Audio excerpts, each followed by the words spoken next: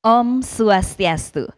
Assalamualaikum warahmatullahi wabarakatuh. Salam kebajikan untuk kita bersama. Namo Buddhaya, salam sejahtera. Good afternoon and a very warm welcome to all of you to this beautiful occasion where we gather back again this year for the 6th Bali International Tourism Conference.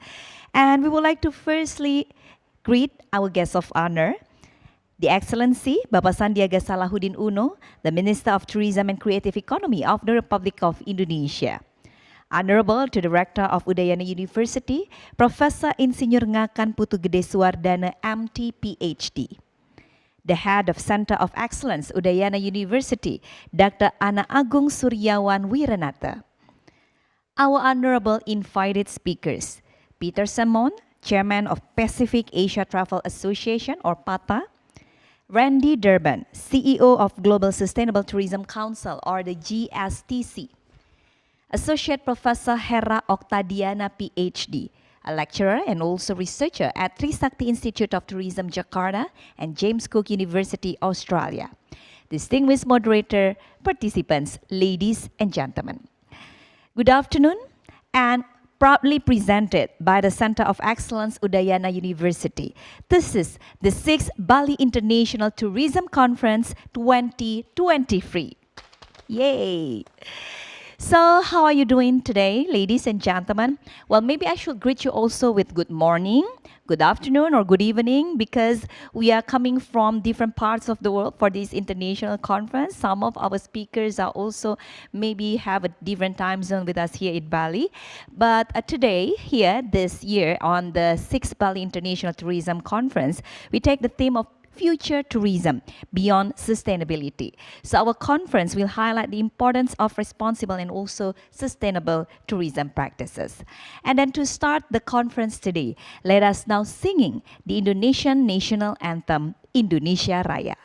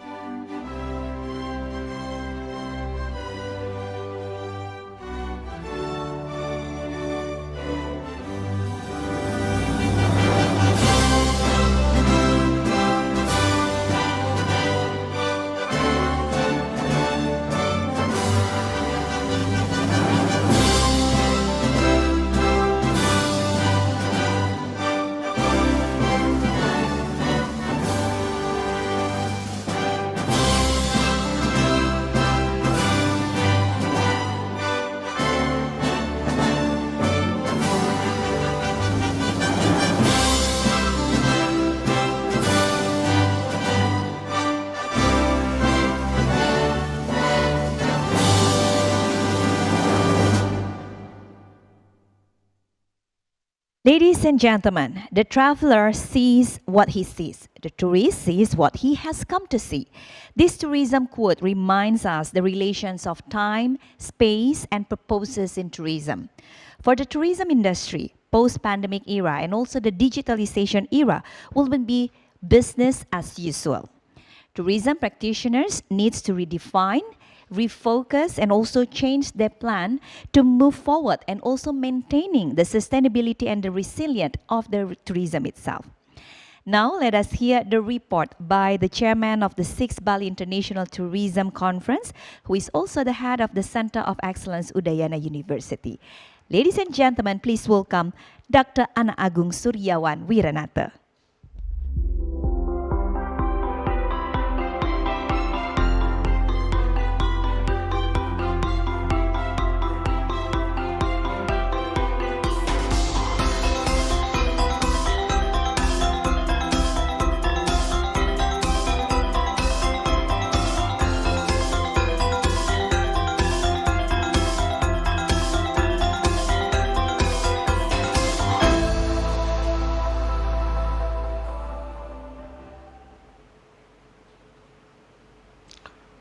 Om Swastiastu. My God bless us. Very good afternoon to all of us. Honorable and distinguished guests, respected keynote and invited speakers, presenters, participants, ladies and gentlemen. Please allow me to express my warm welcome to all of you at our online international tourism conference. I would like to convey my gratitude to you for taking your precious time to participate in the 6th Bali International Tourism Conference entitled Future Tourism Beyond Sustainability.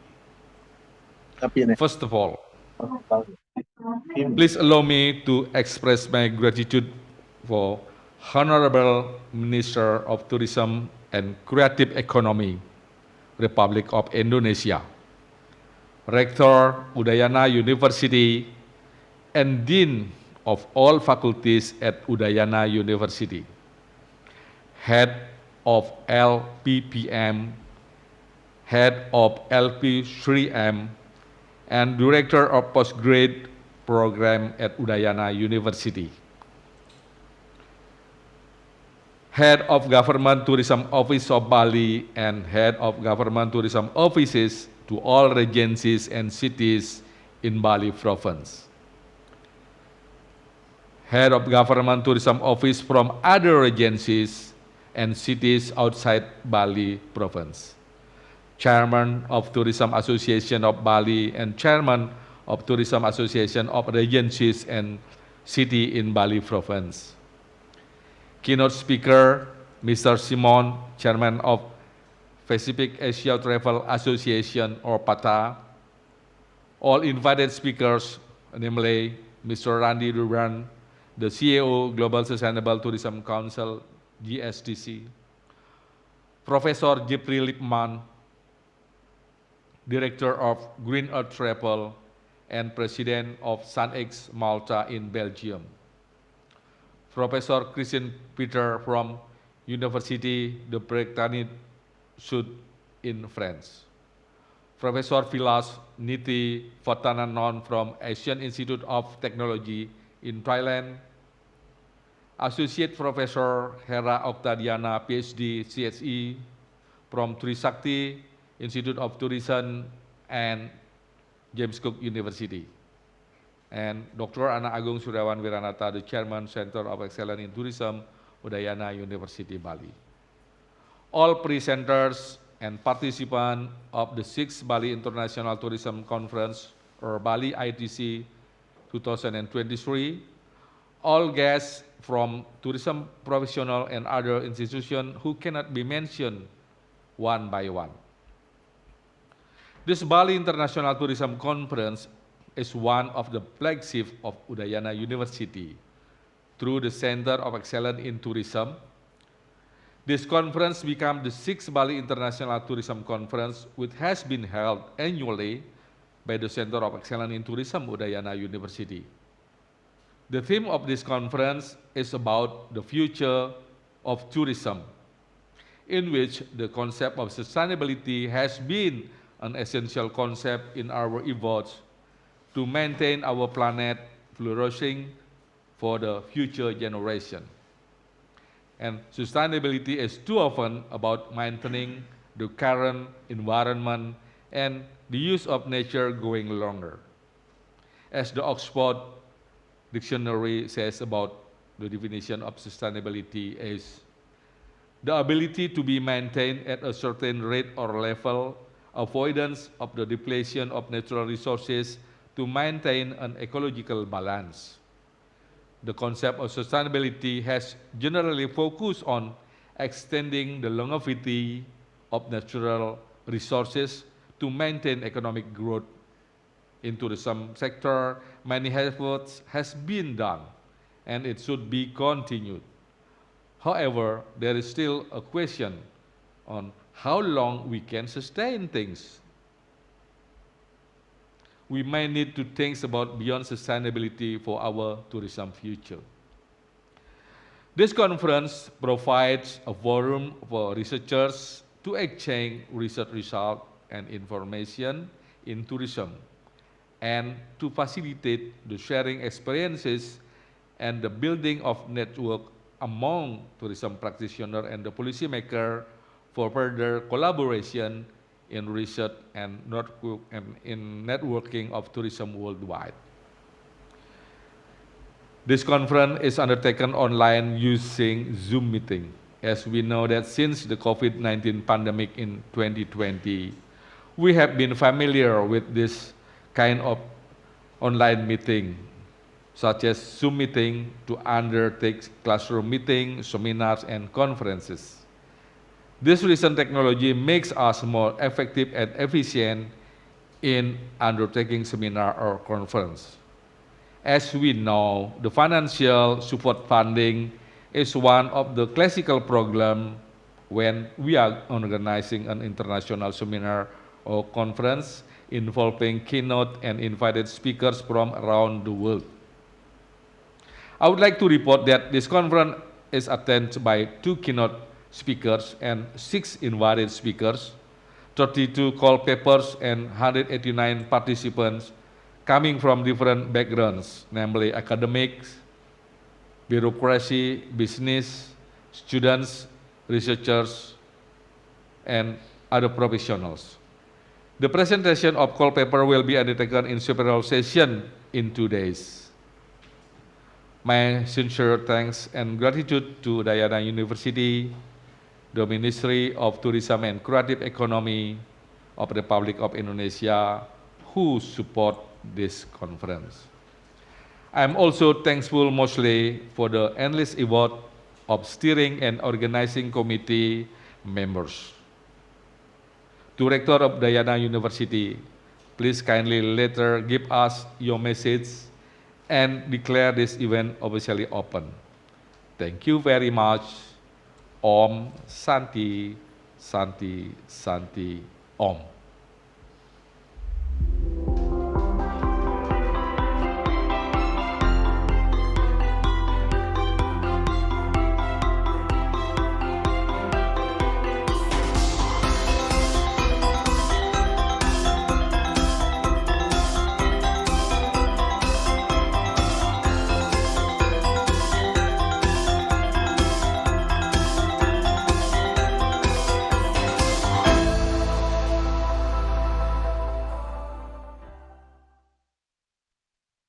Yes, let's give a round of applause and thank you so much once again to Dr. Agung Suryawan Wiranata, the chairman of the 6th Bali International Tourism Conference, who is also the head of Center of Excellence Udayana University.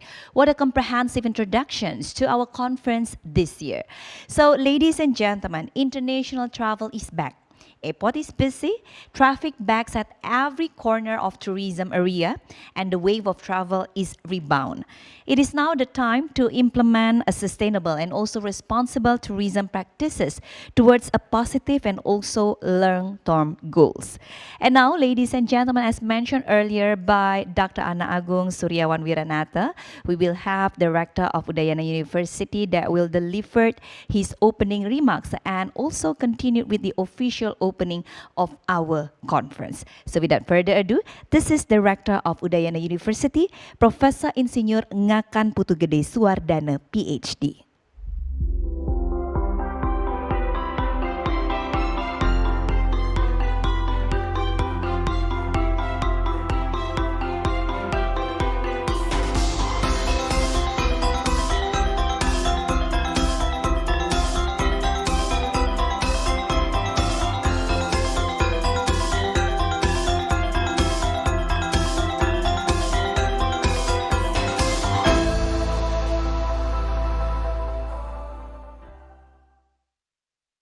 Om Swastiastu, Assalamualaikum warahmatullahi wabarakatuh. Shalom, Namo Buddhaya, salam sejahtera untuk kita semua. May God bless us all. Honorable keynote speakers, Dr. Sandiaga Uno, Minister of Tourism and Creative Economy of the Republic of Indonesia, Mr. Peter Simon, Chairman of the Pacific Asia of Travel Association. Honorable invited speaker, Professor Geoffrey Lipman, the Director of Green Earth Travel and President Sun Malta, Belgium. Professor Christine Pett, University de Bretagne, Sud France. Associate Professor Hera Oktadiana, PhD, GHA, lecturer and researcher at Trisakti University Jakarta and James Cook University Australia. Mr. Randy Durban, CEO Global Sustainable Tourism Council. Honorable Professor Vilas Nitifata Nanon, former Dean, School of Environment Resources Development. Dr. Agung Suryawan Wiranata, Chairman the Center of Excellence in Tourism Udayana University. Distinguished guests, ladies and gentlemen. First of all, let us express our gratitude to God Almighty for all of His blessing that enable the successful agenda of the 6th Bali International Tourism Conference, Future Tourism Beyond Sustainability. Ladies and gentlemen, the Ministry of Tourism and Creative Economy, Tourism and Creative Economy Agency, Kemenkraf, Bappekraf, is currently focused more on initiatives to promote sustainable tourism in Indonesia than it is on tracking the number of tourists visiting the country. In a nutshell, sustainable tourism is the creation of travel ideas that can have a long-term influence on the local economy, social and cultural life, environment, and both present and future condition for both visiting tourists and local populations. Four focal points have been established by the Ministry of Tourism and Creative Economy in an attempt to promote sustainable tourism. The tourism industry's pillar, sustainable management, the long-term socio-economic pillar of sustainable economy, the necessity of developing and preserving sustainable culture, and the environmental pillars that support environmental sustainability are these four pillars. With the help of these four fundamental elements, sustainable tourism will gain popularity as a popular tourist activity. Every traveler has a responsibility to follow travel regulation pertaining to their health, safety, comfort, and preservation of the environment, even when they are not on vacation. The intriguing thing is that sustainable tourism is not a brand new idea in Indonesia. The numerous tourist locations built on sustainable tourism that still exists today serve as evidence of this. Ladies and gentlemen, the Bali International Tourism Conference, now in its 6th year, is organized by the Center for Tourism Excellence, Udayana University Research and Community Center, with a foundation that includes sustainable tourism. SIG extremely knowledgeable presenter in future tourism beyond sustainability theme with presented there Professor Geoffrey Lipman as Director of Green Earth Travel and President Sun Malta, Belgium, Professor Christine Pett from Université de Bretagne, Sud France, Associate Professor Hera Oktadiana, PhD, GHA, as a lecturer and researcher at Trisakti University, Institute for Tourism, Jakarta, James Cook University, Australia, Vice President ITSA, Mr. Randy Durban as CEO Global Sustainable Tourism Council, Professor Vilas Nitivatananon as former Dean, School of Environment Resources and Development, AIT, Thailand, Dr. Agung Suryawan Wiranata as a Chairman, the Center of Excellence in Tourism Udayana University, Indonesia. Distinguished guests, ladies and gentlemen, in order to foster future cooperation in research and networking tourism worldwide, I sincerely hope that the outcome of this conference will boost researcher enthusiasm to share ideas about information and research finding in the tourism sector.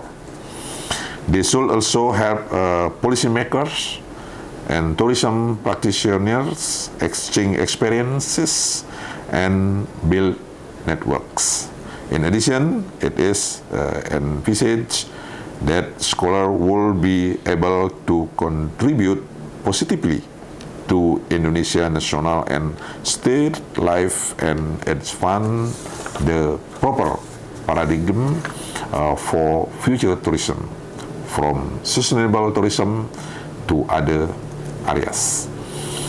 On behalf of Udayana University, allow me to extend my sincere gratitude for each and every one of you that participated in this occasion.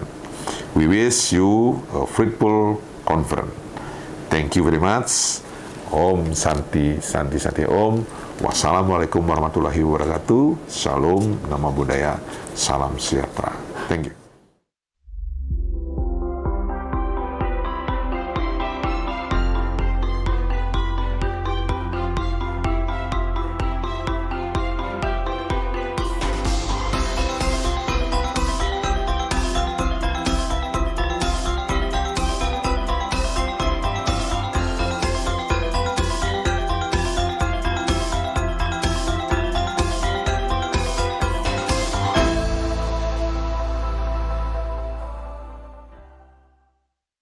Congratulations, and once again, thank you so much to Director of Udayana University. So ladies and gentlemen, by this, the 6th Bali International Tourism Conference has now officially begun.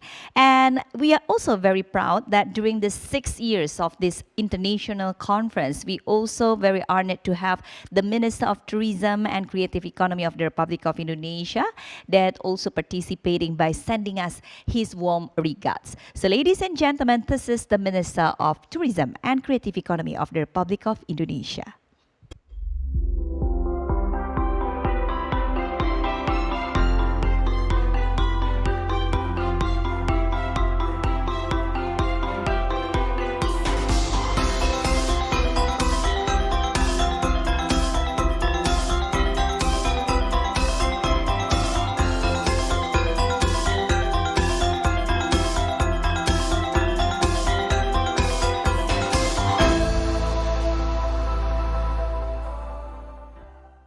I'm Sandiaga Salahuddin Uno, Indonesia's Minister of Tourism and Creative Economy, and I would like to extend my congratulations to 6th Bali International Tourism Conference with the theme Future Tourism Beyond Sustainability.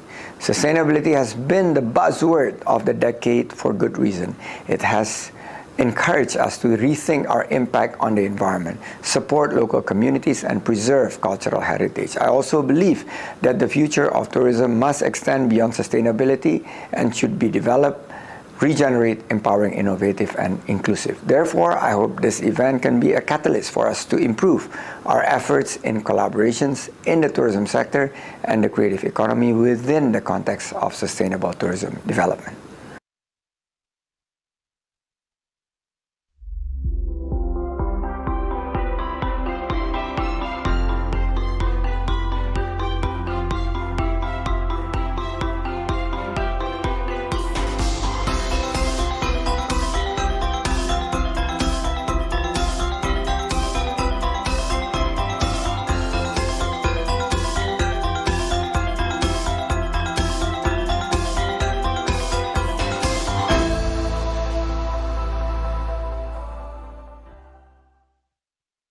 Thank you so much to His Excellency Bapak Sandiaga Salahuddin Uno. Well, ladies and gentlemen, there is a trend that is considered to be a new way of travel. That is building back better.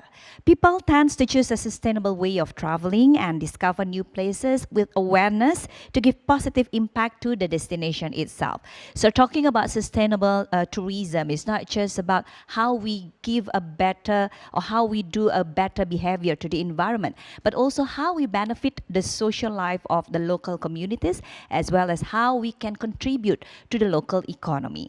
So now, before we start our session with the invited speakers as well as the keynote speeches on the 6th Bali International Tourism Conference, let us now enjoy videos which will also bring you benefits. So please enjoy the video.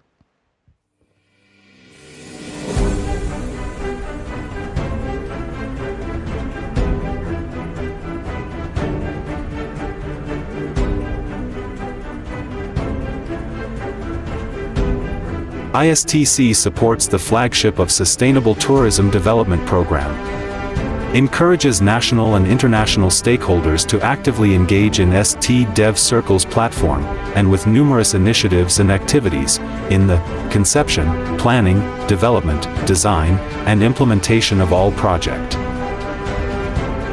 To bridge opportunities for many parties to develop their network among stakeholders and to support the establishment and strengthening the practice of sustainable tourism. Kami menyambut gembira inisiatif Indonesia Sustainable Tourism Council dan seluruh stakeholders untuk mengembangkan Sustainable Tourism Development Circle agar mendorong percepatan jejaring inovasi dan kolaborasi bagi para pihak dalam tentunya membangun pariwisata yang semakin berkualitas dan berkelanjutan. Sahabat kepariwisataan berkelanjutan yang saya hormati, inisiatif untuk membentuk Sustainable Tourism Development Circle adalah wujud dari penguatan jejaring, kolaborasi, konvergensi, dan inovasi pembangunan kepariwisataan berkelanjutan dengan dukungan semua pihak. Dengan demikian kita sepakat dan berkomitmen terhadap upaya Indonesia untuk menjadi Sustainable Hub di kawasan Asia Pasifik. Kami berharap inisiatif dan semangat ini dapat terus mendorong berbagai kerangka kerja yang bisa dilakukan secara bersama-sama. Salam lestari, salam tourism development. Sustainable Tourism Development Strategy adalah wujud nyata keseriusan Indonesia bagi pariwisata berkelanjutan. ST Dev Circle yang terdiri atas berbagai pemangku kepentingan pariwisata Indonesia diperlukan untuk melaksanakan strategi ini secara intensional. Humans are the center of sustainable tourism. Their coexistence as a network initiated by Sustainable Tourism Development Circle is a strategic mission requiring support from various parties to evolve into a nationwide movement who can contribute in building sustainable tourism in Indonesia in the long run. Let's build this together. Kami mendukung dan semoga dengan pengembangan ST Dev Circle bisa menjadi ruang kolaborasi antar pemangku kepentingan untuk pengembangan pariwisata berkelanjutan di Indonesia. Salam pesona Indonesia. Kita semua akan menghadapi tantangan pariwisata berkelanjutan yang lebih berat di masa mendatang. Untuk itu, perlu adanya kolaborasi multi pihak yang membentuk ekosistem yang lebih baik. Pariwisata yang lebih ramah lingkungan, mengedepankan kepentingan bersama, serta memperhatikan budaya kearifan lokal.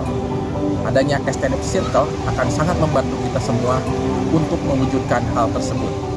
Sebagai negara kepulauan, Indonesia memiliki potensi dan kekuatan sumber daya alam dan budaya yang beragam. Untuk itu, marilah kita bersama-sama bangkit menuju pariwisata berkelanjutan, berdaulat, berkualitas, dan bermartabat. Selamat atas peluncuran Sustainable Tourism Development Circles, menjadi spirit kita bersama-sama, maju bersama kita bisa. Selamat untuk ST Dev Circle sebagai jejaring komunikasi dan kolaborasi pembangunan pariwisata berkelanjutan. Semoga menjadi pendorong perjalanan untuk memperkuat sustainable tourism di Indonesia.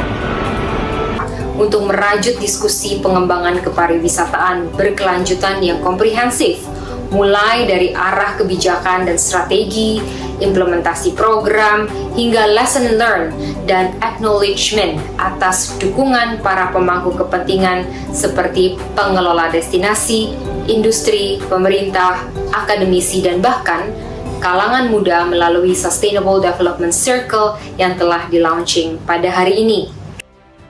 Semoga Sustainable Development Circle dapat mewujudkan spirit untuk memperkokoh orkestrasi pembangunan kepariwisataan berkelanjutan melalui kolaborasi, jejaring, dan konvergensi dari para pihak. Semangat pariwisata lestari.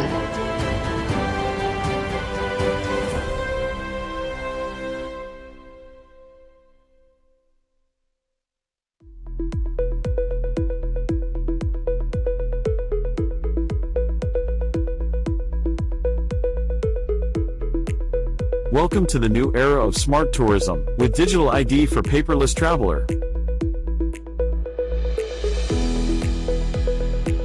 Speed Tour, the latest innovation from Speed ID app, takes you around the world in a smarter, more personal, and enjoyable way.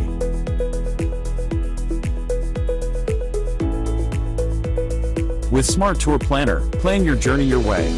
Input your time, type of tour, and also budget, and let our AI craft the perfect travel itinerary for you.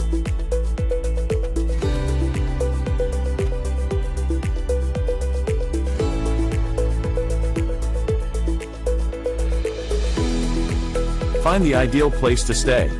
From luxury hotels to cozy lodgings, get the best hotel recommendations to fit your budget. Discover tourist attractions close to your hotel. Enjoy the beauty and uniqueness of each destination without wasting time.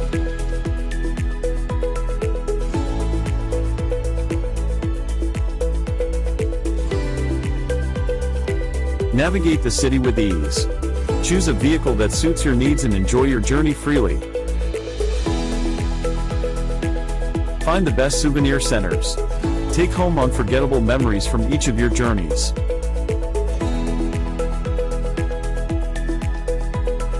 Experience authenticity in village tourism. Witness living culture and traditions at every corner of the village. Find the recommended city's destination to complete your journeys. Create the best reputation for your city.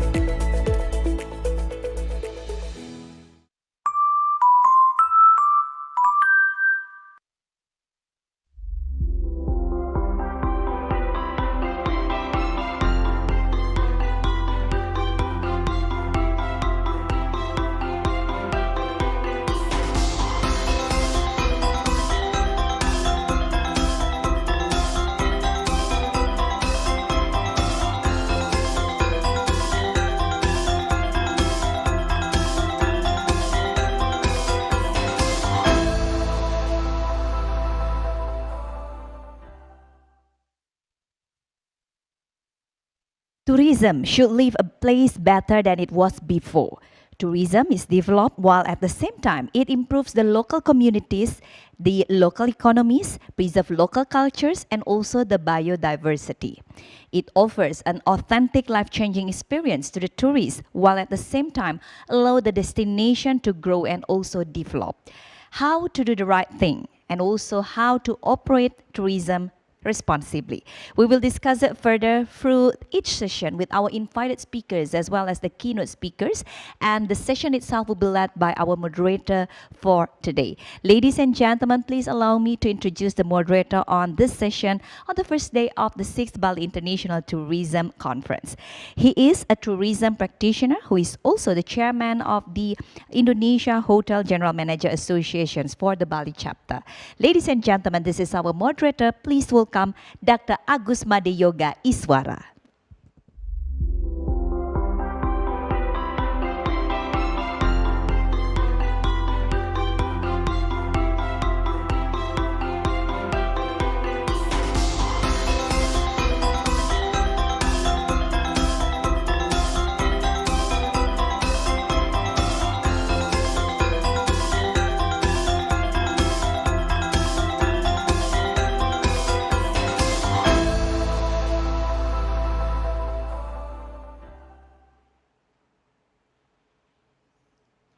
Thank you, Ms. Dian, our fantastic master ceremony as always. And good afternoon, honorable keynote speaker, respected invited speaker, all participants, ladies and gentlemen. Once again, I would like to welcome to the 6th Bali International Tourism Conference 2023. So today, we are not only just focusing on sustainability, but we go beyond on sustainability. The next session topic is the pathway to the beyond sustainability, and this topic will be presented by Mr. Randy Durban. He's the CEO of Global Sustainable Tourism Council, GSTC. He also a board of director of Sustainable Travel International STI, 2010 until 2012. Board of Director Global Exchange and its Reality Tour Program from 2005 and 2011. And also the Board Director of European Tour Operator Association, 1998 to 2003. So, ladies and gentlemen, the term of sustainability has becoming more and more popular lately, especially after the pandemic COVID. Particularly in Bali, we have becoming more aware of how it is for the individual to take action for the healthy environment and to encourage a good coexistence and equality among the people within the environment. Mr. Randy Durbin will presenting the pathway to the beyond sustainability. Please allow me to say hello to him. Mr. Randy, are you with us now? Yes, I'm with you. Nice to be with you. Thank you, Mr. Randy. I hope everything is ready from your side. Yeah, I think I'm ready. I sent a PowerPoint presentation. Is that ready to present along with myself? Yes. Yes, we are ready from our side. Please welcome our keynote speaker, Mr. Randy Durban. Time and floor is yours. Please, Mr. Randy. Thank you so much. Selamat siang, everyone. Nice to be with you. I'm sorry I could not be there in person, but fabulous to be with you.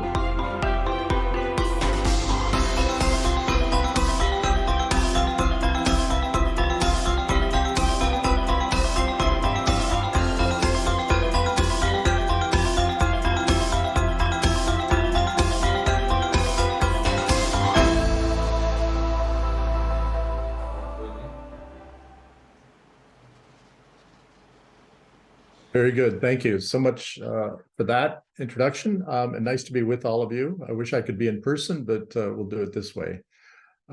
So it was very nice to see the video a moment ago.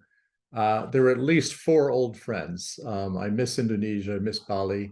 I'm sorry I can't be there in person. It was so great to see my old friend Franz Teguh and others, Professor Baikuni and others. So very nice to be back with many of you. I'd like to share a few new thoughts about what's happening in the world of sustainability and in GSTC. So if we could kindly pull up my PowerPoint, is that ready? Okay, good. Thank you very much. So the topic is beyond sustainability. So how do we get beyond sustainability? Well, first of all, I think we need to take it all step by step to become more sustainable, and then we can continue on beyond it. So yes, please go to the next slide, please. For those of you who are not familiar, let me very briefly talk about who GSTC is, the Global Sustainable Tourism Council. We were created in 2007 primarily by 2 UN agencies, United Nations Environmental Program, UNEP, and UNWTO, the UN World Tourism Organization. There were industry players involved, the conservation travel community involved, such as WWF and others, and then the UN Foundation supported it. We're not inside the United Nations. We're a separate nonprofit organization, but we were created by them to follow up on the work that those 2 UN agencies had begun in 2005 to define sustainability in tourism. Then they asked us to form and create global standards, and those are known as the GSTC criteria. And you see on the screen, there are two sets of GSTC criteria for industry and for destinations. And because we have created them, and you see the initial dates of creation for each, and the other dates are dates that we revise them. In each case, when we create the criteria and when we revise them, we go through a very formal process, very, very inclusive. We put out a call to players in the travel industry from all over the world, from public sector, private sector, academia, consultants, anybody and everybody can contribute to them. And it takes a year to create and nearly a year to revise. So this is why they have the credibility to be known as true global standards. So they belong to you as much as they belong to me, because they're not created by a few of us in a room in a committee. They're created by a global process. So first we had the industry criteria in 2008, and then in 2013, the GSTC destination criteria came along. And my dear friend, Franz Tagu at the Ministry of Tourism and Creative Industry tracked that development very carefully. And we were busy working in Jakarta with him and his team from 2015. And in case you're not aware, you have national standards for destinations in Indonesia that are formally GSTC recognized, that are national standards that conform to the Indonesian context, but they're aligned with our global standards. So that's a formal process that we went through. And we did many other things together. So it's important for you to understand that the work we've done with our global standard has already very much been applied, even formally within Indonesia. Next slide, please. Then the definition of sustainability that the UN created and that we follow through with our global standards, both standards are based on these four pillars. Section D is about environment. And I think we've played a very important role to help the world understand the very definition of sustainability in travel and tourism, to go beyond environmental issues to also include social issues and community impacts. So the four sections of the criteria are based on these four central concepts. And we absolutely only work with organizations that accept this foundation, this definition, that sustainability is not just about environmental issues, but it's about the four pillars. Section A of both standard has as its header destination or sustainable management for both industry and destinations.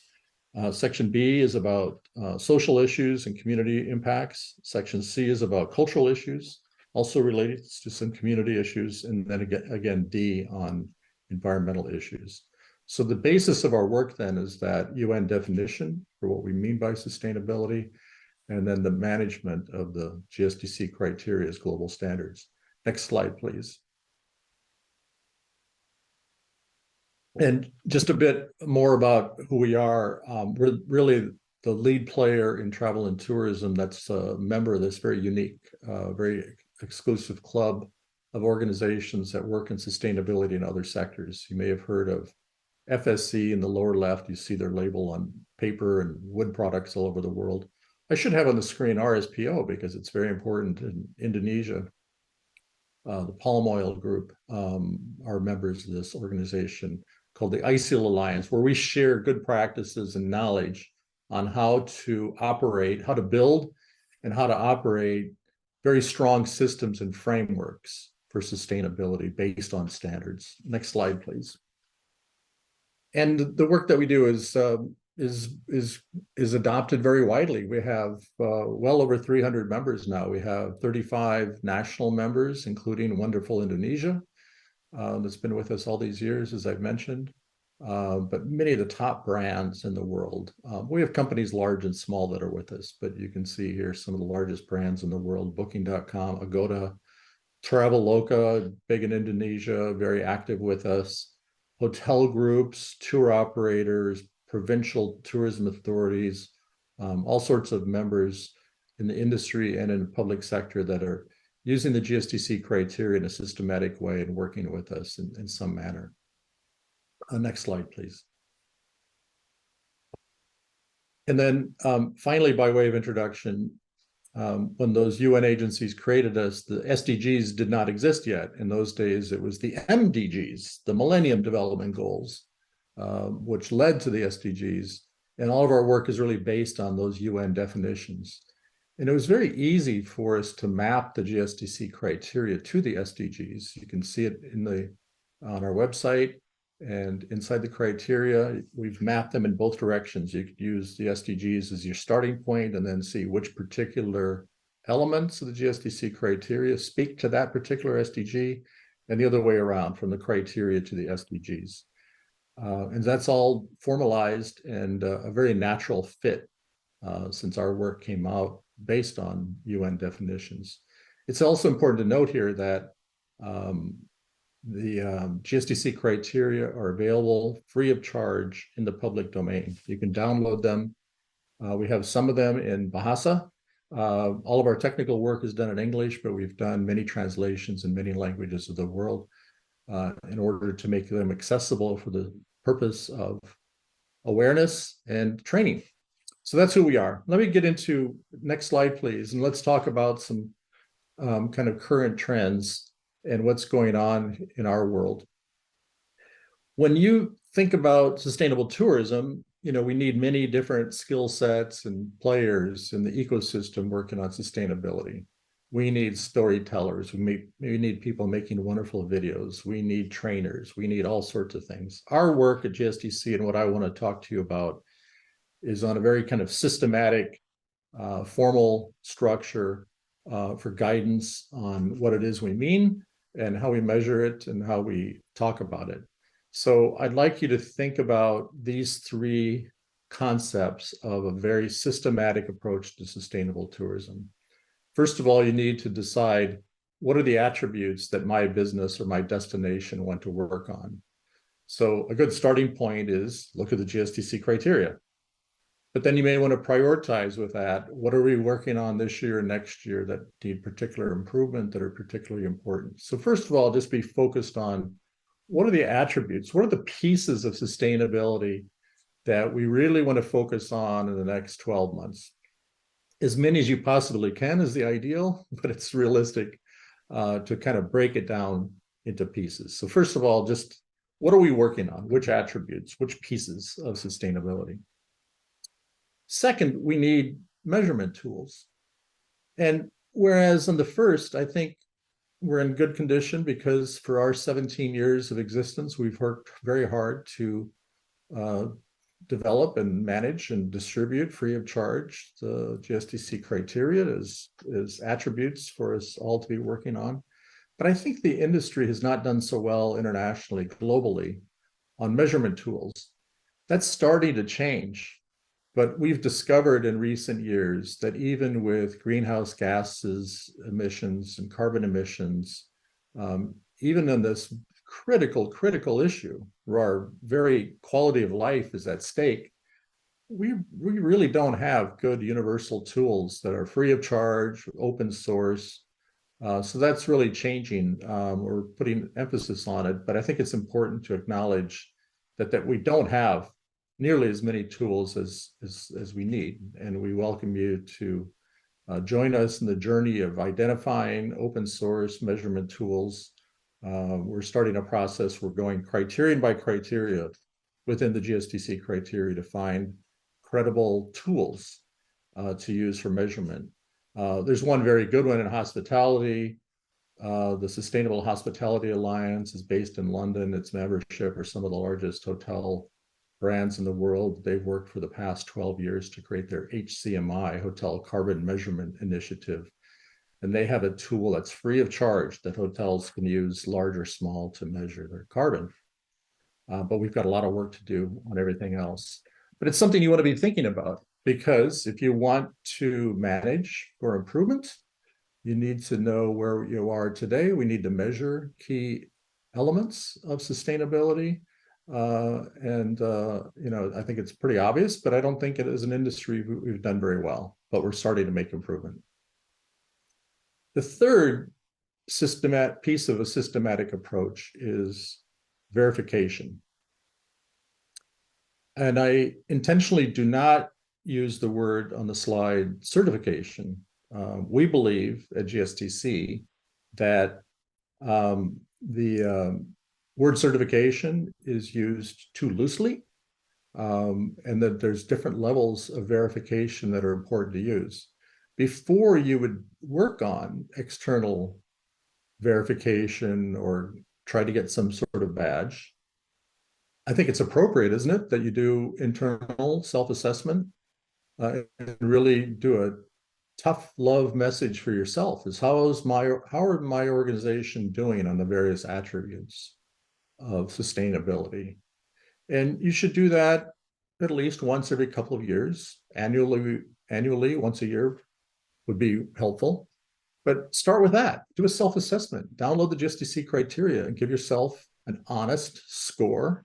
Don't need to share it with anybody else, but just a good, honest score of where do you stand today? As you do that, you're going to find that it takes some skill within your organization just to simply report and do an honest assessment. So before you can turn to external organizations for some kind of external mark, you need practice internally, just doing the self-assessment and gathering evidence to give some proof, some evidence that you're doing well on a particular attribute. Then as you move on to external verification, before you would look at a certification, there's other lower level types of verification that you might consider. And I'll share with you some thoughts and examples on that. Next, please.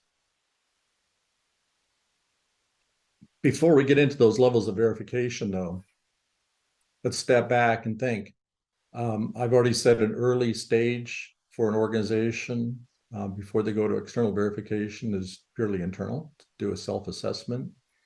But another early stage, and really the starting point for everybody, has to be awareness and training. As I've said, you can download the GSTC criteria free of charge and just start using those internally as an internal checklist, as an internal awareness raising device. We also provide training online ourselves, and we've got Bahasa speakers, and we've got lots of training options. So if your organization is interested in that, you can look at our website and contact us for more information. But finding, various sources of training is absolutely essential. And I really want to leave everyone with this thought, is that in our work, we quite often see a tendency in an organization to say, okay, we know we need to be more sustainable. We should hire a consultant, bring somebody from the outside to advise us. And consulting is absolutely essential. We need all this expertise coming in, but you really need to assign people internally within the organization to really learn from those consultants, learn from all the material on the internet, learn from all the available resources today. And it should be a real team effort of learning sustainability. We cannot just leave it to an engineer. We cannot leave it to an HR person calling some meetings together. We need real accountability where department heads of an organization have some basic understanding of what it is that we need to do in sustainability, and really spread it through the organization with green teams. Some of the greatest success we see in any business, any organization on sustainability is that there are many players in that organization. And we also know that there's much research throughout the world to show that employee retention is strong in companies that are taking sustainability seriously. Younger people are deeply motivated to make the world more sustainable, and they're more loyal to a company that is making genuine efforts on sustainability. So there are many benefits, and I would say even requirements, to spread the knowledge around, spread around the engagement. It needs a whole team approach, and it really starts with awareness and training. Next, please.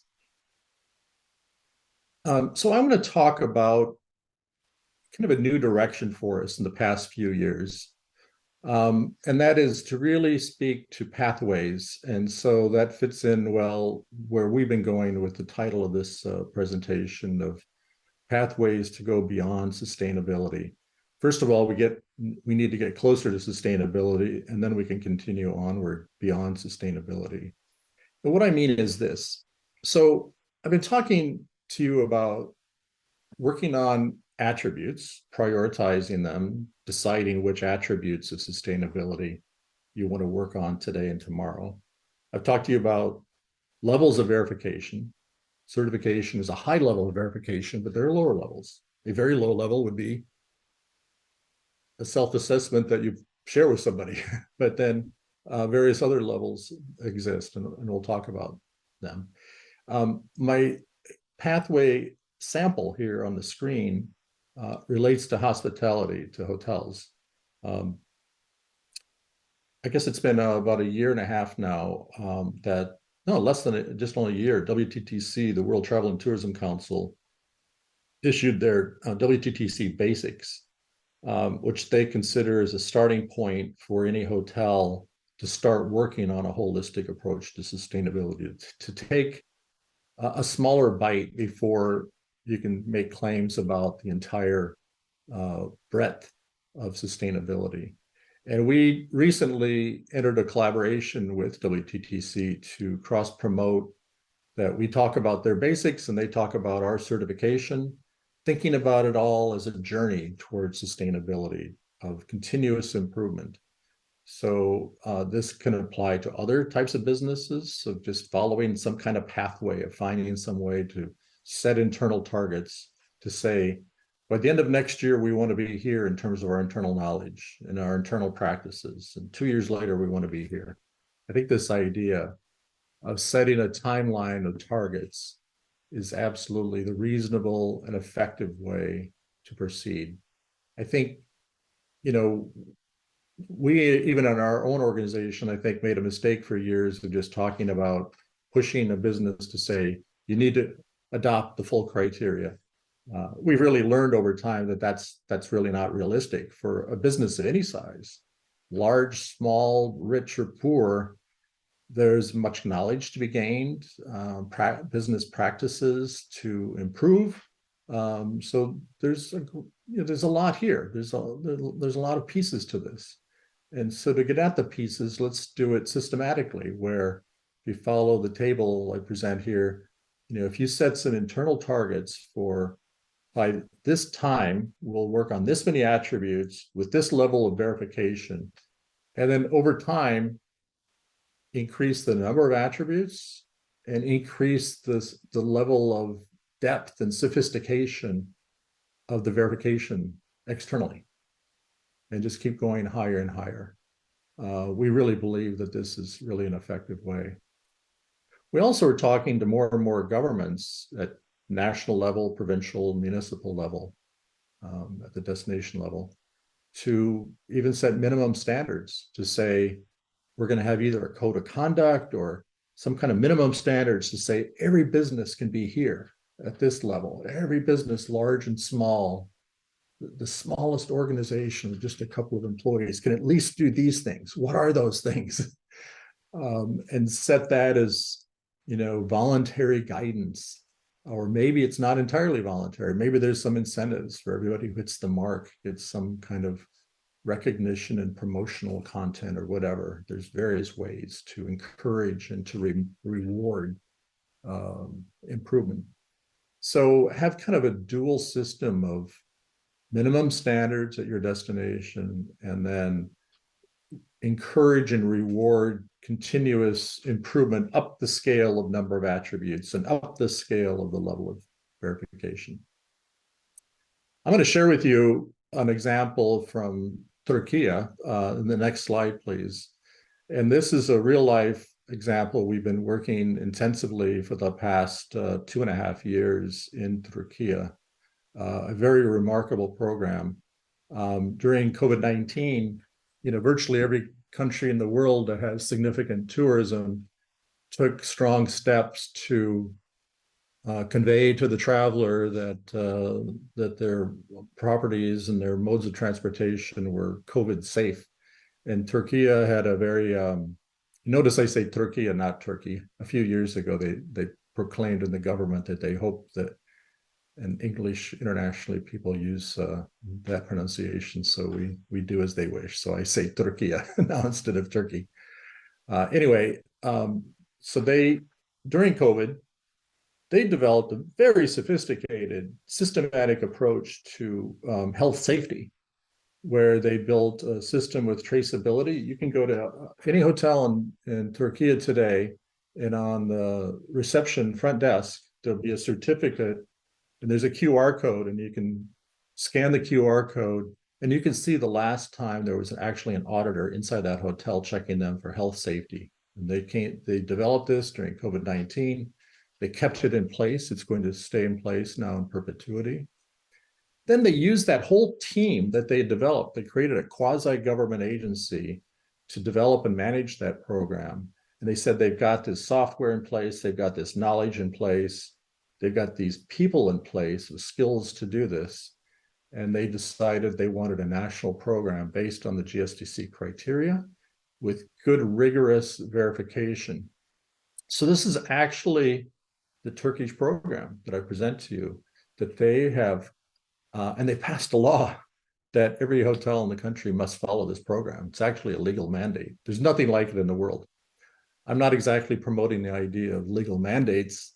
That's pretty strong regulatory situation. I'm just stating the facts. This is what Turkey has done, that this is actually a legal mandate that each hotel in the country now needs to follow minimally these stages. They can skip a stage, they can go to a higher stage sooner.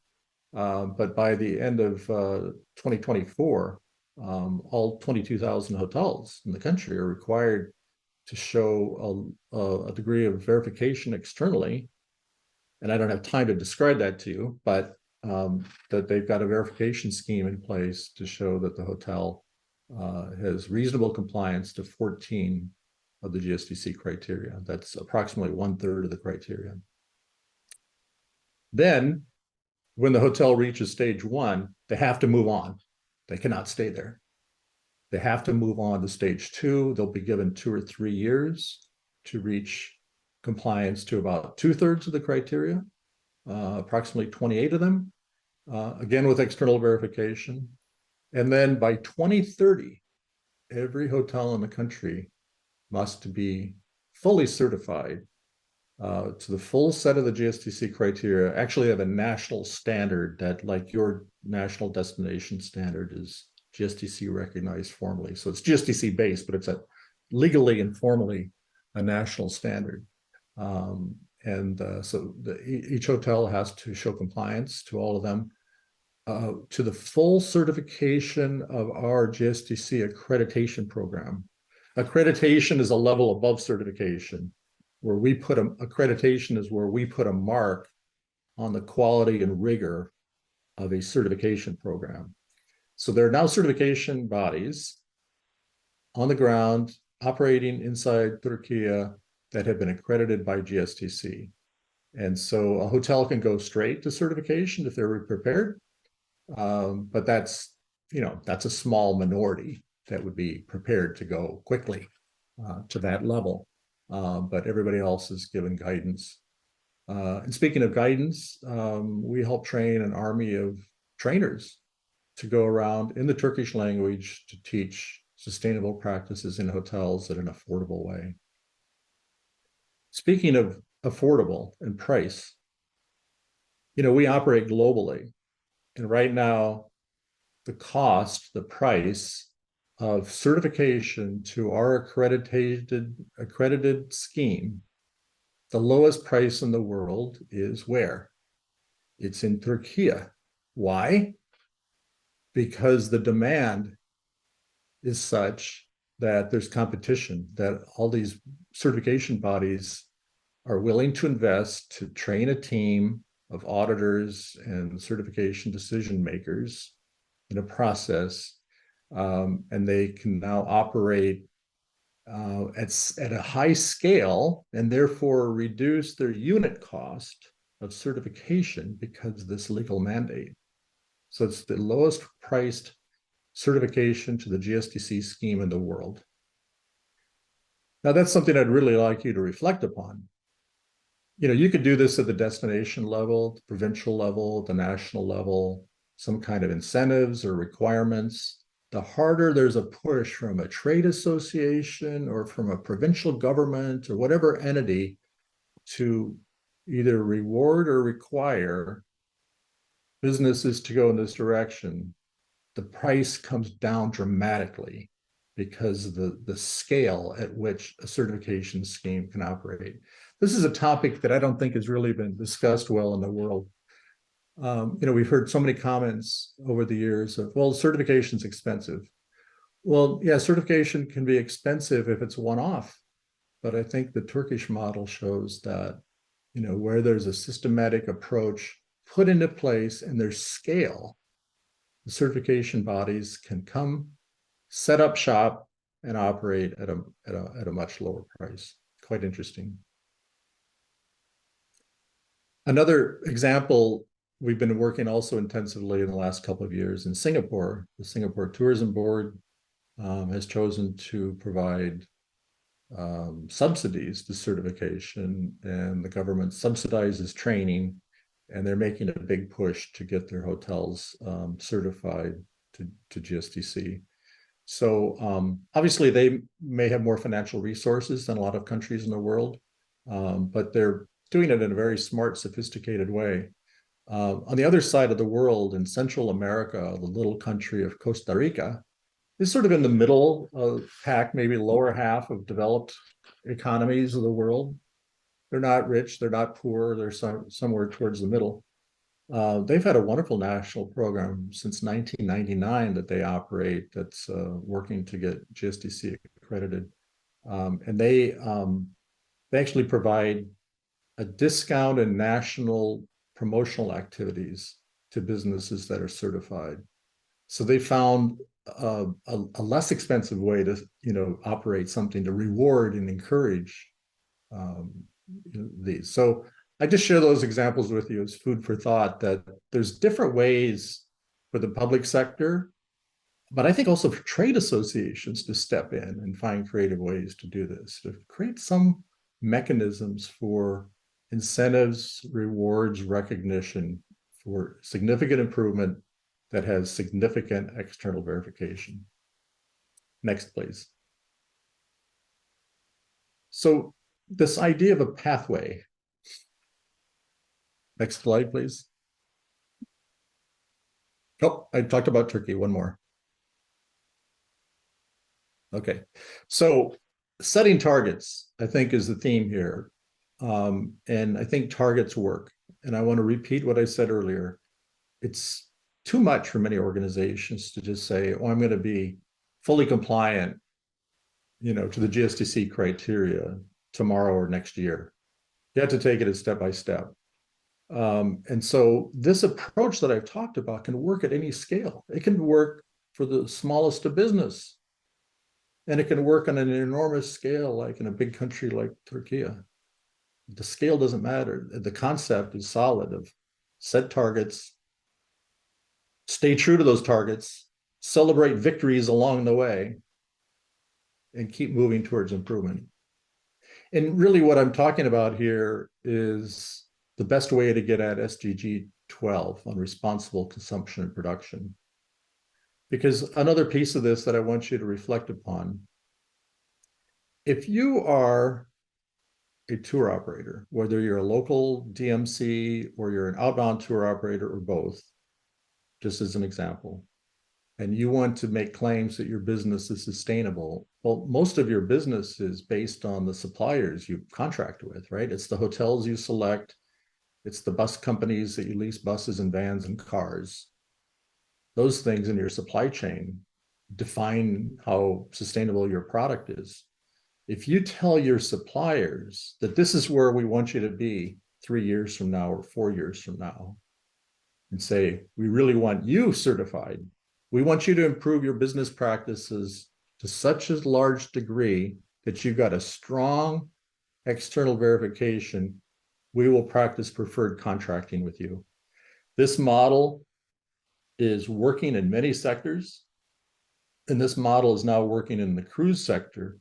Royal Caribbean Cruises started doing this in the year 2016. where they give preferred contracting to the DMC at a port where the ship comes to do a shore excursion. They practice preferred contracting for those DMCs that are certified to our scheme. And this is transforming their supply chain. So I want you to think about setting the targets for your own business, your own destination, but also for your supply chains, to tell your suppliers, starting with your key suppliers, we really want you to go in this direction. Today it's a preference, but 3 years from now, 4 years from now, please consider it a requirement. And you give them time to improve their game. Next slide, please. So that's it. That's the pathway that we've really been working on. That's really proven by Royal Caribbean. It's proven in other contexts. It's now proven in Turkey. That program launched, well, it was 1 year ago this month. It was November of 2022. They now have nearly 7,000 hotels in Turkey that are on stage 1. They have some 500 hotels that are certified that have reached stage 3. They're well on their way. It's all very much in line. So in places where we've seen this type of program put into practice in a systematic way, it works. And the model has worked in many other sectors. So I will stop there. We have on the screen that we're doing 2 global conferences next year. One is far away from you in Stockholm, Sweden in April, but one is closer to home in Singapore in November of next year.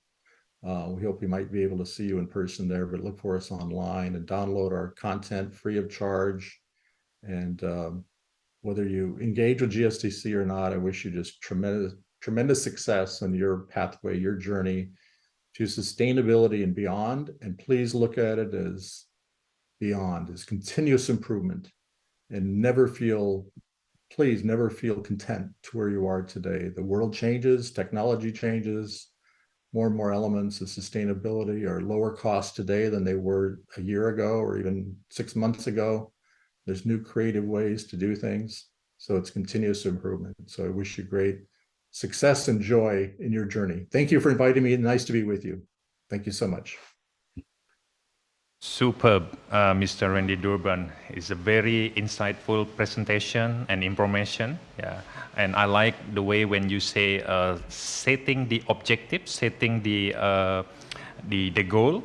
As I remember in Bali in 2018, what we did in the hotel industry is they try to minimize using the single-use bottle plastic in the hotel. So which is good. Like now, every year they already try to minimize or avoid around 50 million single plastic bottle in the hotel. So it's a big thing, something small but with a big impact. Yeah. So ladies and gentlemen, we will continue with the question and answer. So you may speak directly, inform your question, and also you may write in the meeting chat. And before we go to the question and answer, allow me to just to give a highlight topic from Mr. Randy Durban. The first interesting here is about the 4 pillars of the GSTC criteria. One, which is the demonstrate the sustainable destination management. And then second one is the maximize the economic benefit to the host community and minimize the negative impact. And then the third one, which is the maximize the benefit to the communities, visitor, and also culture while minimizing the negative impact. And last one is the maximize benefit to the environment and also minimize the negative impact. The second component is highlight is the component of the systematic approach to the sustainable tourism, which is contained of the attribute, the measurement, and the verification, internal and also external. And there are several stages from the low level to the middle until to the high level. So once again, thank you very much, Mr. Randy, for the very insightful presentation. So ladies and gentlemen, let's move on to the question and answer. I believe, there is one question already here. Allow me to read from the meeting chat. Yeah. how can a hotel apply for a certification from the GSTC? Does it involve some cost? How much is the cost will be? Oh, this is a very straight question, Mr. Randy. Please, would you like to answer the first question? Yeah, certainly. You can go to our website, and on the top of the GSTC website, there's two navigation bars. The very top one are basically portals, because we have so much content for so many stakeholders. We have a section of the website for hotels, for tour operators, for destinations. So a hotel can go to the For Hotels section and get a portal that takes you to the relevant information for you. And in that portal, from that page, you'll see links to get certified and how to find certification bodies that we've accredited. We do not set the prices for certification. That's up to the certification body that we've accredited. We do not certify directly. Accreditation is the mark we place on a certification body. So those costs, they do vary. And they're going to look at geography, because much of auditing is desktop and digital data transfer, but there is, occasional on-site audit, and that's the expensive part. So, it becomes easier in a city and more difficult in a remote island. So there are those challenges. So the prices vary considerably. But if you look at it as something of a group, maybe a trade association at a particular destination to negotiate some group pricing for businesses at your destination, or for a cluster of businesses that are owned but managed by a similar group, or whatever, then there's room for negotiation. But it does vary, and just a one-off is going to be a little bit more expensive. Okay, sure, Mr. Randy. So they have a various and option, and then we can choose based on what we need, and then it will be related to the costs. Depend on its selection. Yeah. Well, I think we need to be honest with ourselves that if there's just an individual business in a very remote place, it's going to be expensive. And I think we just have to accept that. Because it's then expensive for the certification body to come in. So I'm sorry, speaking over you, but I guess I've said what I needed to say. It's the more you can cluster and aggregate the business, then the lower the prices become. Sure, yeah. In the beginning state, for example, let's say I'm making a sample in Bali, yeah. The mindset of the industry has changed now. So they really think sustainability is becoming the new sexy. So something that they need to be done. And the other side, I'm not talking about the GSTC, but with others provider. The next obstacle with this industry is the readiness for the industry to pay the cost.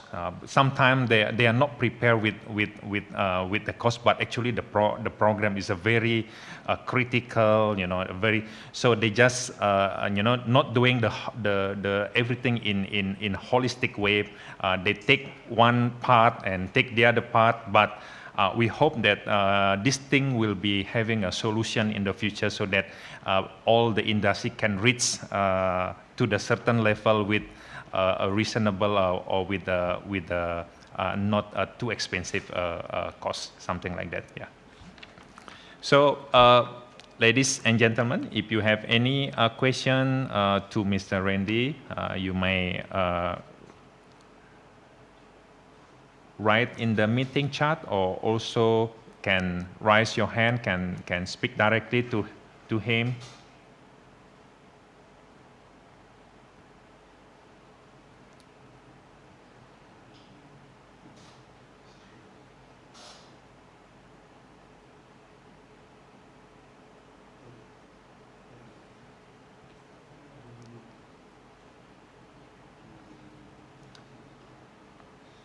Okay, we have a question now. What is the negative and positive impact of sustainable tourism for the economy? Okay, Maybe Mr. Randy would like to give some insight. What will be the negative and positive impact for sustainable tourism for the economy? Well, the negative impacts, I guess, would be, in a community where some of the quality of life is negatively impact for the residents. That's, not directly related to the economy, but it's, certainly quality of life. And the negative in terms of the economy, I don't see any negatives for sustainable tourism. I see only positives. The cost of improvement in performance and sustainability has come down tremendously in recent years. We used to say, as just kind of a general rule, that an old hotel building, if it wanted to upgrade to operate with more efficient energy for aircon, right, then it might take 2 years to regain the benefit from lower utility costs to pay for less energy because you've upgraded your system. Experts tell me today that in most cases that's just 6 months. And there's many elements of sustainability that are free of charge. Food waste reduction. Food waste is the third largest identifiable contribution to greenhouse gases in the world, after the US economy and after the China economy. The third largest identifiable contribution to greenhouse gases is global food waste. Because think about it, when food is produced, we burn carbon with the machines we use, maybe fertilizers. We burn carbon to get it from the farm to the wholesaler. We burn carbon to get it from the wholesaler to the retailer, to the table. And then what's wasted, if it goes into a landfill, it burns methane or methane, however you want to pronounce it. And that's worse than carbon. And so reducing food waste, we see tremendous immediate gains in cost from a hotel buffet, breakfast buffet. If they simply weigh all the foods going out in the morning and then weigh the trays at the end of the breakfast and anything that's been refilled, measuring in that way provides this incredible intelligence where you start seeing averages very quickly. After the 7th day, you just see it's just amazingly similar from one day to the next on a per person basis based on the head count of guests that you have in the room. And you can very easily reduce the quantity of food you put out and therefore save a lot of money without negatively impacting the satisfaction and the quality level. Hotels, large, small, are finding tremendous savings. So that's one dramatic example, but there are many, many examples, I think, that operating more sustainably does not cost money. It's just improving your practice. So it's mostly positive. I absolutely agree, Mr. Randy. I think maybe the cost is only for the change, for the adaptation for the program, as the sustainability is minimizing the negative impact of what we are doing. The current business doing. So yes, I think very straightforward what Mr. Randy explained. Regarding the positive and negative impact on sustainability. And the next question, I'm sorry, I missed the previous question from Ilham, from Mr. Ilham from Makassar. Let me read his message. Interesting presentation. Different hotels have a different policy for using a plastic bottle or not using bottle to the serve guests. For sustainable practice goal, what is the recommended approach for the hotel in serving the guests, particularly the use of plastic bottle? I would like to hear your point of view. Thank you. From Ilham, Makassar. Please, Mr. Randy. Yeah, certainly. Great question, and it ties to the previous question. And, there are real economic gains to be made. With the single-use plastic small amenities in the shower bath, those can go away now, because large hotel chains have made big progress just in the past year and a half. And now throughout the world, because those big hotel chains have developed supplier networks to sell a rack that you can mount on the wall and put safely, mount larger bottles of shampoo and body wash. Those are now accessible to small operators as well. There's now a market and a distribution channel for those products. So we can now, for the first time, easily at a cost-effective way, even for a small hotel, find the places to buy the rack and find the places to buy the larger bottles and stop using single-use shampoo bottles. Those can go away now. So that's a wonderful positive development. On water bottles, it's actually lower cost to buy a system and clean and sanitize glass bottles that you reuse than it is to buy plastic bottles. You save money by sanitizing the glass bottle and reusing it instead of using plastic bottles. And by the way, I hope you're all familiar with refillmybottle.com. I think it really started in Bali. What a wonderful program. I love that app that they have, and that's a great way for travelers to reduce plastic. But I was speaking, my examples were in hotels, and I think that that's a big piece of it is water bottles. We've got to stop using single-use plastic water bottles. Many hotels around the world are now moving to having a hallway water dispenser, and guests are now getting conditioned in many parts of the world to walk down the hall and refill a larger container provided inside the guest room and go refill that. And you don't need either glass or plastic water bottles if you do it that way. More and more customers are now conditioned to do that. I think younger generations will just accept that as the norm. So we're seeing really good movement there. Amazing, Mr. Randy. I think actually we doing it at the moment in Bali, and it's totally agree that the cost using like dispenser is a great solution, and also the bottle of not the plastic one is also becoming a solution. They can do a refill, and then even the cost, I mean the glass bottle, yeah, right.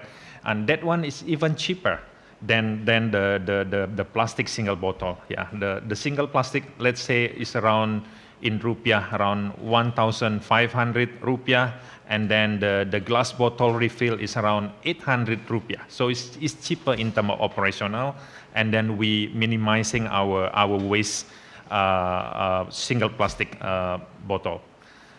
Okay, last question we have from Arya Yudiastiana. Yeah, how to make the owner of the business to agree to undertake the sustainability certification? Well, this is a very difficult task. Try to convince the owner.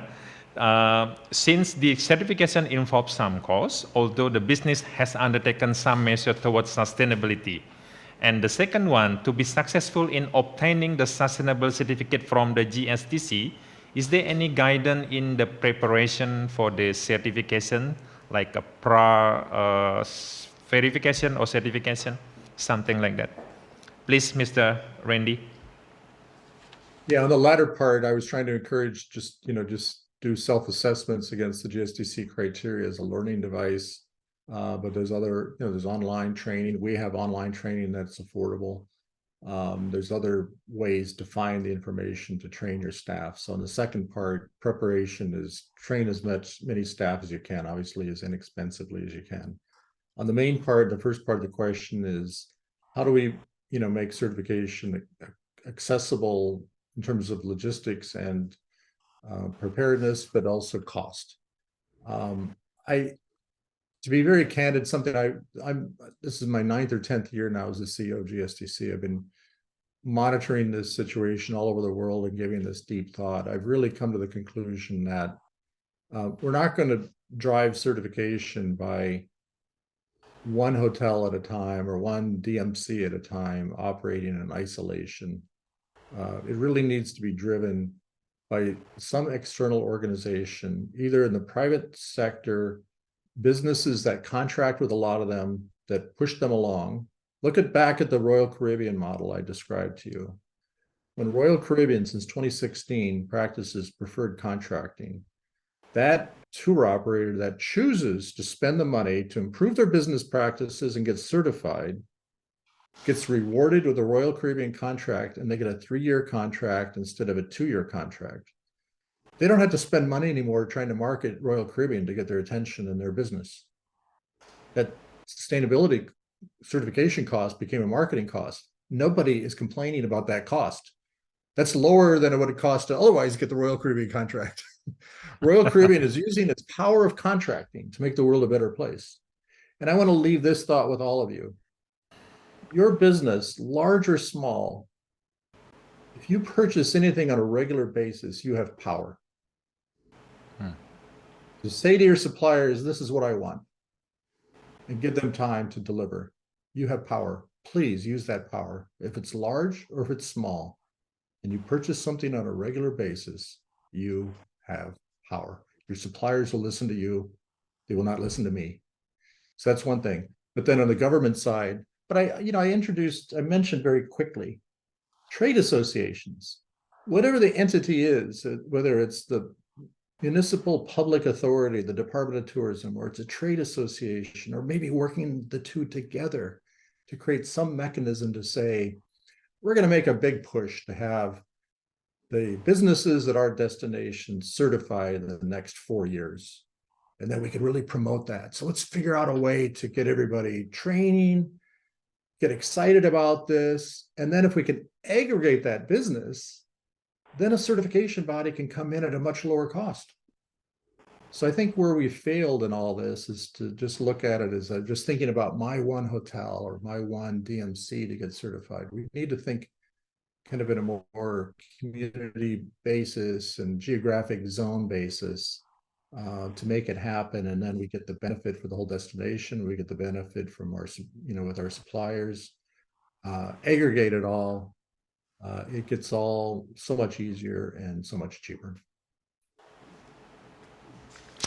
Excellent, Mr. Randy. Thank you so much. Because we have a limited time for the first session, I saw there are a few questions starting appear in the meeting chat, but however, I have to limit for this session.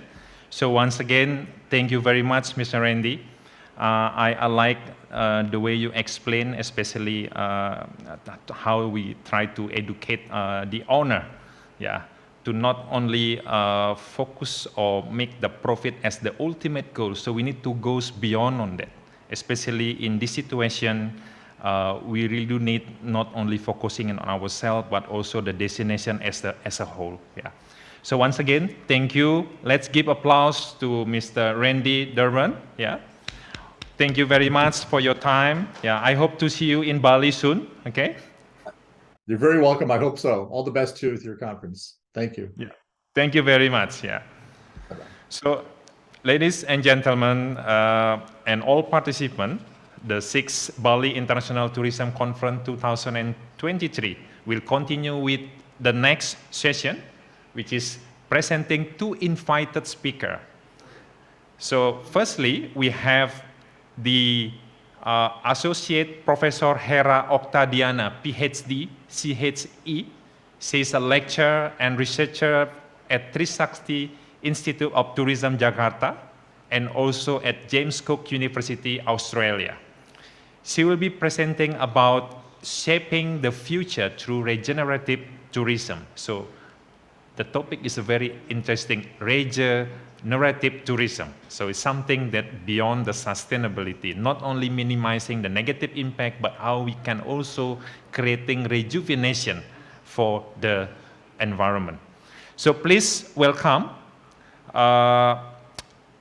Professor Hera Oktadiana. She also, let me just read quickly her CV. So Ms. Hera Oktadiana earned her PhD from School of Hotel and Tourism Management, the Hong Kong Polytechnic University.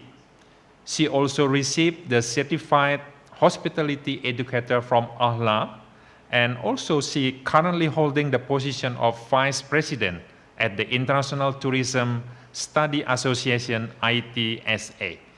So please welcome our invited speaker, Professor Hera Oktadiana. Time and floor is yours.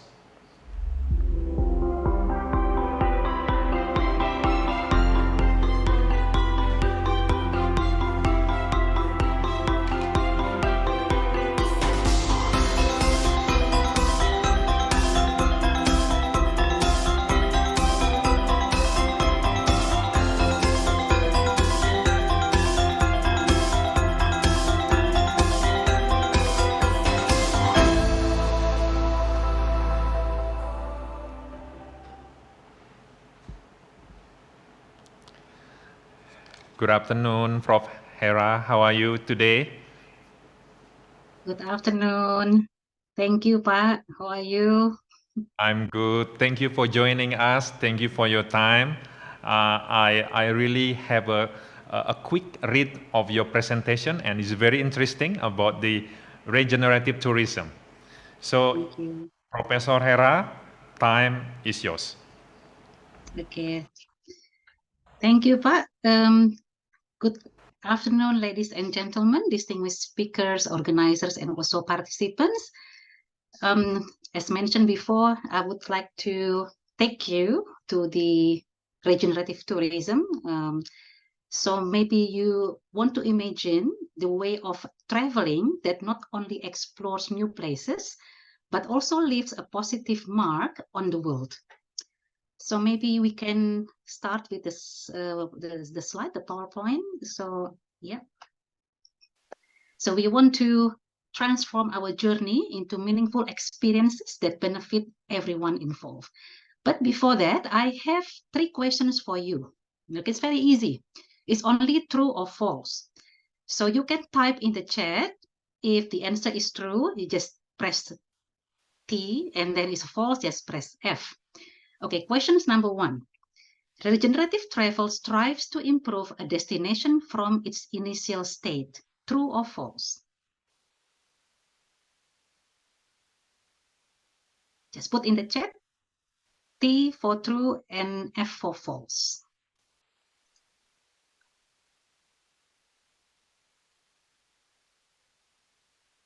Okay, yeah, I have a question, answer here.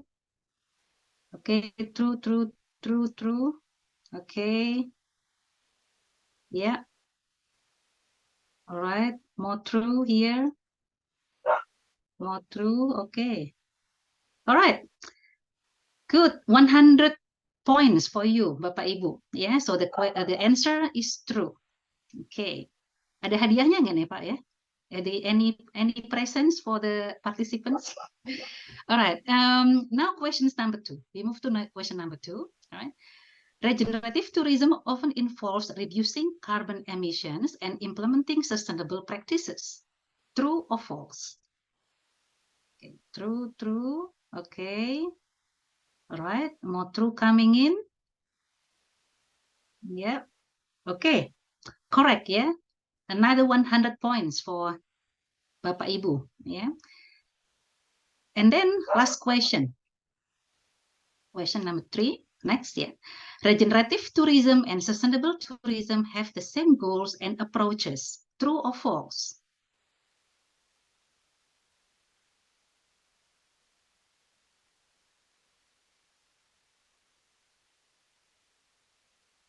Okay. True, true, true.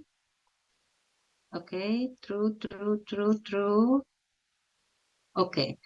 All right. It's close, yeah. Okay. Who said false? Okay. From PHRI Denpasar. Okay.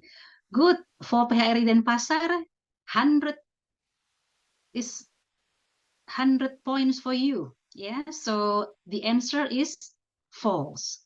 Yeah. Regenerative tourism and sustainable tourism, even though they are similar, but the goals and approaches actually are a bit different.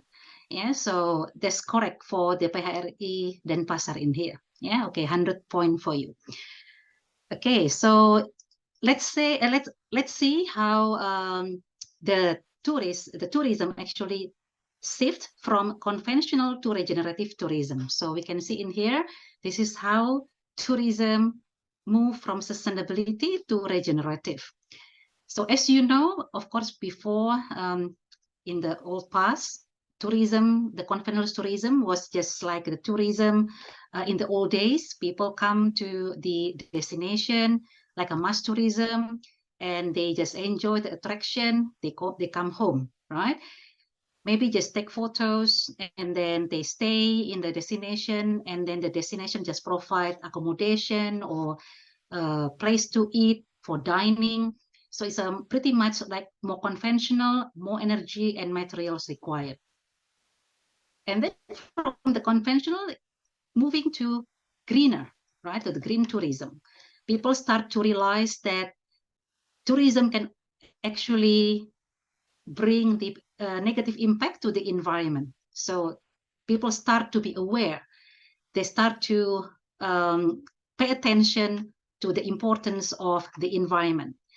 And from there, now it's becoming sustainable, right? So of course, everyone knows, right? Sustainable in here, not only focusing on the environment, but also on the social, cultural, and the economy, right? Because sustainability comprises three factors, and they all integrated together: the environment, environmental protection, the social, cultural, and also the economic.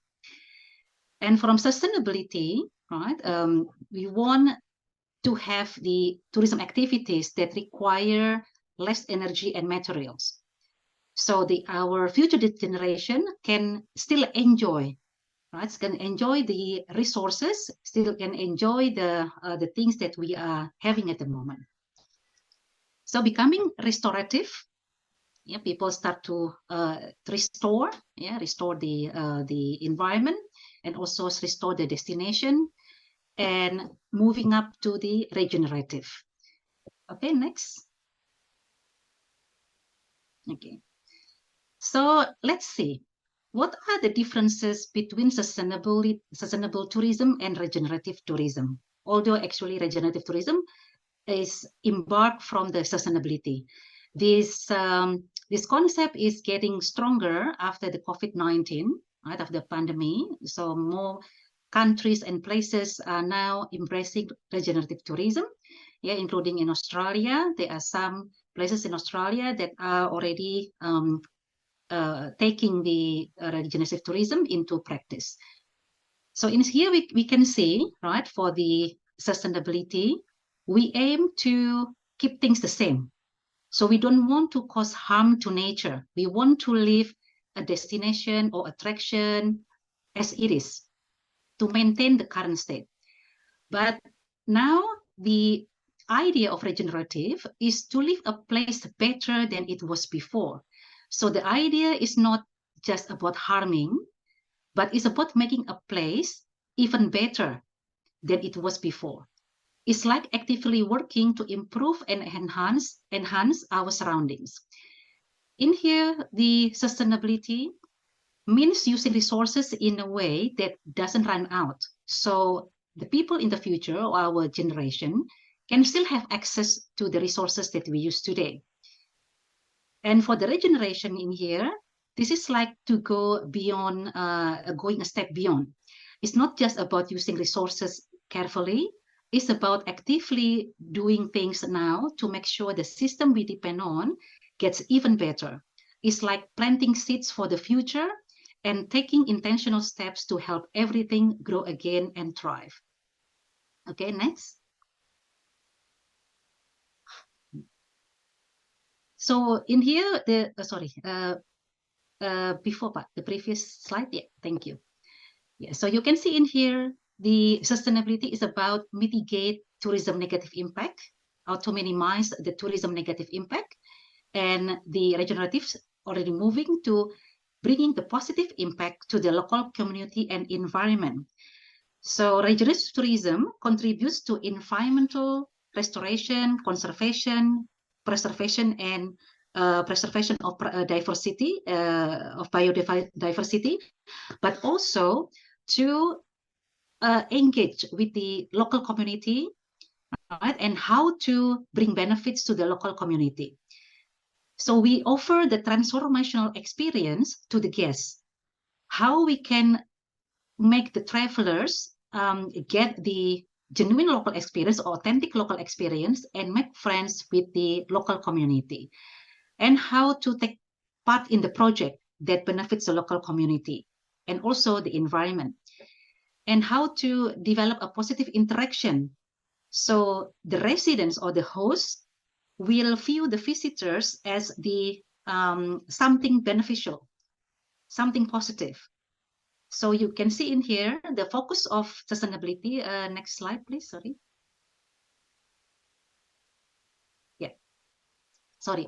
So this in here, the focus of regenerative tourism is all about making things better for the local community, and it focuses on what really matters in life and works to improve the community's well-being by meeting their basic needs. The goal of the regenerative tourism is to enhance the overall quality of life and create positive changes that last. So you can see in here about communities, well-being of the community, and also the quality of life of the community. Yeah, next slide, please. Not only that, but regenerative tourism also about collaboration. You cannot develop this tourism without a strong collaboration and partnership amongst the various stakeholders. So you need to address as well the diverse businesses and protecting the environment. You need to involve the local communities in making decisions, and all the activities or any decision that you make has to benefit both people and the nature. Yeah, next. Okay. When we talk about regenerative tourism business, regenerative tourism business is one that looks at the big picture. It's about comprehensive approach, not only looking at one aspect. It cares both about customers and how the business operates. It puts importance of being eco-friendly and making money, but also it chooses ethical action that help the community and the environment. It supports local businesses, bring economic benefits to everyone, and also work to create a positive impact on the environment that lasts. So you can see in here, when you talk about the regenerative tourism business, it's not only about the profit, not only about the money, but also about community, about environment, and also basically how to we care about the customers, the community, and the environment. Okay, next, please. Yeah. Okay, I want to show you a little bit of examples of regenerative tourism in action. There are actually several examples. For example, like in Australia we have what we call regenerative farming. So regenerative farming in Burnside Organic Farm in Margaret River, and also like Grace and Ground Farm. So in the farm, they have, of course, they have like time for visitors. So visitors can come and visit the farms and learn what the farmers are doing. So they learn how to, the worms, you know, the worms, yeah, for the soil, recycle the organic, how the worms recycle the organic like soil, yeah. And then we can also do the feeding and do the rotation of the vegetable. So the visitors can actually involve in those activities, because in Australia, farming or agriculture is very important in here. And the government pays a lot of attention into the agriculture, into the farming.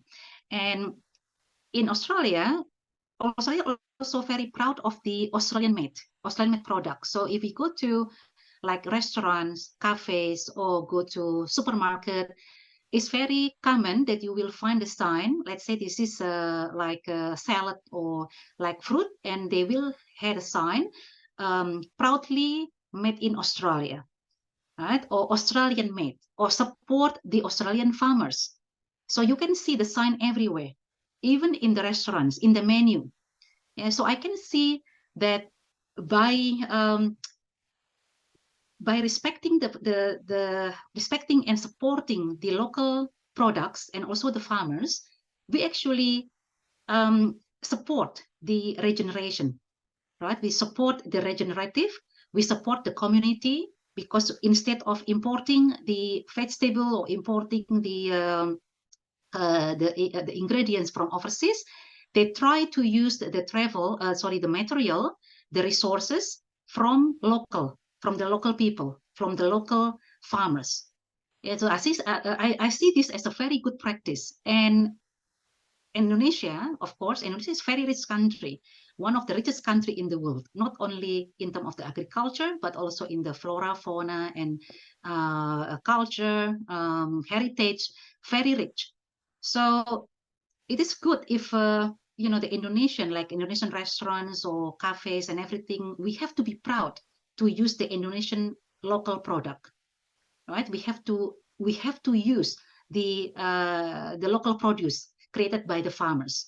Even I think it will be interesting to support, maybe this is only like a very small thing, because when we talk about regenerative, it doesn't have to be a very big things. It can be just like a few things, very small things, but will help to support the community, to preserve the environment, to benefit the local economy. So for example, like in Australia, if you travel, let's say if I want to travel at that time to Cairns, Cairns, maybe you've heard Cairns, right, in the northern Queensland, the home of the Great Barrier Reef. So along the way, in the farming area, you can stop. So sometimes I stop, and then there is a sign like sell the local produce from our farmers or from the local farmers. And then you can buy very cheap fruit, maybe like banana, papaya, melon, watermelon, and many others from them. And some of the shop, actually, they have no people. They have no someone who keep this, who look after the store. So sometimes the store has no like a store staff. So only like a donation coin, right? So you can put the money in it. For example, like banana, a kilo for $2. So you just take banana, or maybe like 5 bananas for 50 cents, for example, and then you just put the coin, or you can put the money in the box. Some shop, yes, there is a farmer, or like maybe a farmer's wife or a family who look after the shop, like a little shop, but some of them, they don't. And I see that as a very good practice. So people go on the way, and then they say, oh, okay, let's try the fresh product from the farmers. Right? So this is something simple but very beneficial for the local community, for the local business, and the local economy as well. Okay, so this is one example in the regenerative travel. One is the Tiaki Promise in New Zealand. So the Tiaki Promise in New Zealand is a promise or a pledge to care for the New Zealand, to care for the people, the culture, the land, the sea, and the nature. So the visitors who come to New Zealand, and then when they're going to travel to New Zealand, they have to say a pledge. The pledge is like this: while traveling in New Zealand, I will care for land, sea, and nature, treading lightly and leaving no trace, travel safely, showing care and consideration for all, respect culture, traveling with an open heart and mind. So this is a Tiaki Promise in New Zealand. Okay, next please. Yeah. Okay. Can I ask your help to show the video about the Tiaki Promise in New Zealand?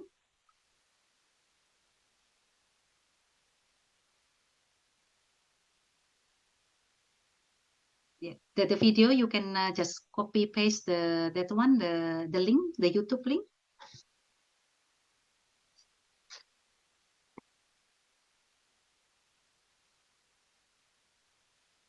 Yeah, I want to show you the video of how the Tiaki pledge is working in New Zealand to promote the regenerative travel.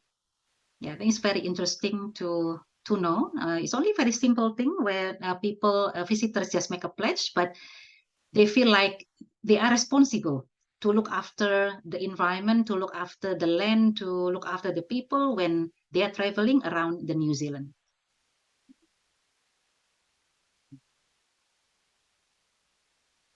Okay, for the organizer, can you show the video or maybe from me?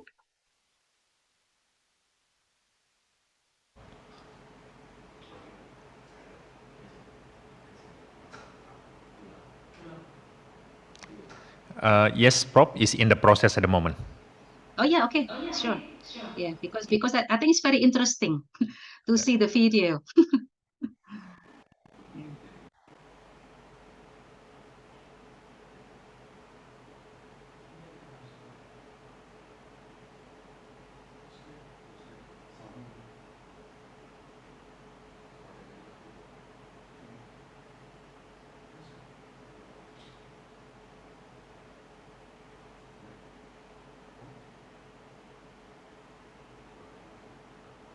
If not, maybe I can also show it.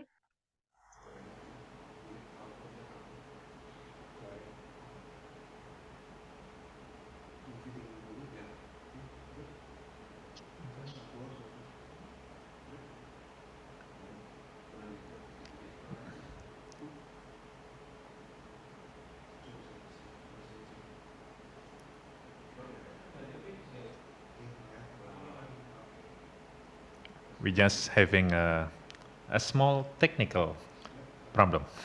Okay. Won't be long. Yeah, All won't be right, long. Pak. Yeah. Okay.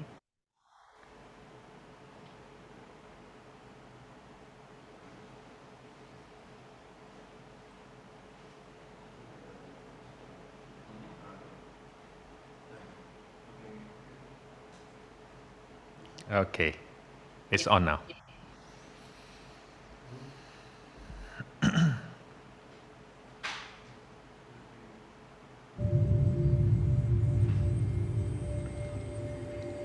Ko tāne mahuta, nāna te ngahiri. Tāne mahuta is our forest.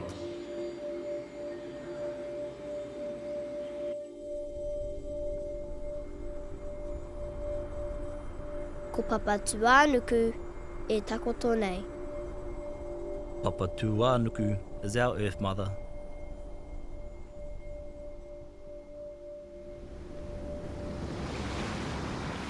Ko Tangaroa, nāna te moana, ki usa. Ko ngā awa me ngā roto. Tangaroa is our ocean, our rivers, our lakes.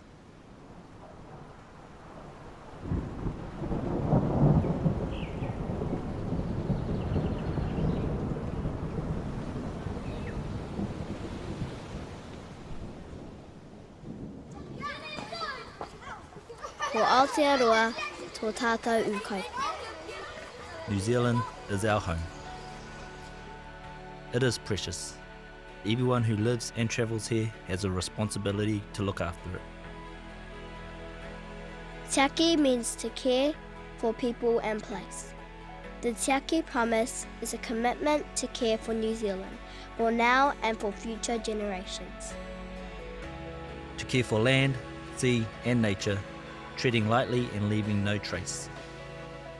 To travel safely, showing care and consideration for all. To respect culture, travelling with an open heart and mind. While travelling in New Zealand, follow the Te Aki promise. Act as a guardian. Protect and preserve our home.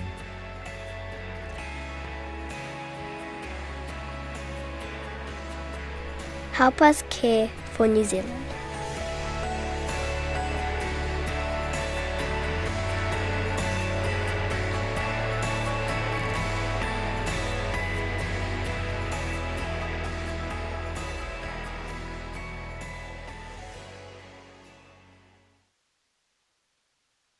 Okay. Yeah, so you have seen the video about the Te Aki promise. This how actually they ask visitors to look after New Zealand, their own country, the people, yeah, the culture, the land, yeah, the sea, everything, the forest, yeah. And I think it's a very good strategy as well to have such a pledge, yeah, for the tourists. So the tourists feel like they need to be responsible when they are traveling to New Zealand. All right. Now next, please. Thank you.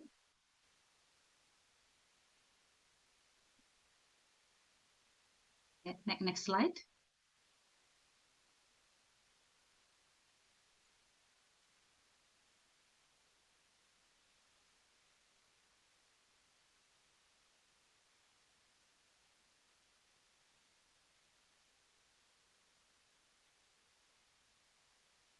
Next slide, I want to show you another example of the regenerative travel in Guyana.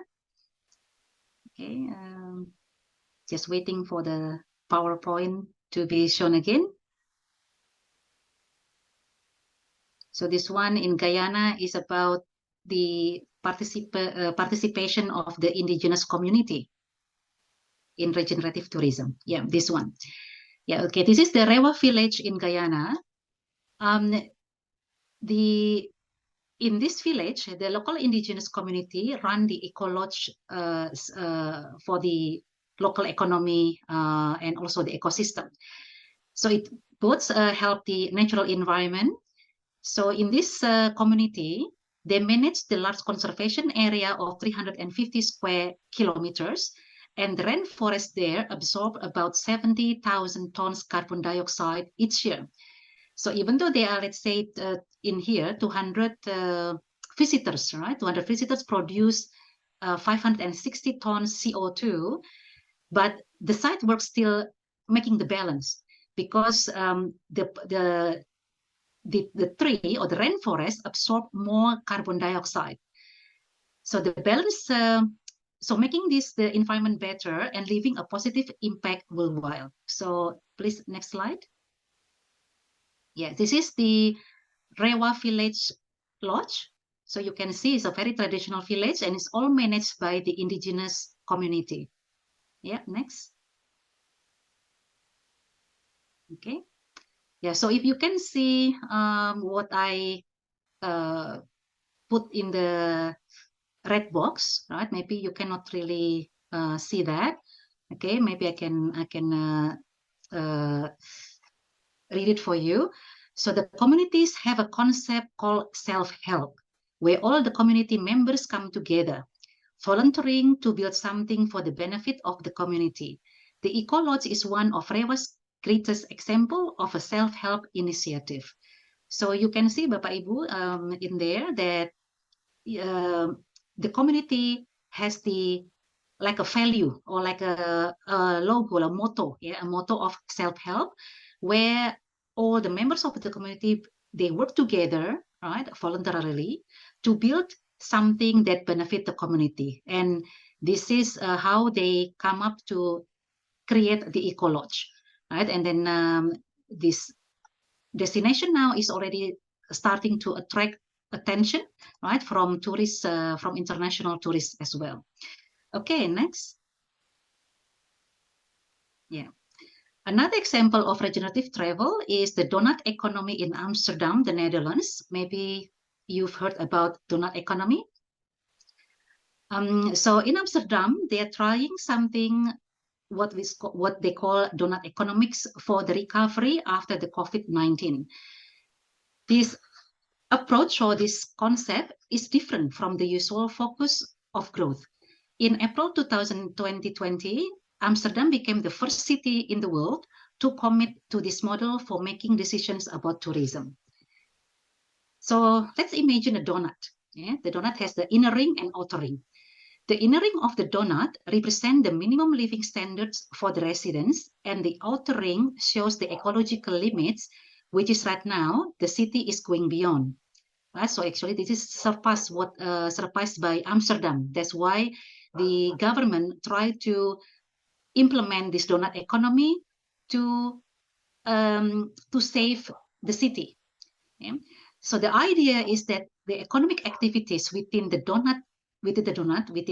yeah, should meet the needs of the people while also respecting the limits of the planet. So if, let's say, the limits already surpass, right, the safe limit, then it will cause like a climate change, or maybe it even cause something like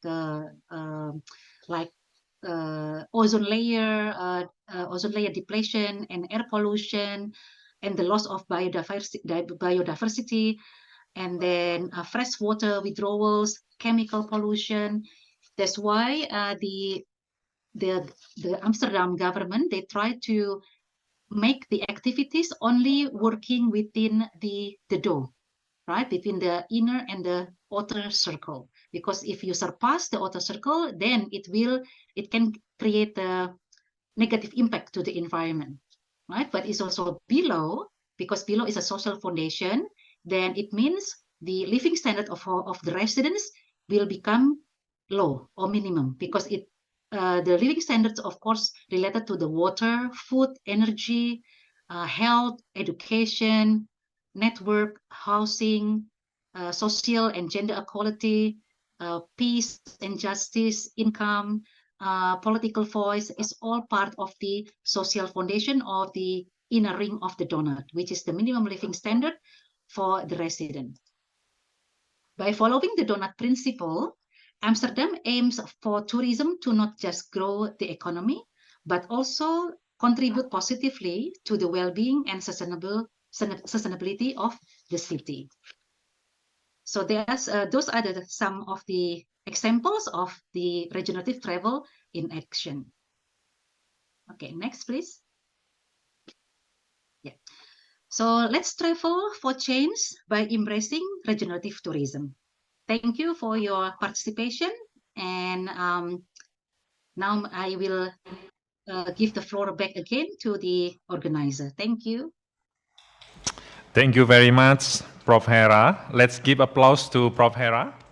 It's amazing presentation and information. Yeah. And I'm sure that many of us ask some question for Prof. Hera. However, I would like to hold the question and answer for the time being, as we have the second invited speaker is already joining us, Mr. Peter Simon. How are you, Mr. Peter? Nice to see you on I'm very good, Pak. Nice to see you again. So nice to see you also, Pak. So I would like to introduce Mr. Peter Simon is the chairman of the Pacific Asia Travel Association, or well known as the PATA. Yeah, and then the topic is rethinking tourism, a future pathway for sustainable tourism. So please welcome our second invited speaker, Mr. Peter Simon. Time and floor is yours. Thank you very much, Pak Agong, and everyone. Nice to see everybody.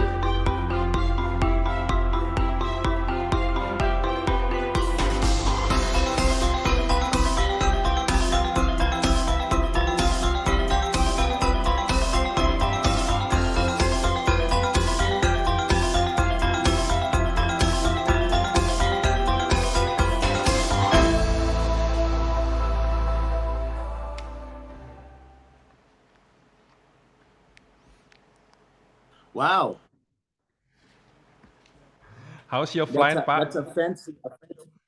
That was good, Pak. I flew today. I flew from, I'm so sorry that I'm late. I really do apologize. I'm really, really sorry. Jam karet banget ini ya. Ini telat sekali. No.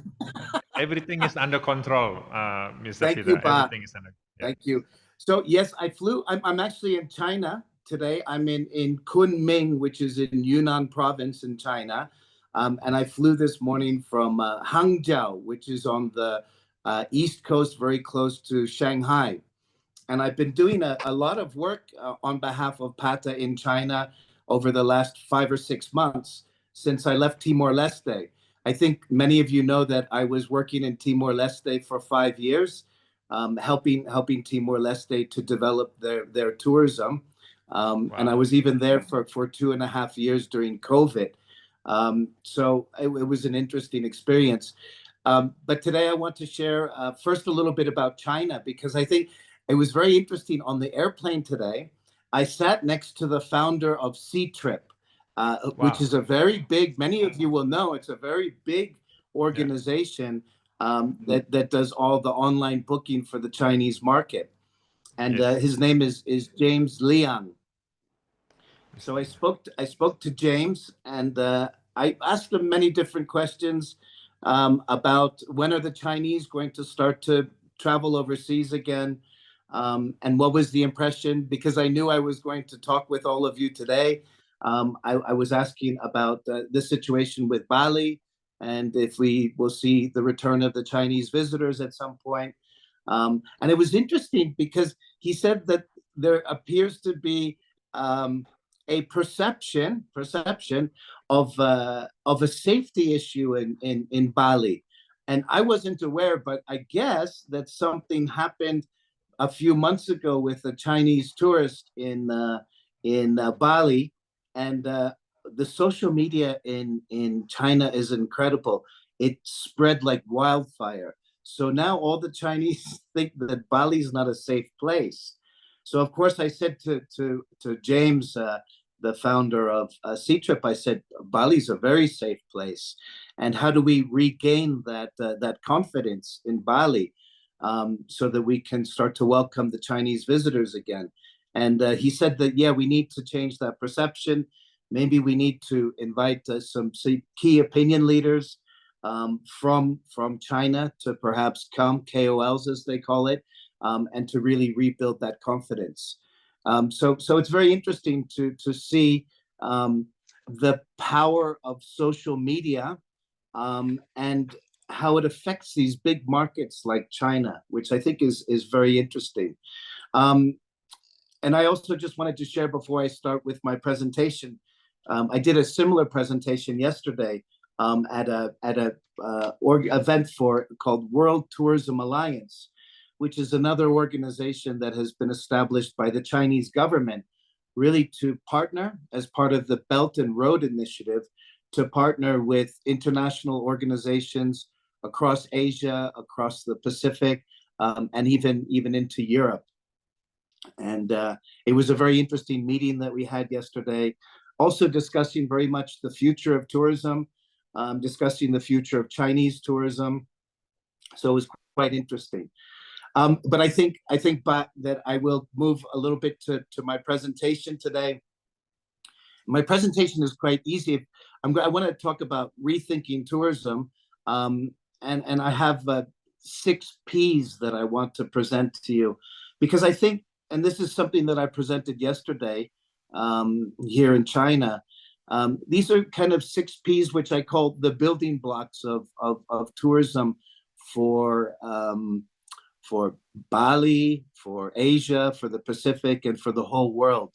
So if I could please have the next slide, please. Thank you. So just very briefly, PATA is 1951, it was founded. And we're still alive and kicking. I know that Udayana University, for example, has been a member of PATA for a long time. And I know that many of the people that are on this webinar today are also members of PATA, and we're grateful for that. And we're very excited that everybody continues to have enthusiasm for PATA. We have a new CEO. His name is Noor Hamid. We hired him on the 1st of October. He started working for us, and he's from Malaysia. And he's going to be very proactive in terms of building the relevance of PATA again. And I'm also hoping to personally be in Bali. As many of you know, I'm married to a Balinese, so Bali is my second home. So I'm looking forward to being back in Bali, hopefully early in 2024. And I would love to meet with all of the colleagues from the Bali PATA chapter, and maybe even go to Udayana and a few other schools. It would be wonderful to meet up with all the friends in Indonesia, and to strengthen the relationship between Bali and Indonesia and PATA. I think it's very important. So the next slide, please. So I wanted to share with everybody. So as you notice, so PATA was founded in 1951, and I wanted everybody to know that Indonesia has been active with PATA incredibly since 1957. And many of you again know that I've lived in Indonesia for many, many years. I first started living and working in Indonesia in 1989. And there's two very influential people for me, and maybe for many of you, that I always think about and that I respect, especially when I'm talking with Indonesian audiences. And one of them is Pak Sri Budoyo, who in many ways is one of the founders of tourism in Indonesia. He, along with President Sukarno, worked very hard, and Sri Sultan worked very hard in the early days of really establishing tourism in Indonesia. I always think of him, he's like my adopted Indonesian father. And through Mr. Sri Budoyo, I had the good fortune of getting to know Yop Ave. And of course, we all know that Yop Ave was legendary for tourism, not only in Indonesia, not only in Bali, but really across the globe. He really brought a voice to Indonesia tourism, and it resonated across the globe.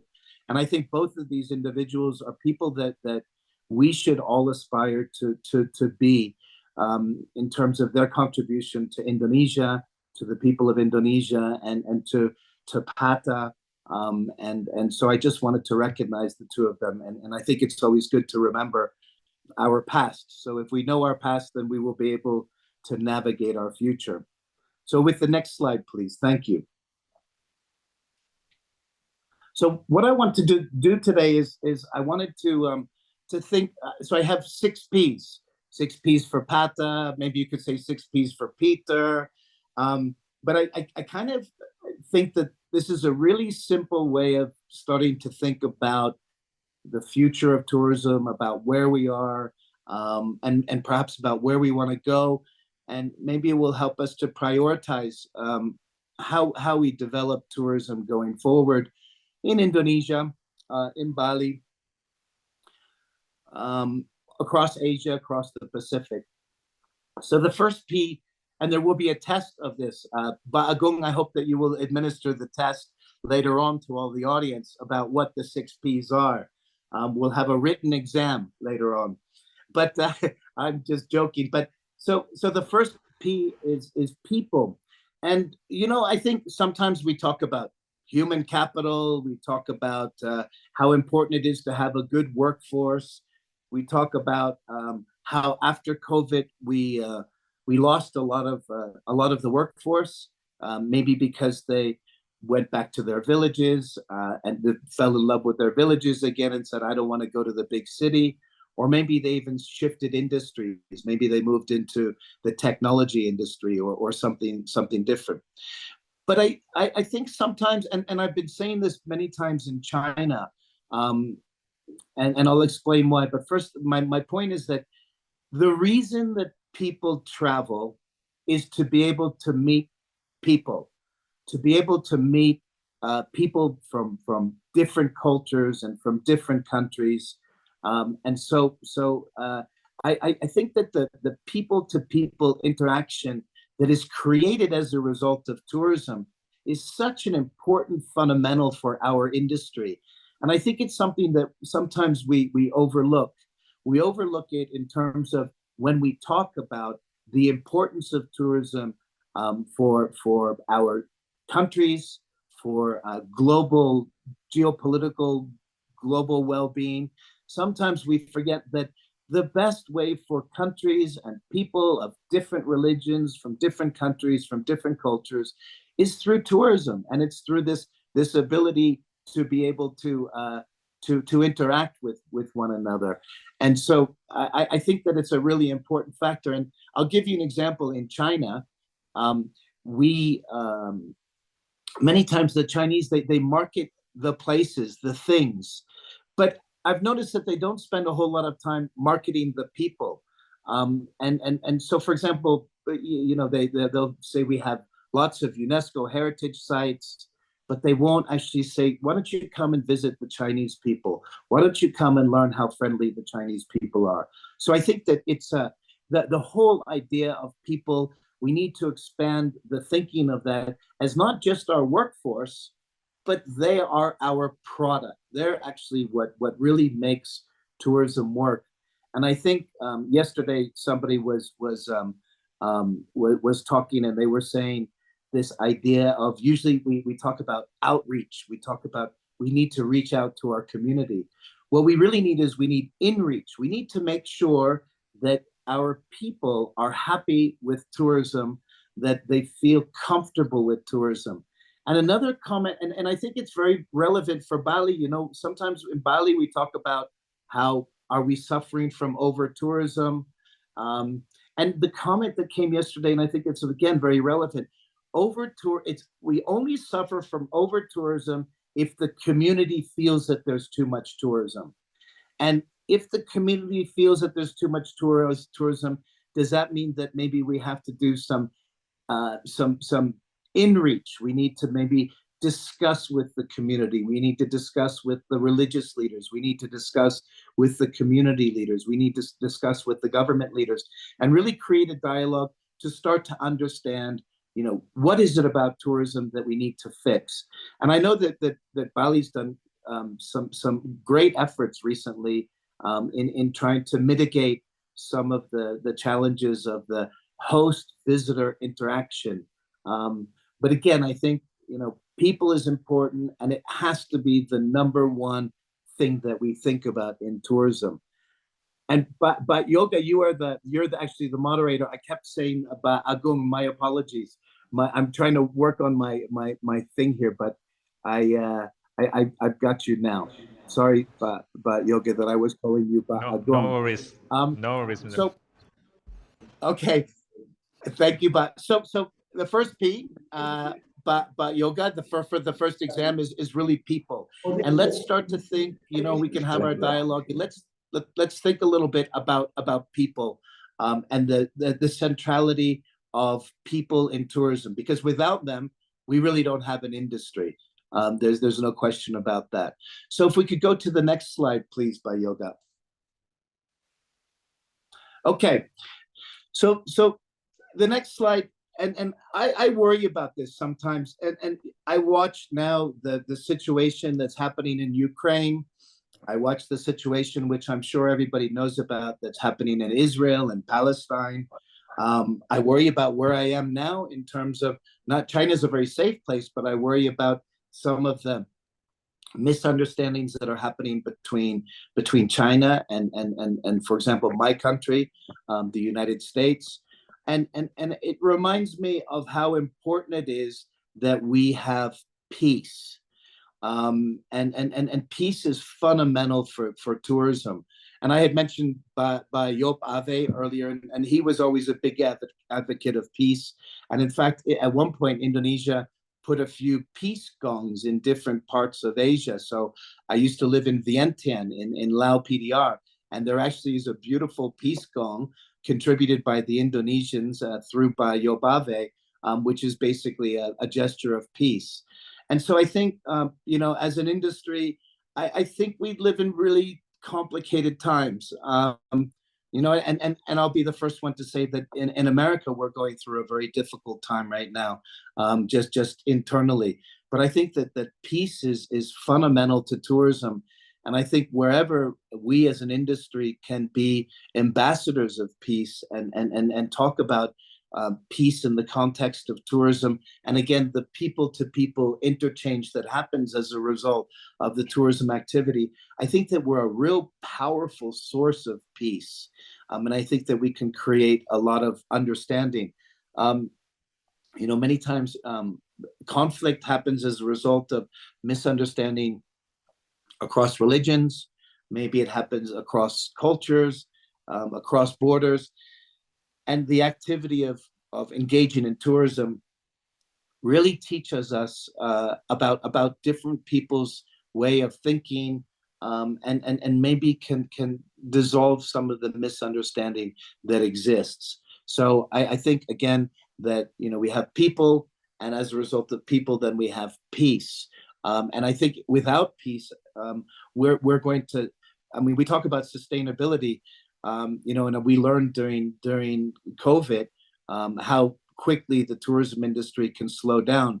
well, if we have any more war in the world, then we will definitely have issues in terms of tourism. So the fundamental building block of tourism is to have peace. And I believe, again, that tourism needs to voice a stronger opinion of, or a stronger view of how we can exert peace. So if I could have the next slide, please.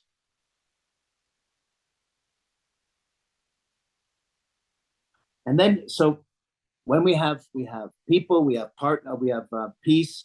And the other thing that I think is fundamental for tourism, and I've learned over many years of being in tourism, watching how it grows, watching how successful destinations grow, how successful regions grow. I think we've been very good at it in the past, I think, in terms of partnership. But I think that, we can improve. I think that in many ways, technology maybe has substituted, and COVID has substituted, that face-to-face interaction and the importance of working together and partnering together. And so, partnership, fortunately, places like Indonesia are quite good at, I'm just reading something. Yes, I remember that. I'm reading what Pak Agong said about about Bali. I very much remember that. Yeah, thank you for reminding us about that. But so partnership is very much about. I think it's at multiple levels, and I think that we were, even in Indonesia, I think we were better at it maybe 10 or 20 years ago than we are now. So partnership is within government. It has to be across ministries, because as we know, tourism is everybody's business, and it's not just something that the Ministry of Tourism and Creative Economy can do alone. The Ministry of Tourism and Creative Economy needs lots of help from other ministries, in terms of immigration, in terms of banking and finance, in terms of many other areas. So I think it's very important to see that across government approach.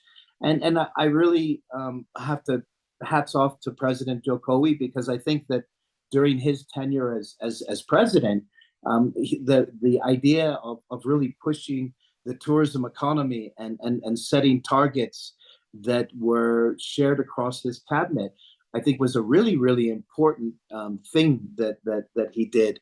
And I think it's made a big difference in tourism. And I'm sorry that I missed Sandy and his presentation, but I think that he's also done a very good job of creating those partnerships. Partnerships also need to happen between central government and provincial governments, and I think that we've experienced that at many times in Indonesia. In terms of Jakarta collaborating with Bali and so on and so forth. And I think that Bali also plays a very important role in Indonesian tourism, because Bali is the example. It's the example of where we want tourism to go, and maybe where we don't want tourism to go. So Bali's a very important partner in that. So across government, vertically and horizontally, is very important. The other thing that's very important, and I've seen improvement of that in Indonesia over the years, and in other countries it's not so strong, is this idea of public-private partnership. How do we get government and industry to partner in a real way? And I've noticed that as I've traveled, the countries that succeed are the ones where there's a strong spirit of public-private partnership. And even more important now, and Ba Agong had mentioned the Bali bomb, and then also the bomb that happened in Jimbaran after that. What I observed was a partnership between government, industry, and community. And I think that that's what really makes Bali special as compared to other parts of Indonesia and as compared to other parts of Asia, is that Bali has a very strong community that's very engaged in tourism and is very much a partner in tourism. So the third P is really partnership. So we've got people, we've got peace, and we've got partnerships. And as a result of that, we can have The next slide, please. We can have prosperity. And, so I think there's a precursor. So the people as a workforce and the people as a core of our product, peace and harmony, Trihita Karana, if you want, in a sense, having the spirit of Trihita Karana. Then this idea of partnerships and collaboration and gotong royong, if you want. And as a result of that, we can have prosperity. And prosperity is many things. Prosperity is obviously making money. Prosperity is, especially in the context of sustainable tourism, it's very important that we help to alleviate poverty where it exists. There are many people, there's at least 1 billion people still in the world that are living on less than $2 a day. Or $1 a day, and so prosperity is very important, and tourism is a wonderful tool for being able to help alleviate poverty. Because you can get to the village level, and if you can create that exchange between visitors and community, you really have an opportunity to create prosperity. And prosperity, it's a little bit like Maslow's hierarchy of needs. We start from a very basic level, and when we get to a higher level with prosperity, then people are able to think and be excited about different things, or are able to be a little bit more self-evaluating of their lives and what's important to them. And the reason I mentioned that is, as we move to the 5th P, if you can shift to the 5th P, please, the next P. Next slide. Planet. So my point here is we talk a lot about planet. We talk about the importance of sustainable activities in terms of making sure that our footprint isn't too heavy. But I think the one thing that we have to realize is, if we want people at the destinations to really be worried about the environment, they need to have some level of prosperity. They need to have some level of personal comfort before they can start to worry about the planet. And I think that they come hand in hand. So as we get more economic development in places like Bali, in places like Indonesia, in places like China, then we can convince the community to be more engaged in saving the planet and ensuring the well-being of the planet. Because if you're hungry and worrying about where your next meal is going to come from, the last thing that you're going to worry about is the well-being of the planet, and climate change isn't going to be something that's going to be very, very high on your priorities. There's a lot of people that are naysayers. They don't believe that climate change exists. I think we experience a lot of it. I certainly, when I was in Timor-Leste, there's one island called Aturo, which is off of the coast of Dili, the capital city. And we observed over a number of years, over about 3 or 4 years, we observed and we interviewed the locals. The ocean is getting much higher, and every year it's getting higher and higher, and affecting different parts of the shoreline, which is intruding on homes, it's intruding on hotels. And then there was another example, and I'm sure that many people will have examples from different parts of Indonesia, of Bali, of the world. I know that we have other people, but another place outside of Dili was completely destroyed because of the changes in the way that the behavior of the ocean, the movement and the current of the ocean. So climate change is something that's very important for us to consider, and it's a concern because like the argument that people is central to tourism. Well, so is nature, and particularly in the aftermath of COVID, more and more people are interested in that type of tourism activity of getting out into the wilderness. So I think it's very important that whatever we do, that we have to be careful about the environment. And when I'm in Bali, sometimes I do worry. We have terrible traffic problems. unfortunately don't have a really good public transport system, which forces a lot of people to have to take, to take cars and motorbikes and other things. And, I think that would probably be I think the most difficult challenge for Bali going forward is really going to be to think about how we're going to manage movement of people around the island. Because it certainly isn't good when you have a big traffic jam, and to have all those cars letting all those emissions go out into the environment.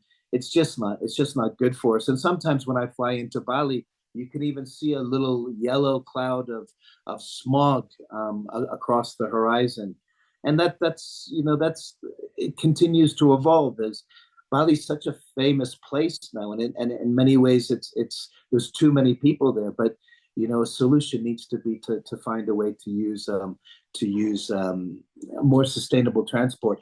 And I wanted to just share, which is an incredible thing.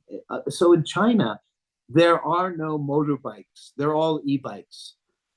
They're very quiet, and the whole country, 1.4 billion people, and I don't know how many. Maybe they have 1 billion motorbikes, but they're all e-bikes.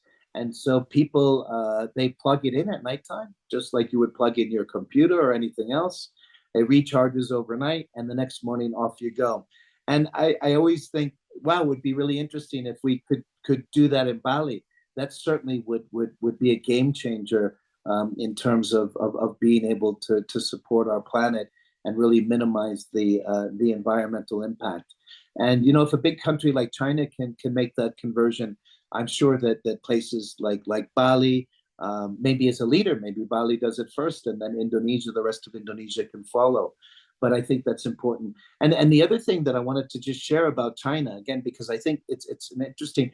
So in China, you have two types of license plates on cars. One is a blue plate and one is a green plate. And so the blue plate, you have to do ganap ganjil, that kind of thing. You have to do odd, even days where you can drive your car if it's a blue plate, which is a gasoline-powered car. Whereas if you have a green plate, that's an e-car, that's an electric vehicle. And if you have an electric vehicle, you can go out anytime you want. You don't have to have ganap ganjil, odd even. You're free to go when you want. And every time I come back to China, it happens almost every day. We get kind of or every month that I come back to China, I see more green plates. So again, I think there's things that we can do better in Bali and Indonesia, across Asia, to really, let's say, minimize our CO2 output and emissions, and to really mitigate the effects of climate change. Because if climate change gets too heavy, then we're going to have a real serious problem with tourism. So that's the 5th P. But Yoga, if we can go to the 6th P. We'll go back. Yes, so the 6th P has to do with protection. And the planet is really talking more about the ecological protection. And this protection that I'm talking about here has to do really with culture and heritage. And I sometimes worry that with technology, we're all kind of becoming the same.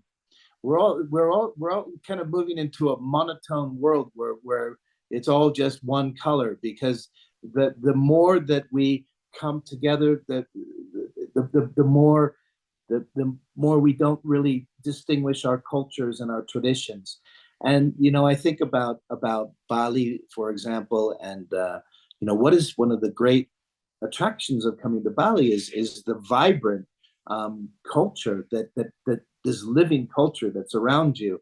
The temples and the festivals and all of the other important things that are happening.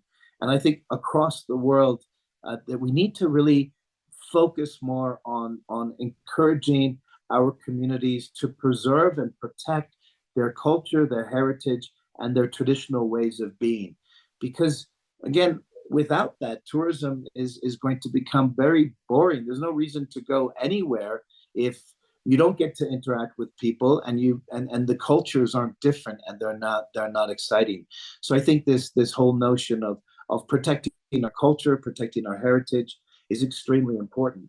And again, bringing up my Timor-Leste experience, one of the things that we were able to do in Timor-Leste, which I think ended up being very important for the Timorese people, was that we applied for UNESCO recognition of Thais. And Thais is very similar to some of the weaving, the ikat weaving that you find in East Indonesia. And so we went through a very rigorous process. And in the end, in 2021, UNESCO awarded Timor-Leste with its first UNESCO recognition for Thais, which became intangible culture and heritage. And it was really a great sense of pride for the Timorese to have something that was internationally recognized. And it also really motivated them to protect that asset that they have. And so I think organizations like UNESCO, they play a really, really important role. And I know, I don't remember in Indonesia how many protected areas there are, or sorry, how many UNESCO recognized sites there are. But I certainly think that it's something that we should continue to encourage and think about and cherish, our culture and our heritage. So if you go to the next slide, please. So those are PATA, or Peter's 6 Ps for sustainable tourism. Again, and think of them sort of as building blocks. People is probably the number one asset of tourism. And so let's not just think about infrastructure, but let's think about our people and how to make sure that they're central in the tourism story, either as tourism workers or just as part of the community that's there hosting and welcoming guests. And peace is critical. We absolutely need to maintain peace, and whatever the tourism industry can do to speak loudly to our leaders and to remind them that we really need peace for tourism to work. And then partnership is across government, private sector, communities, and only then we get prosperity. Prosperity will change people's lives. It will get people out of poverty. And once people have a level of comfort, then we can worry about planet, and we can worry about protecting our cultures and heritage. And so I think I'll stop there, but Yoga, I'm not sure how long I spoke. I saw a lot of people leave, so I hope it wasn't because my presentation was boring, but I guess people are coming back and forth. And I know that Ibu Hera probably, I got a little bit of her presentation. So I think that it might be good for us to open the floor both for Ibu Hera and for me to have a little bit of a discussion with the participants, because so that's it. Thank you, Yoga, and back to you. Thank you. Thank you, Mr. Peter. There is amazing theory, and also you bring different perspective and also point of view on how we rethinking on people, peace, partnership, prosperity, planet, and protection. Yeah. So let's give applause to Mr. Peter Simon. Yeah. Before we continue with the question and answer, allow me to just refresh the highlighted topic from Prof. Hera. Yeah. Prof. Hera mentioning earlier about the transformation from sustainability to regenerative. And of course, we in earlier there's a question in regard of whether sustainability and regenerative is the same approach, yeah. And now we know the difference, that regenerative tourism is about collaboration and partnership amongst the various stakeholders, diverse business, and protecting the environment. So it involves the local communities in decision and benefit both people and nature. And then the next one, which is the focus of the regenerative tourism, they have benefit local communities, priorities essential aspect of life, and enhance the community quality of life. And then last but not least, the generative travel is in action. The example here is the donut economy in Amsterdam, in the Netherlands. So this was the highlighted topic from Prof. Hera. So we now have both invited speaker ready for the question and answer session. So ladies and gentlemen, let me just quickly check in the meeting chat. We have one question already from Zarian Astria. This question is for Prof. Hera. So let me read the message from Astria. Thank you for the explanation about regenerative tourism, Prof. Hera. My understanding based on the presentation is that regenerative tourism is better form of sustainable tourism. It's like a further step to not just sustain, but regenerate resources for future generation, which is amazing. But based on Indonesian present condition, which is still adapting the concept of sustainable, is it possible for us to skip the sustainable tourism and go straight through the regenerative tourism? What should we do? Thank you. Please, Prof. Hera, time is yours. Okay, thank you, Pak. It's a very good question. And hello, teacher, how are you? It's great to see you. Nice to see you, Hera. Yeah, long time no see.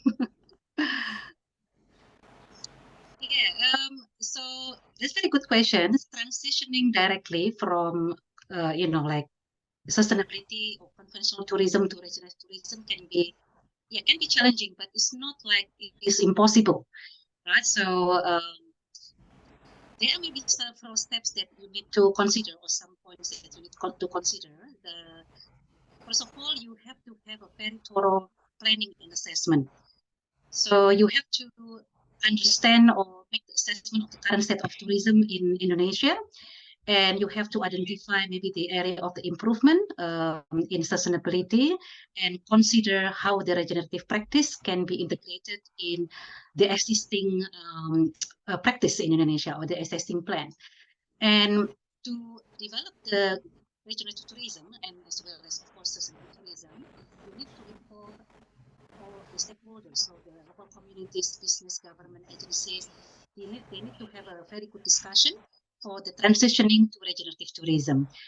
And education and training also plays an important part in here, because without education and training, I think it will be very difficult to implement the regenerative tourism or sustainability, sustainable tourism, because you need, and I think for the partnership, as I mentioned, I think the Peter 6P, yeah, about the partnership is very important there.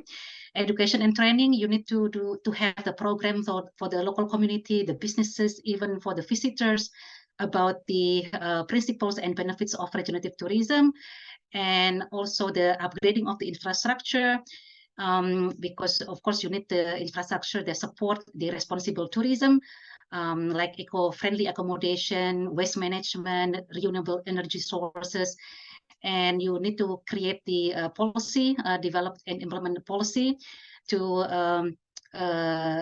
ensure that the regulation align with the regenerative tourism goals, and engagement from the tour operators and travel agencies to adopt the regenerative principles in their products or in their offerings. And we also need to empower the local communities, because as we know that regenerative tourism focuses on the community, right? About the well-being of the community, about the quality of life. So we need to empower the local community to take an active role in the tourism planning and management. And also very important is the monitoring and evaluation, because every implementation will not be sustained if there is no good monitoring and evaluation to assess the mechanism to track the progress of the regenerative tourism. So I think that's the question. Sorry, the answer to. Thank you, Prof. Hera. Sorry, I missed the point earlier, Prof. Hera. Let me just restate again. Do you think that we can skip the sustainability, or we and then go to the regenerate aspect? Yeah, as I mentioned earlier, it can be very challenging. Yeah, it can be very challenging, although it may be possible, right? But as I mentioned, all the factors that need to consider to transition, because it takes a lot of factors, right? Involvement from a lot of stakeholders to be able to implement the regenerative tourism in Indonesia. So that, but by doing both, do you think is better? Yeah. So minimizing the impact through the sustainability, and also continue doing the regenerate action to do the rejuvenation for the environment or social culture and etc. Yeah. Thank you, Prof. Hera. Yeah. But it Very is clear. very good. Okay, another question. This is for Mr. Peter. Okay, I know that is a very long message from Putra Joli, and then let me just summarize this, Mr. Peter. Okay, this is all about about the election, but the question here is, I skip about the election part. If we want to talk about the commitment or engage with the renewable energy or sustainability, then let's talk about how PLN is limiting solar panel as source of energy for houses or factory. How destructive PLTU affect the air pollution? How is this scheme to make renewable energy more approachable for people if there is a lot of political interest in this industry?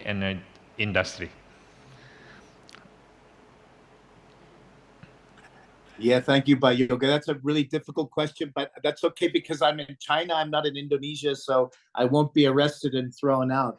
But I think there's a couple of things. I think first of all, we need to recognize that tourism is really important for the Indonesian economy, and even more important for the Bali economy. So we should have a voice in communicating with our political leaders, what things we need and how they need to help us to be more sustainable. So I don't think, I think that's one of the weaknesses of the tourism sector. I think that we've become a little bit passive in insisting on having central government attention and even provincial government level attention. I think during the Jokowi era, I think I from what I see, and maybe some of the audience has examples where it's not so good, but I think that it was very positive for tourism. But I think that the wind went out of our sails during COVID, and I'm not sure that we really have gotten back, our footing in terms of tourism. But I think look, if Indonesia doesn't wake up and PLN doesn't wake up to the fact that we need to be more sustainable, the longer we wait, the more painful it's going to get. And so, yeah, I think sometimes it has to do with economic reasons that people, that organizations like PLN don't want to, allow for photovoltaic and so on and so forth. But again, I'll just bring up the Chinese example. This is the second most populous country in the world. India is the most populous now, but they're full steam ahead in terms of sustainability and in terms of green technology and in terms of renewable energy. And so the technology is available, but some people are going to lose in the process of engaging in regenerate, or in terms of photovoltaic, in terms of moving away from gas and oil. It reminds me a little bit of in America. Years ago, we had a great rail system in America, and then the automobile industry, the oil industry, and the tire industry, they actually lobbied government to pull all of the railroad tracks out of America. And so we all need to drive around in cars because we don't have a very good rail system. And then I look here in China. What is the biggest thing that they're building right now? They're building railroads across, not only across China, but across the region. And you know why? Because it's going by train is 14% of the CO2 emission of going by airplane. So it's very environmentally friendly, and they're waking up to it. So I think, you know, Indonesia sometimes is, as we say in English, Johnny come lately. It's a little bit telat for picking up on some of these trends, but I assure you, and I'm sure that my dear friend Professor Hera will agree, it's going to happen. It's happening in different parts of the world. So, you know, and again, I think let's get all of the tourism workers together. Let's get all of the tourism professionals. Let's get the industry together, and let our voice be heard. In Jakarta, especially as you move into this political season, it's very important that the politicians understand our tourism industry, and they understand how important and how many people it employs and how many constituents there are there. If all of the tourism workers and tourism professionals were a block of saying, we're going to vote in this direction, it's going to make a difference in the election, and it will help us move towards the types of things that we're talking about. And I saw the other one, but Yoga, I'll save you from having to read it. But there was another question from, I think I think Zalin or something like that. The name of the and I think what was being referred to is during COVID, PATA had a program called Tourism Destination Resilience, TDR. And TDR, if you go to the PATA website, pata.org, you can see it up on the left side of the screen, and you look for Tourism Destination Resilience Program. It's in Indonesian, it's in English, it's in Vietnamese, and what it does is it basically goes through a process.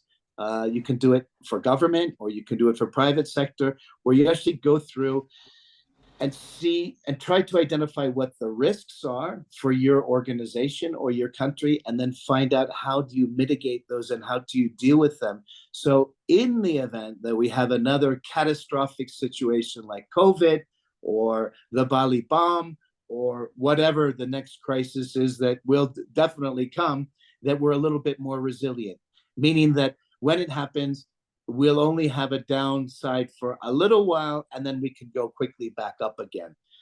So I think that's what it was written CRC, but I think it's TDR, the Tourism Destination Resilience Program. I hope that I got that right. Back to you, Yoga. Thank you, Mr. Peter. Thank you. Excellent for the TDR program during the pandemic and endemic.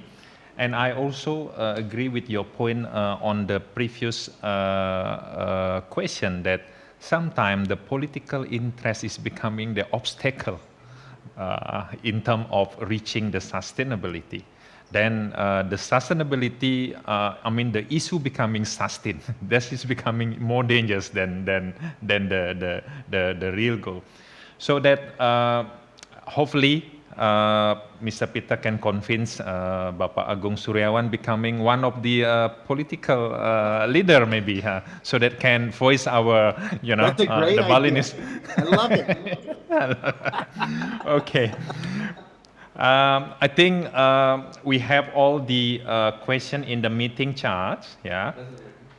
Let me just double check again. All the participants, let me just remind you, please ensure to sign the attendance list at the following link in the meeting chart.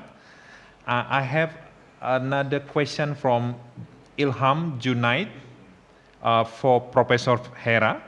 From your presentation, I think sustainable and generative tourism have the same goal and principle.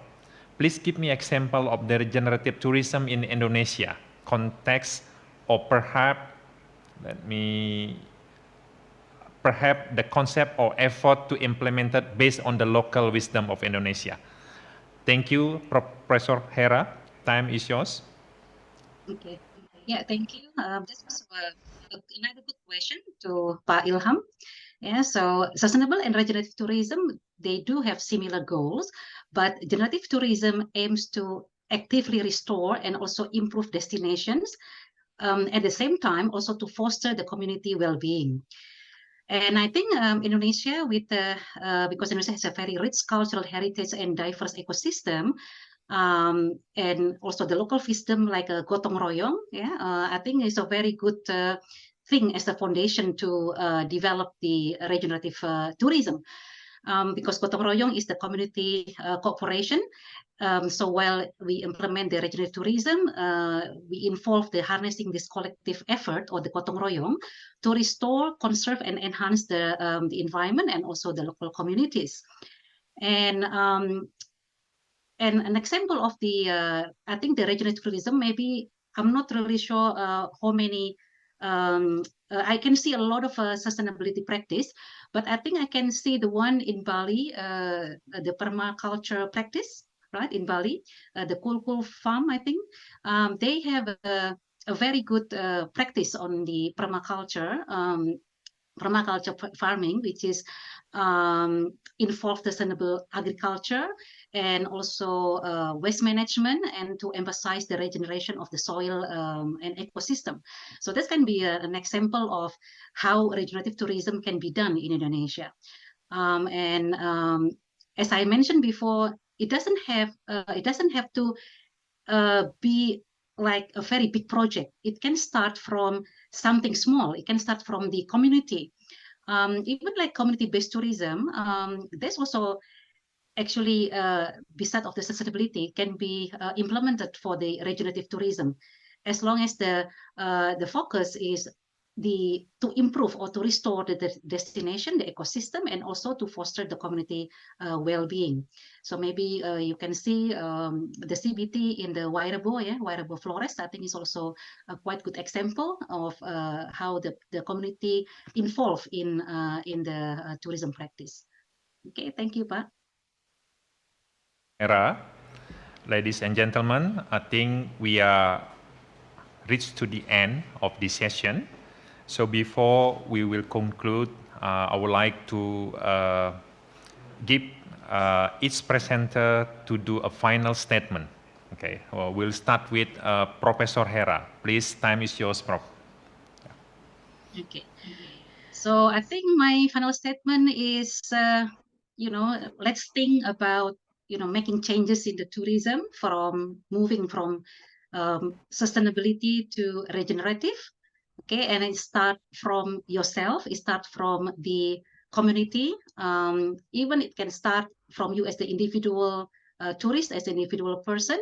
Of course, it takes a lot of effort, when we make the changes. But I believe if we focus and we have like a strong determination to do that, there is nothing is impossible. And I think also the Peter 6P is a very good foundation to implement as well, because it involves people, peace, and of course tourism needs peace, and the prosperity, the protection, the planet, the partnership is all talking about more beyond the sustainability.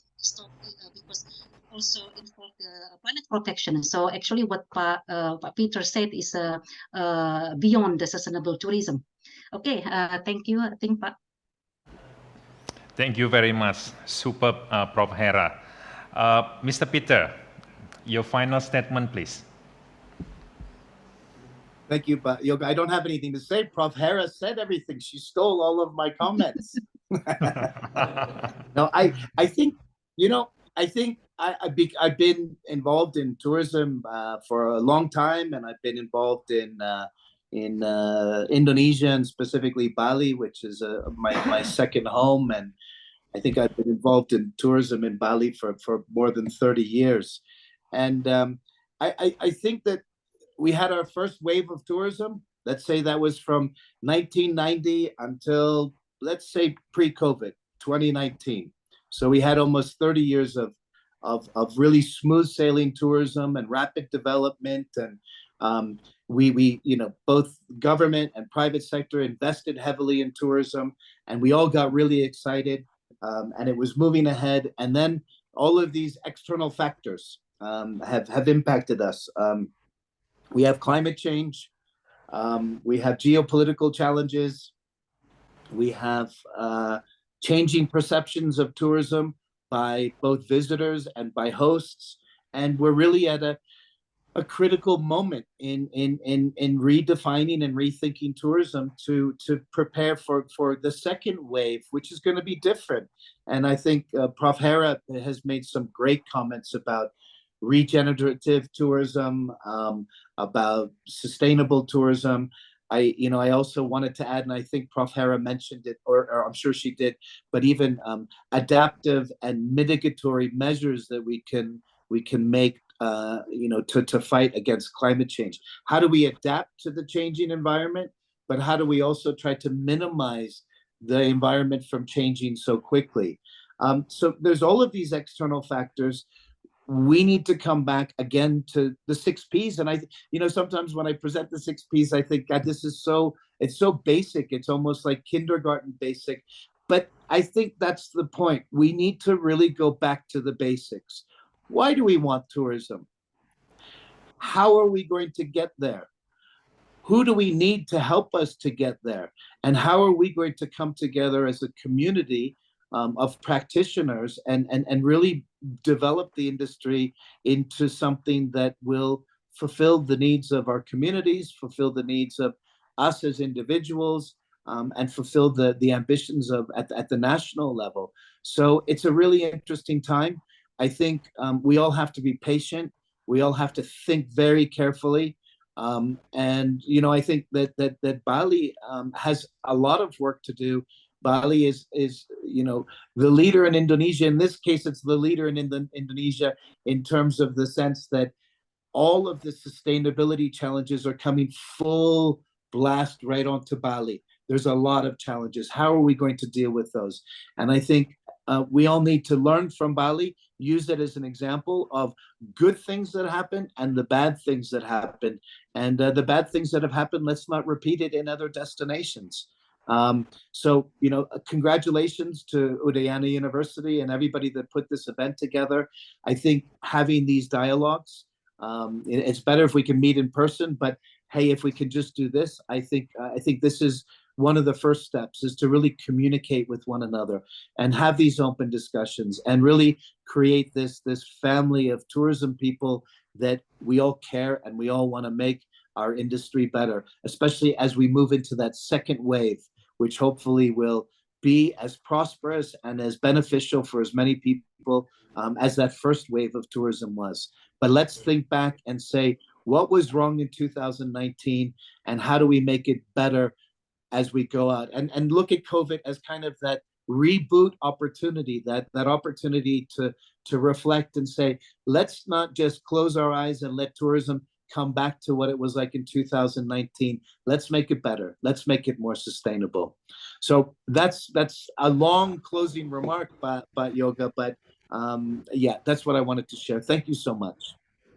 Thank you, Mr. Peter. This is a wake-up call for all of us, yeah. And then thank you for your Peter 6 Ps. It's a truly inspiration for us. So, ladies and gentlemen, I think we all believe that sustainability is the best way to connect with the future. And today, we are not just focusing on sustainability, but we are transforming from sustainability to the regenerative, not only minimizing the negative impact, but also doing some rejuvenation for all that are involved with the environment, create or live a better situation than the initial situation.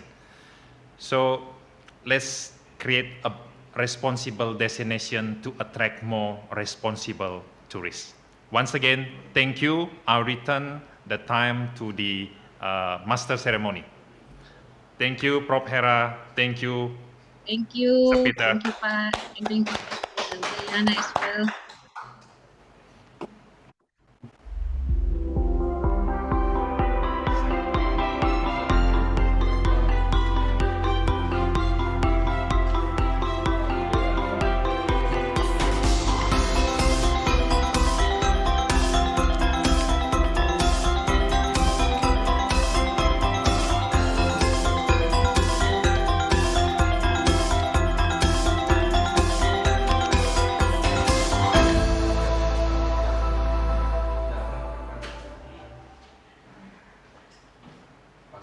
Thank you so much to our moderator, Dr. Agus Made Yoga Iswara. Thank you for being such a very wonderful moderator, leading the whole session today interactively. So now, ladies and gentlemen, all of the participants of the Bali International Tourism Conference, don't go anywhere because we're going to continue the next agenda on our conference today with the parallel session. So please get ready on each room based on your theme, because now we're going to start the parallel session as the final of the first day in the Bali International Tourism Conference. So enjoy your parallel session and we'll be right back after this.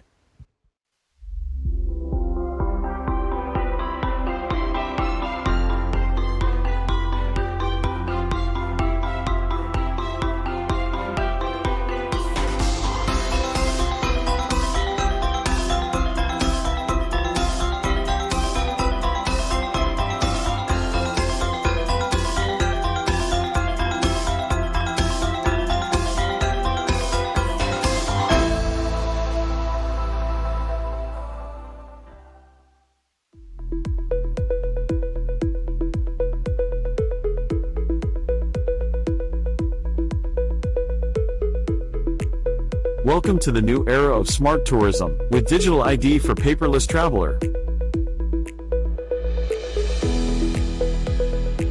Speed Tour, the latest innovation from Speed ID app, takes you around the world in a smarter, more personal, and enjoyable way.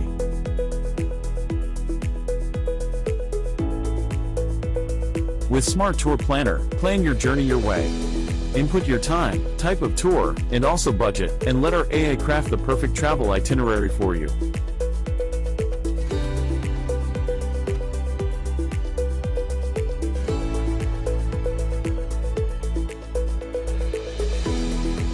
Find the ideal place to stay. From luxury hotels to cozy lodgings, get the best hotel recommendations to fit your budget. Discover tourist attractions close to your hotel. Enjoy the beauty and uniqueness of each destination without wasting time.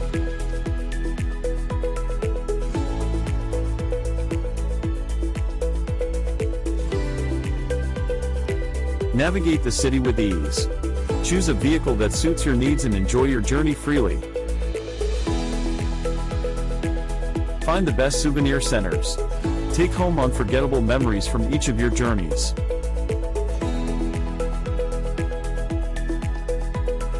Experience authenticity in village tourism.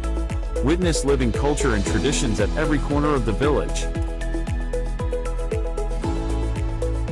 Find the recommended city's destination to complete your journeys.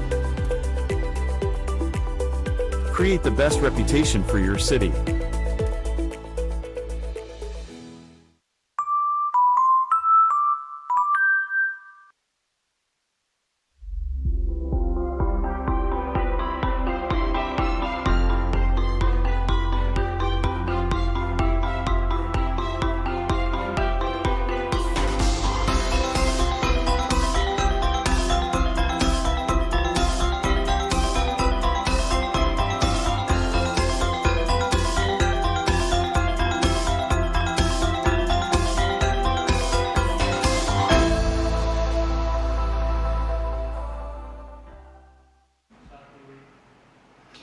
Good afternoon, everyone. Welcome to the 6th Bali International Tourism Conference 2023, Future Tourism Beyond Sustainability.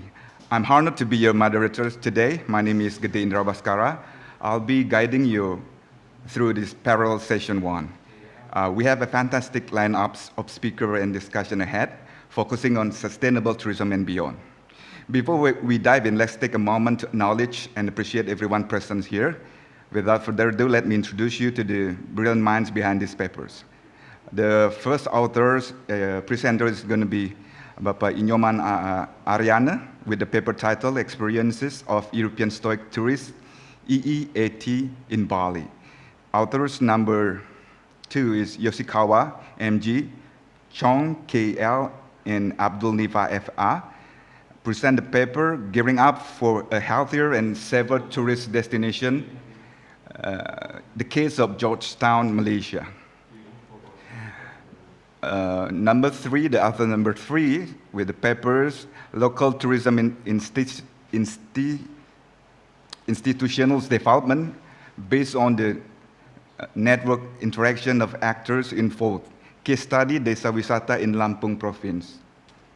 Presenter number 4, Santi Palupi, Rahmatias Aditantri, Alius Baskoro, and Asep Syepul Bahri, and Sony Heri Prianto share their work title, Integration of Community-Based Tourism Package to Realize a Sustainable Tourism Village. The case of Penadaram Tourism Village, Gubuk District, Grobogan Regency, Central Java, Indonesia.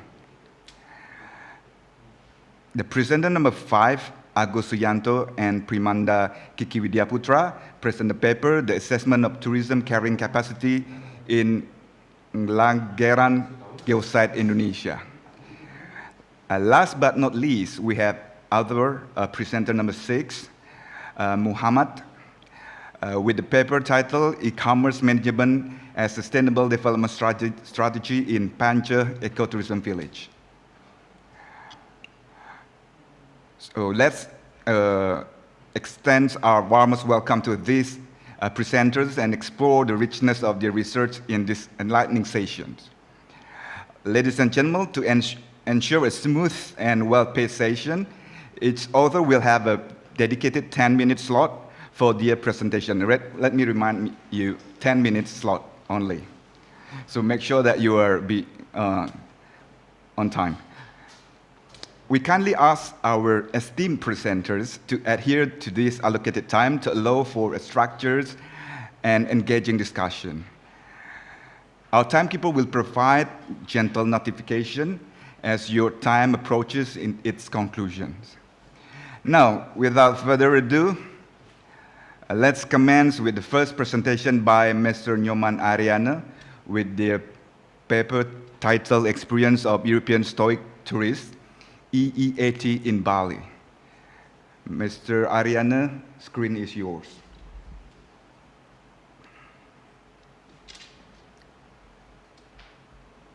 Yes, thank you, Pak Indra. Do you hear my voice, Pak Indra?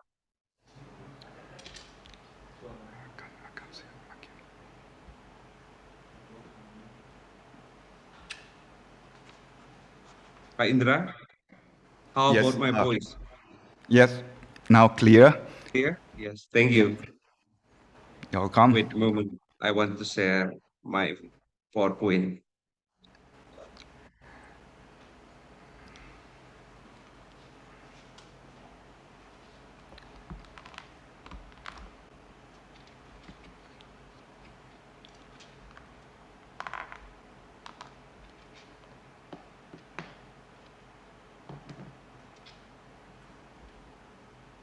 Yes, the title of my research is Experiences of European Tourists EEAT in Bali. The special talking about tourist destination in Bali, the primary reason why the foreign tourists coming to Bali, the motivation is seeking healing, and then joy, pursuing serenity, and including the peace. However, not all the tourists come to Bali feel happiness and harmony. Many tourists complain about traffic jam, rabies, and sometimes the tourist is criminal. So talking about the strict tourism is very important, being the concept have to develop for the future, because stoic is how to manage our feeling like natural facial expression, and how to encouraging about authentic happiness. So in the tourism teach us how to create happy life. Regarding tourism, stoic travelers main goal the seek happiness. But however, sometimes when visiting the tourist attraction, the tourists are anxious, angry. So what is the main motivation? But different thing about their experience, like angry, stress, and etc. Following up on this attention, this paper will explore what factors influence TWIC tourists for European tourists while traveling in Bali. According to theory about TWIC, there are numerous studies focusing on TWIC. The first researcher is Prada Nanga, explore about the concept ideal travel timing in alignment with TWIC principle. And then TWIC teach about human life must be balanced. Like in Bali, we have the philosophy of Trihita Karana. And then Don, the essence of Stoicism is happiness in their life. I think everyone in this world, how to manage the life. So being peace and happiness and avoiding thought of stress and boring. Stoic theories related with a logic, physical, and ethic. I think this is the three dimension how to be harmony for the tourists about the logic, physics, and ethic. Research variable, and this research used for dimension, namely stoicism, tourist service quality, tourist experience, and quality of tourists. The data is in this study about stoic tourists. In this research, use NPPO analysis. The data reduction, summary, grouping, simplification, and determine the main things in the form of notice. The result and discussion. European tourists come to Bali as TWIC tourists is mostly from Germany, Netherlands, and France. And this country being top 10 of market for the tourist attraction in Bali. So that thing especially must be targeting for the future, encouraging for visiting foreign tourists to Bali, especially for Indonesia and generally. Characteristic of respondents, the highest percentage every indicator based on age is Gen Z and Gen Y. Gender male, education is bachelor, status is maybe a single, and the others, the type of tripling may be more than 50% a couple, type of tour is independent, more than 85%. In this modern era, the Gen Z and Gen Z and Gen Y also interested with the tourism activities as TWIC. This is the result of our research, tourist perception about tourist activities in Bali. The TWIC tourists thoroughly enjoy all activities in Bali. They find happiness is physical, mental, and spiritual. If we compare several tourist attraction in Bali, starting from shopping activities until healing and praying, the result, the highest is cultural heritage. I think this is appropriated with our policy, how to focusing about the cultural tourism based on concept, based on the philosophy to develop our tourism, not only culture, but our religion. I think that is the simple in the past until this moment to develop our tourism in Bali. And then the street tourists, the highest factors about dimension street tourists is have positive relationship with others and good socializing. According to the Robert Waldinger, how to in our life and how to encourage about positive relationship with the others, like with the family, with your friend. So in this research, finding positive relationship is very important to encourage the Stoic tourists, especially for the European tourists in Bali. And then the dimension of tourist experience, the highest result of this research is intention to recommend visiting Bali because feel Bali is my second home. Like Pak Peter said, Bali is second for the people in the world, especially for the Australian tourists. Maybe Bali is their second home. So every year, maybe 2 times coming to Bali, especially for traveling. And then the mention of quality of tourists is very lucky to have been visiting Bali.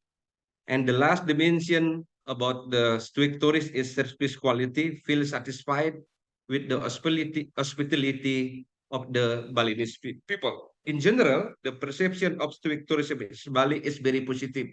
Compared to the other variable, service quality received the lowest score. So that's why service still need to improve to make Stoic tourists more happiness in Bali.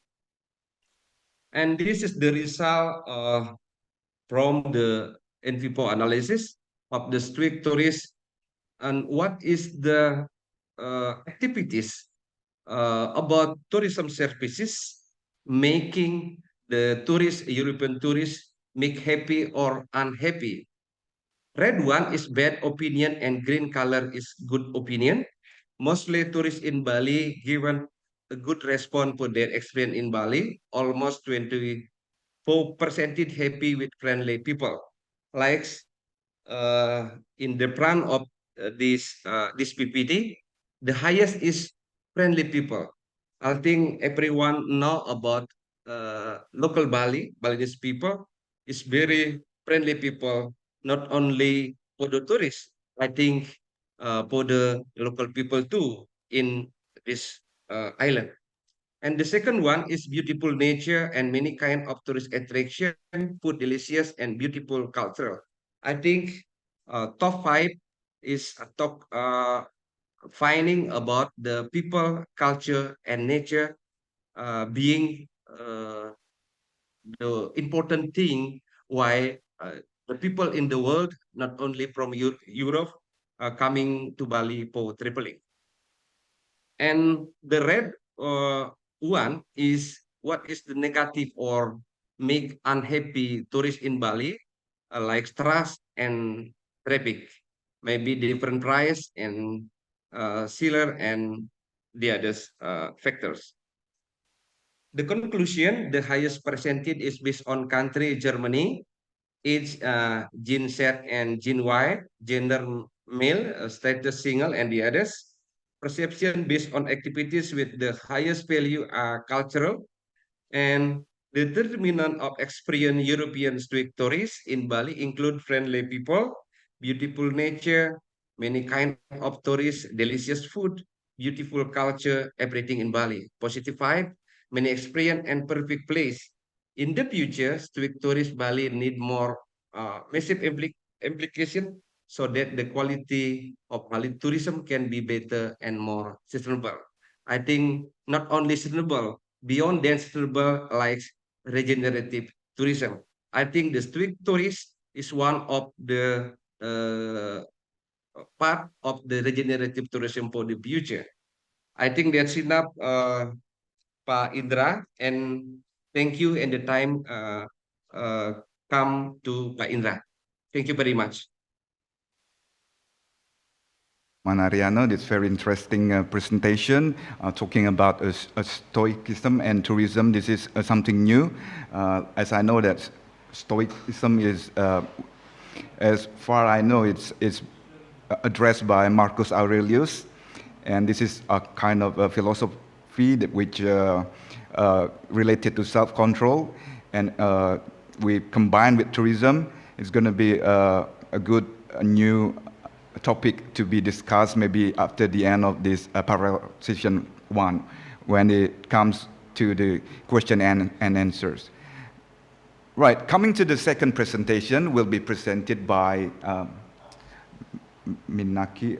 Do we have here Yes, hi. Minako Janyo Sikawa with the Hi, thank you paper very much. title Gearing Up for a Healthier and Safer Tourist Destination, the case of Georgetown, Malaysia.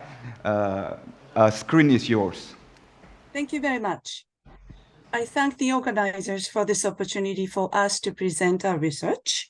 As you can see from this photograph, there is a lot of development project going on in Penang, Georgetown. So let me please begin. My presentation outline is as follows. After introducing the study site, I'm going to talk slightly about flat and dengue research highlights, and followed by method results discussion conclusion. Penang State is in the northern state of the Peninsula Malaysia, and Georgetown is located on this Penang Island. The state of Penang has a dense population, and there are ongoing development projects.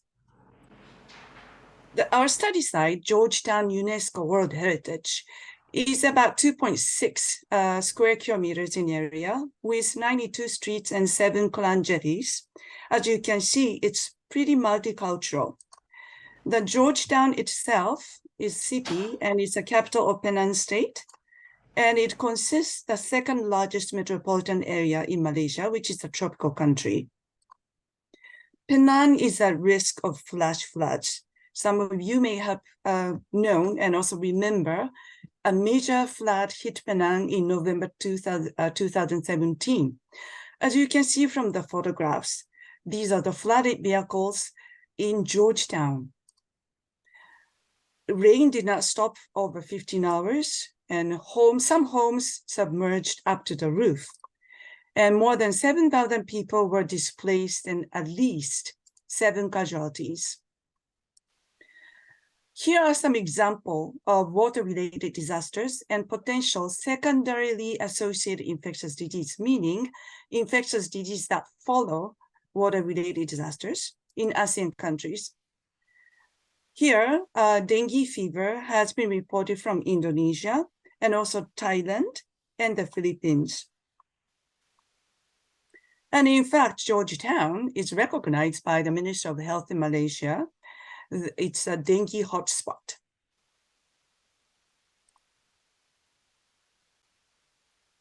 So there are threats that are emerging in Penang, which is a risk of urban floods and mosquito breeding, dengue fever.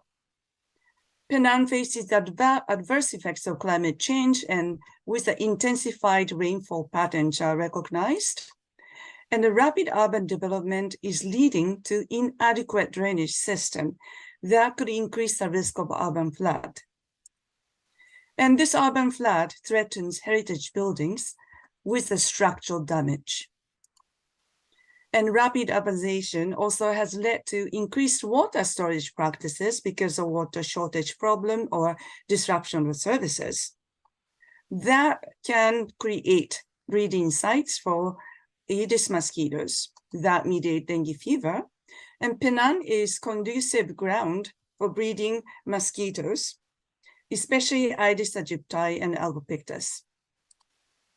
And dengue fever is a significant public health concern, and reported dengue cases are on the rise in Penang. So how to prevent a secondary associated dengue outbreak? So here, primary impact happens, which is water-related disasters in our case. And there are some contributing factors, such as relocation of people, temporary shelters and inadequate housing, and water scarcity, altered daily routines after disaster, and social vulnerability and population mobility. And that could lead to places with stagnant water, creation of places of stagnant water, or these places are left unattended. And that can result in propagation of mosquitoes. Then what happens? Here comes the secondary impact, dengue outbreak in our case. So again, I'm going to ask you how to prevent secondary associated dengue outbreak.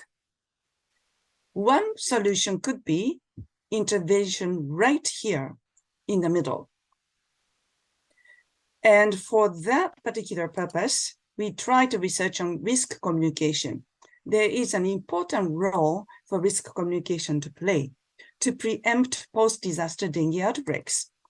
First, it can promote preventive behaviors and also enhance community engagement and facilitate active participation in vector control activities, and to foster ownership of local communities in co-creating risk messages.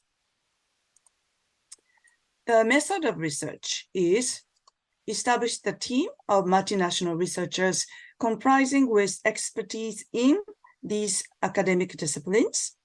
And we selected Georgetown UNESCO World Heritage because of the risk that they show. And after over 60 months of document studies, we've conducted field studies at 3 locations in 2022 and this year. And semi-structured interviews were conducted with various stakeholders, and we conducted also site visits and participatory observations. So the preliminary findings for mitigation strategy. We confirmed that mitigation measures are imperative, essential to minimize the vulnerability of residents and tourists. And Georgetown has protocols in place actually for new development and refurbishment projects and stuff like that, but modification of structural mitigation against flood disasters are not easy technically and may be prohibited due to the heritage structures because of UNESCO World Heritage. And the public authorities, in health authorities actually, conduct a lot of activities to intervene from a perspective of health. But we have also confirmed places of stagnant water in the heritage site. And in terms of risk communication strategy, disaster risk communication is nation-centric, actually centered, and official social media is used, and also disaster management agency are the major actor in promoting this risk communication. And the locals may have access to information, but tourists cannot easily access to this information. And they seek risk information from accommodation facilities and tourist center, which means that tourism sector has a important role to play. And the health authorities in Penang actually conduct awareness campaigns and knowledge sharing sessions for education of the local people. But we also noticed that effective materials are lacking and more skill training can be provided. So there is some risk communication for the disaster, and there's a lot of efforts to inform about dengue and then prevention method, but we have also confirmed that there is a gap. In fact, disaster risk communication in Penang does not include potential secondary associated infectious diseases, including dengue fever. There are reasons why Georgetown must keep offering healthy and safe travel experiences to remain as an attractive and sustainable tourist destination. For example, disasters in infectious diseases outbreaks at tourist destination often result in cancellation of travel plans and or events of mass gathering, as we have experienced through COVID-19. And preparation, response to health and life-threatening incidences are necessary. This will mitigate negative impact to local economy and society, as well as travel and tourism industry. However, travelers tend to be unaware of the area-specific regional threat upon arrival.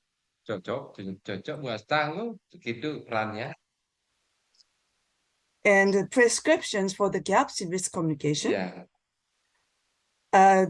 address information needs of diverse populations and consider the digital divide in marginalized populations, customize and integrate communication approaches, and enhance understanding and engagement of the locals, and empower community leaders.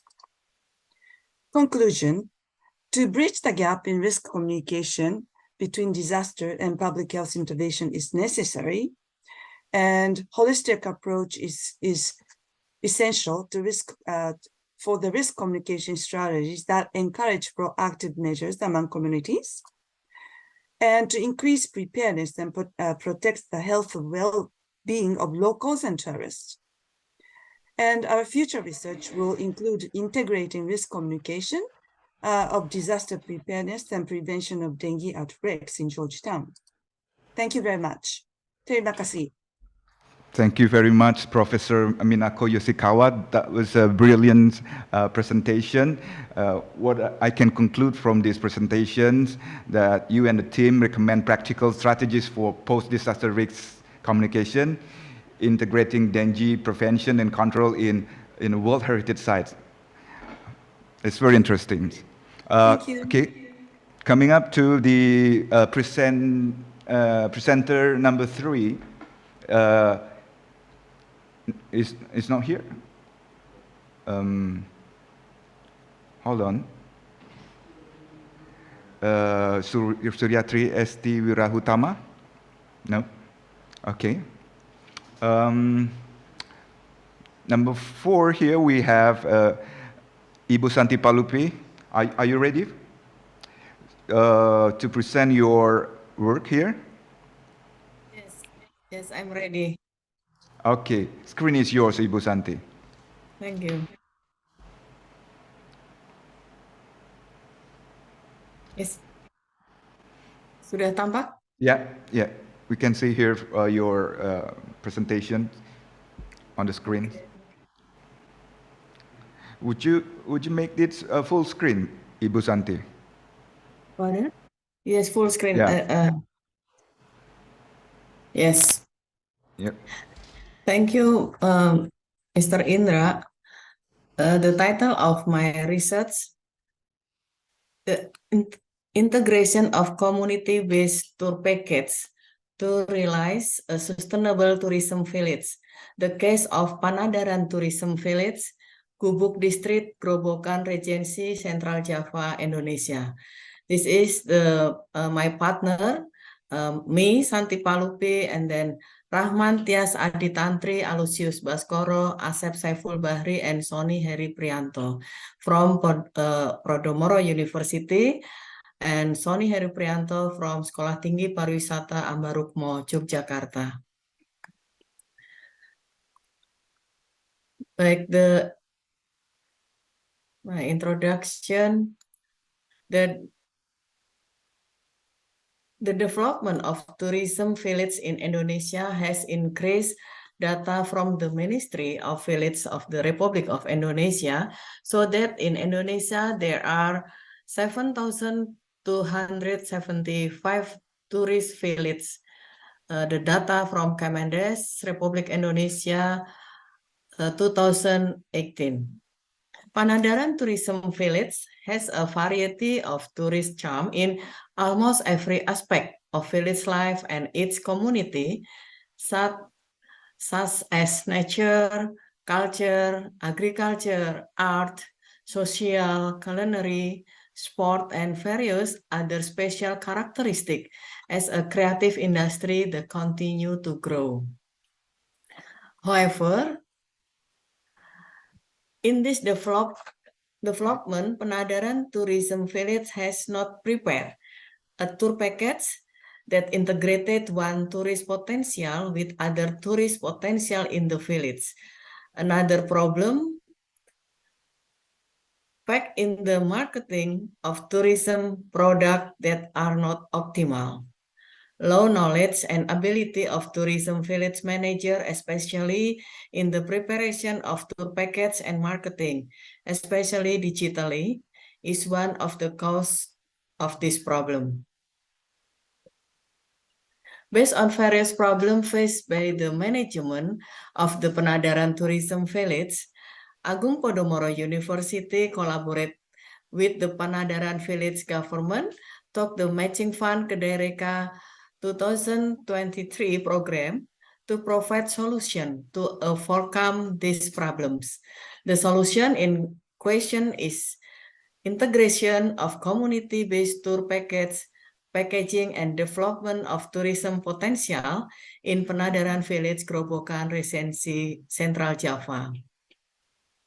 The research objective, the purpose of this study is to analyze the tourism potential contained in the Penadaran Tourism Village and compile an integrated tourism package based on the applicable arrangement pattern, namely one-day tour package, and then the second 2-day 1-night tour package, and the third 3-day and 2-night tour package.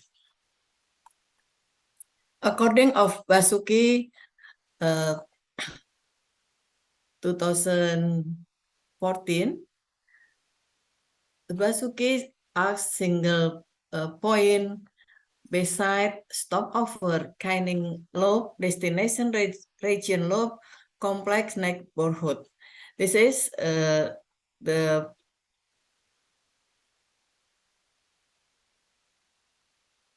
this is the plan about single point, beside, and etc. The methodology have the first problem formulation, map problem in tourism village related to the preparation of tour package, and then the objective arranging tour package. After that, literature review about the single point, bayside, stopover, Canning Loop, destination region loop, complex neighborhood. After that, data collection methods, in-depth interview, and FGD. Data processing, potential attraction, and identification. And then the analysis data, make the descriptive qualitative, and then the output 3 tour package. This is about the mapping tourist attraction, result and discussion. I've identify tourism potential, what the type of tourist attraction.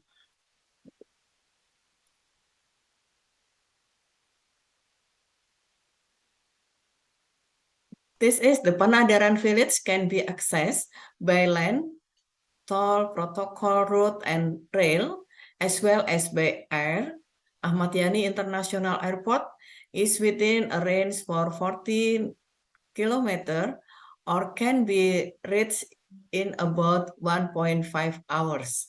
This shows that Penadaran village has the potential to attract tourists from outside the province and abroad. The accommodation condition. The accommodation available in Desa Wisata Penadaran or Wisata Penadaran village is only at homestay. Currently, there are 10 homestay that tourists can use to stay. There are various ratings that can be seen from the accommodation provided. According to the research conducted, to see and rate accommodation can be judged by security, comfort, and safety. Based on the result of observation and analysis, it can be said that accommodation condition in Penadaran village as included in the category of safe, comfortable, and provide security for tourists. This is the illustration of homestay in Penadaran. Make the traditional architecture.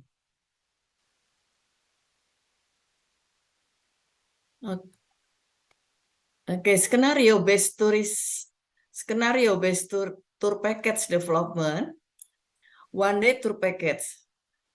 The first, the name of Tugu Lumpang to Sendang Sumber. What the activities? Tourists have lunch at Warung Tugu Lumpang, serve culinary Penadaran Tourism Village. Then tourists continue to journey to Sendang Sumber, with this one of the destination sacred by the resident of Panadaran Tourism Village. Tourists can go on foot or rent electric bike provided by the village. After that, Tugulumpang to House of Culture. Tourists have lunch at Warung Tugulumpang, and then tourists continue to journey to Rumah Budaya, which is one of the destination that feature various culture activity as a gamelan, Sorry dance, for interrupting. We have Yes? 2 minutes left. Okay. Dance and performance. Tourists can go on foot or rent electric bike provided by the village. The second, 2-day 1-night tour package, culture package, and small and medium enterprise. And then the 3-day and 2-night tour package.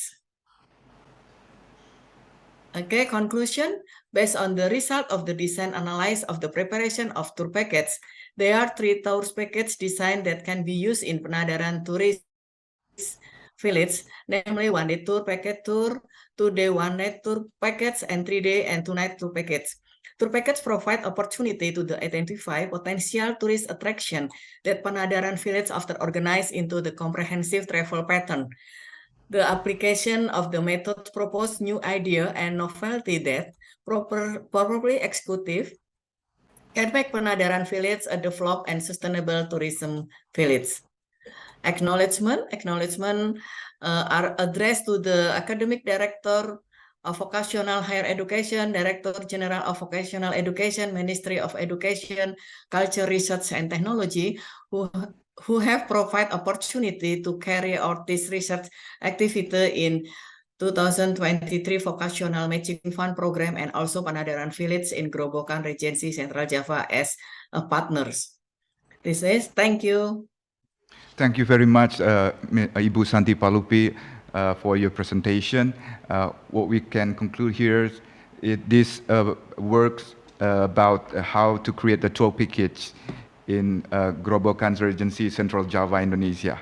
Okay, thank you very much. We now having the Agus. Okay, presenter number 5. Hold on, what we got here?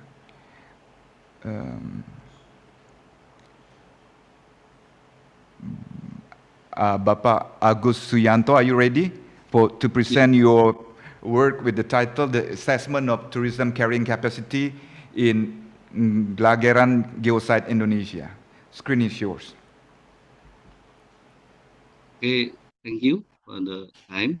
I hope you can hear my voice. Yeah, I can hear you clearly. Okay, thank you. So my title, The Assessment of Geotourism Carrying Capacity in Langeran Geosite in Indonesia. Presented by myself, Kusianto, and my partner, Primanda Kiki. And we are coming from Institute Teknologi Yogyakarta.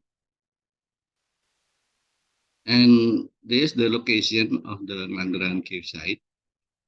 It is under Yogyakarta Special Province, part of Gunung Kidul Regency.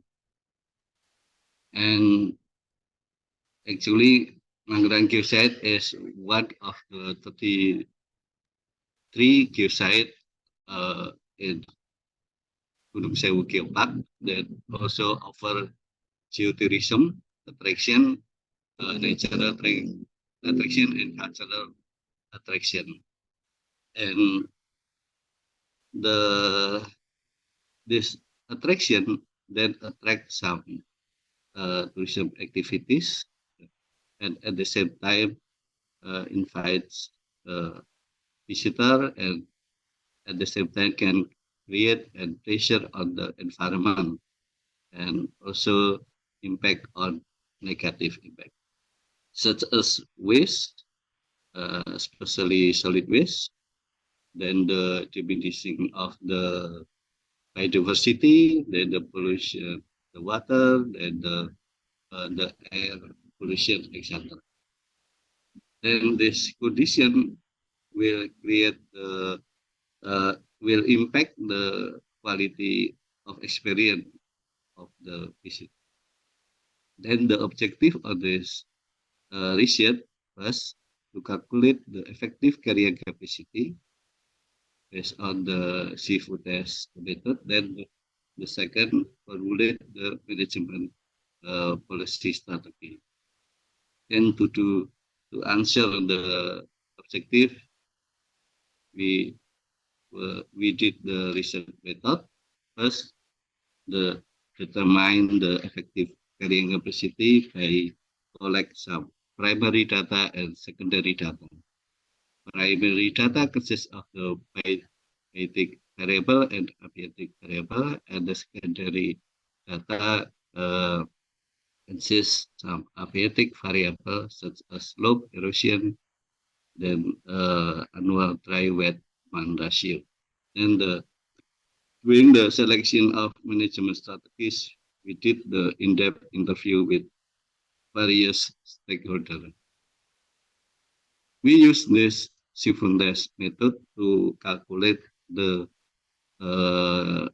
carrying capacity using the abiotic, biotic variable. Then, based on the data we collected, then we found that there is a quite high level of biodiversity in terms of the tree level vegetation. Then we also collect some with bird inventory, and the index diversity also quite high.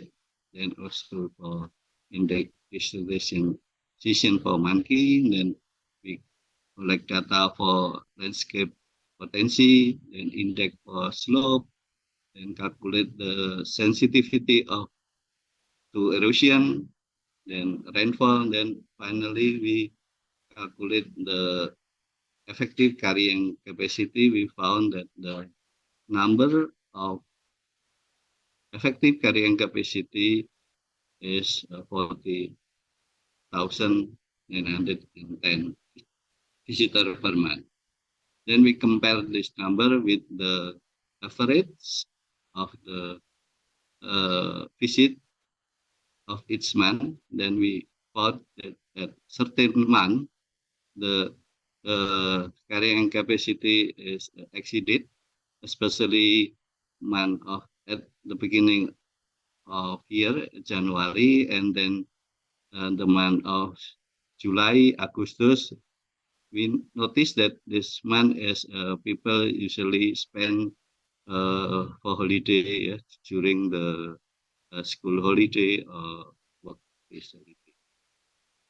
Then we also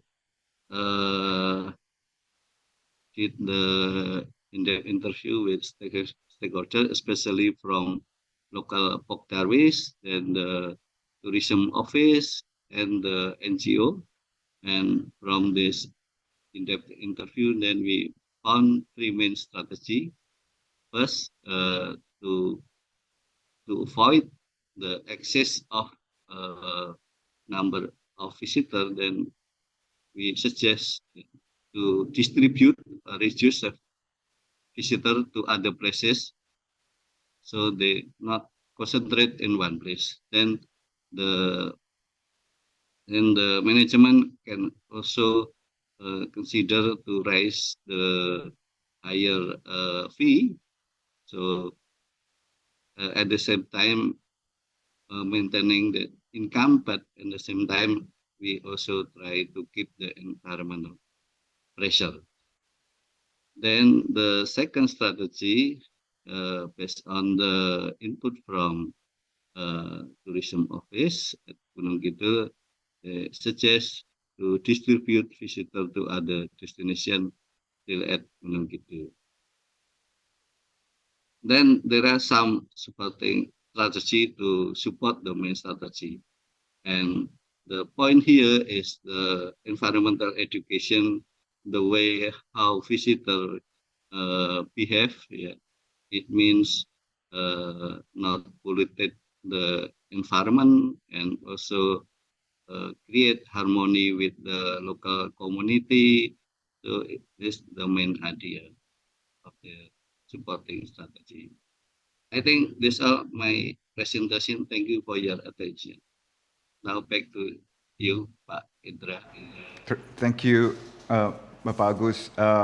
What I can conclude from this presentation is about the importance of carrying capacity, where it's related to the visitor experience, infrastructures and resources, community well-being, preservation, unique attraction, all those things. And of course, the most important is cultural preservation as well. Next, but the last but not least, do we have who's having?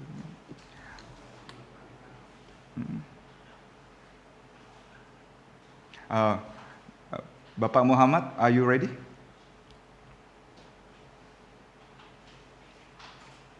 Yes, sir.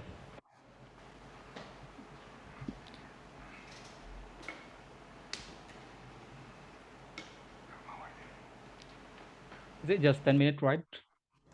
Yeah, I can hear you. Okay, can you hear me? Yeah. Okay, is it just 10 minutes? Yeah, screen is yours. Oh, okay. Okay, because this is just 10 minutes, I'm just going to deliver. Is it okay if I close the camera? Because I think the connection is not a little bit stable in my place. Yeah. Can you show your presentation at least? Okay, wait a moment. Yeah.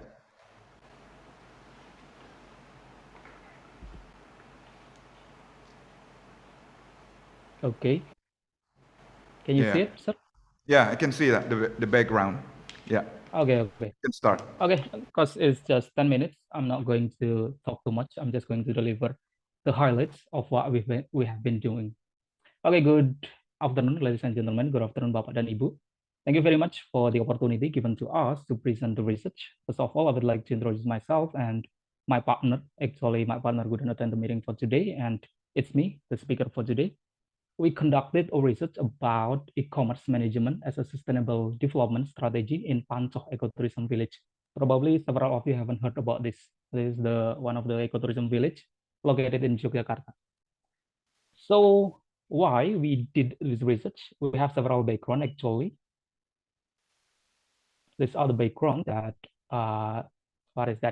drive us to do the research. So ecotourism village development effectively empowers local community to minimize poverty, achieve sustainable development, and engage in environmental tourism activities. And the second one, ecotourism strongly emphasizes natural conservation and empowerment of society, cultural and economical aspects. And also the third one, the increasing development of the internet, the tourism sector is also following this development. One of the ways is by creating e-commerce to support tourism activities. So due to that important justification, we believe by examining the management of e-commerce in ecotourism could help the management to improve their performance in the future. So that's our background. So what is our objective? We conducted this research by several objectives. The first one, this study examines how kelompok sadar wisata, or we can translate it into English as tourism awareness community, the local community that manage e-commerce technology-based marketing activities in Pancoh Ecotourism Village. So the second one, the research was conducted in Ecotourism Village in Pancoh according to several potential. So we found out about several potential in Pancoh Ecotourism Village. Pancoh Ecotourism Village, the first one, offer attraction based on the environment, social culture, and art that exists in the community. The second one, they has proper facilities, including good road access, proper internet network, and almost in all their homestays, camping ground, places of worship, bathroom, and joglo for visitor and restaurant. And also the next one, Pancoh Ecotourism Village has a group consisting of local people and has a regular meeting schedule that can be very good social capital in mobilizing the potential that exists in the Pancoh. That's our objective, and also that's our background. So the research method, actually, by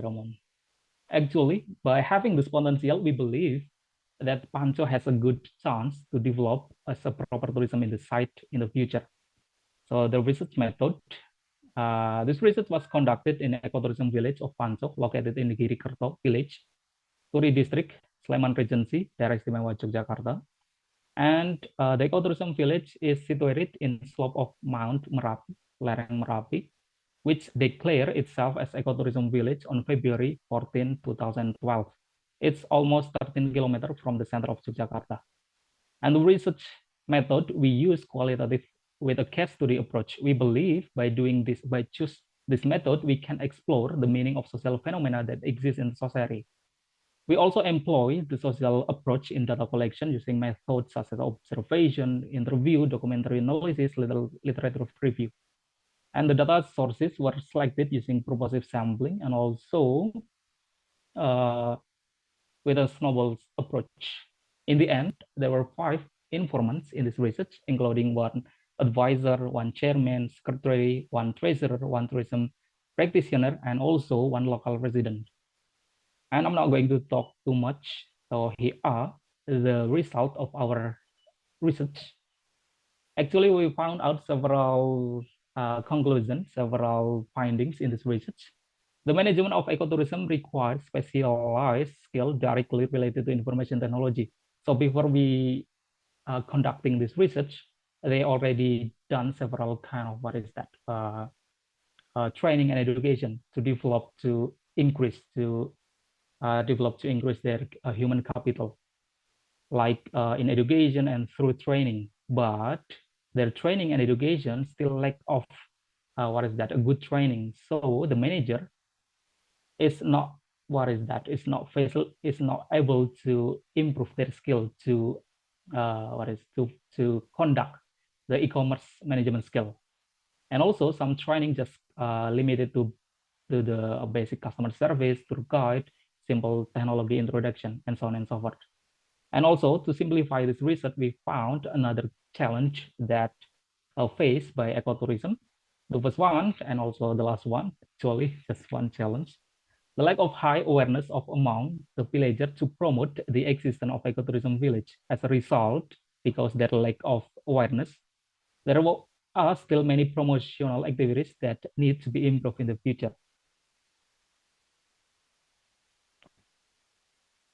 And we believe because the lack of understanding and also the lack of knowledge of the sustainable tourism of Panco village, by strengthening public understanding and development of sustainable tourism is needed in this time. And the community would understand how to improve their their service and so on and so forth to attract the visitor to come to the Panco village. And also we assess of environmental aspect, monitoring evaluation Panco ecotourism village. We found out that the management has been properly implemented about the conservation natural heritage.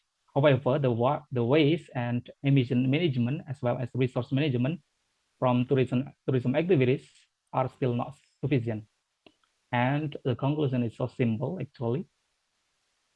We conclude that ecotourism in Panco still require a lot of support from various parties to be able to conduct sustainable tourism management in the future, like from the university to do the research, to do the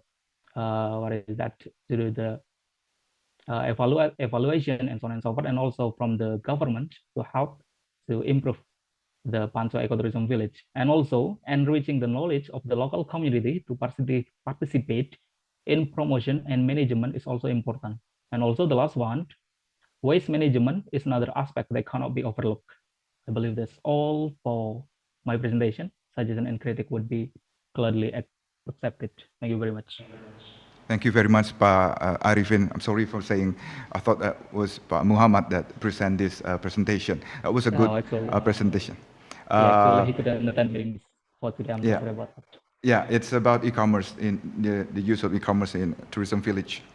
Right, so we still have like 10 minutes for question and answers. Maybe some of you from here would like to ask about or give a recommendation about all the topics that have been presented previously. Anyone? Oh yeah, Pak Putu Sudana, you raised the hand. Yeah.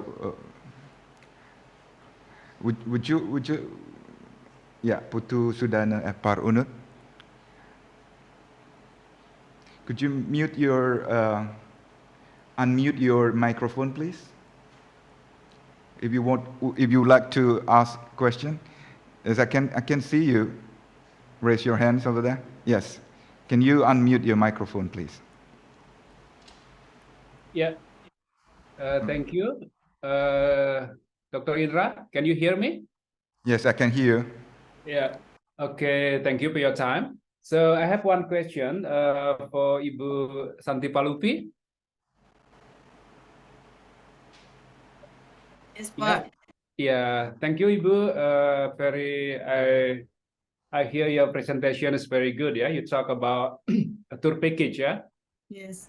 Yeah. Can I ask you? So I have one question. Yeah. How your tour package can apply sustainable tourism in that village, Ibu? Thank you.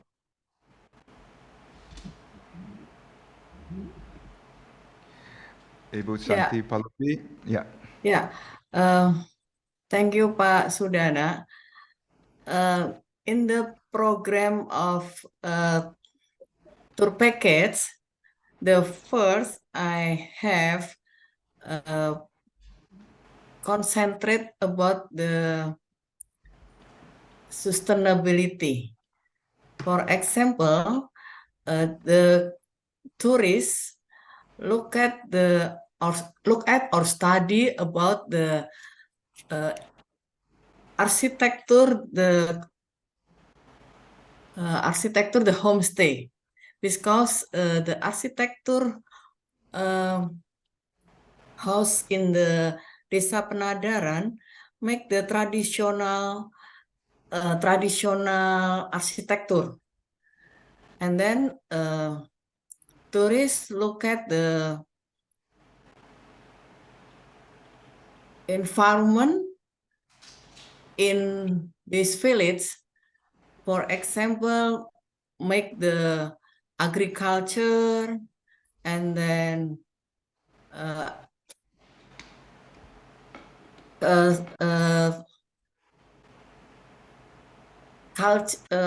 cultural or behavior the community in village. This is what. Right, Pak Putu Sudana. Okay, Bu. Thank you very much for your answer. Right. We still have 5 minutes. Yeah, left for question and answer sessions. Anyone of the participant here would like to ask question for all the presenters that have present their works? Or maybe no one here? If no one here, can I ask as moderators here, Professor Minako, about what's the challenge in order to tackle?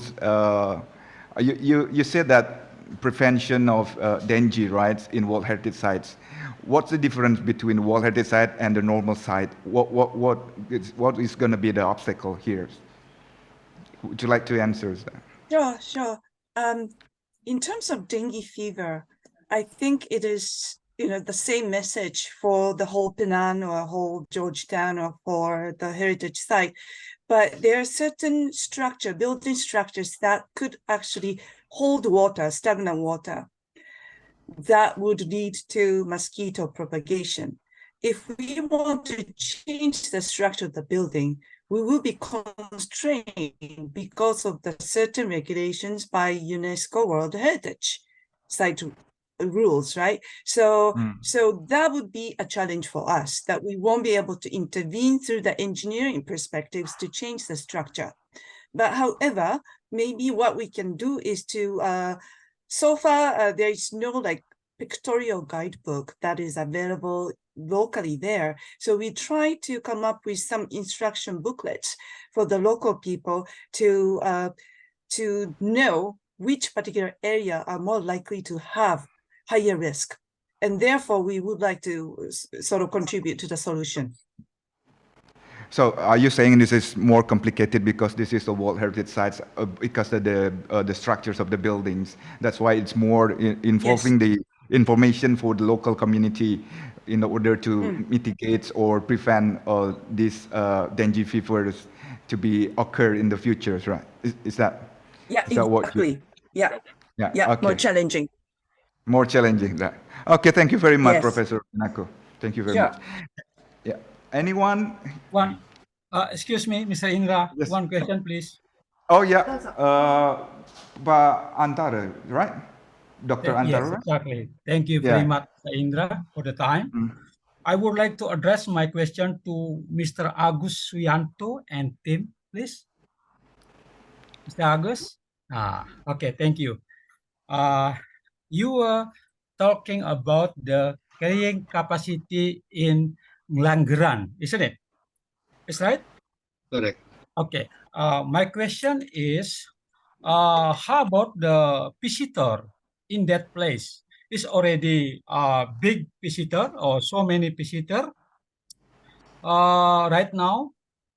So that's the carrying capacity you are concerned about. So I do want to hear you are still need the visitor, but you already talk about the carrying capacity. That's all my question. Thank you very much. Time is yours.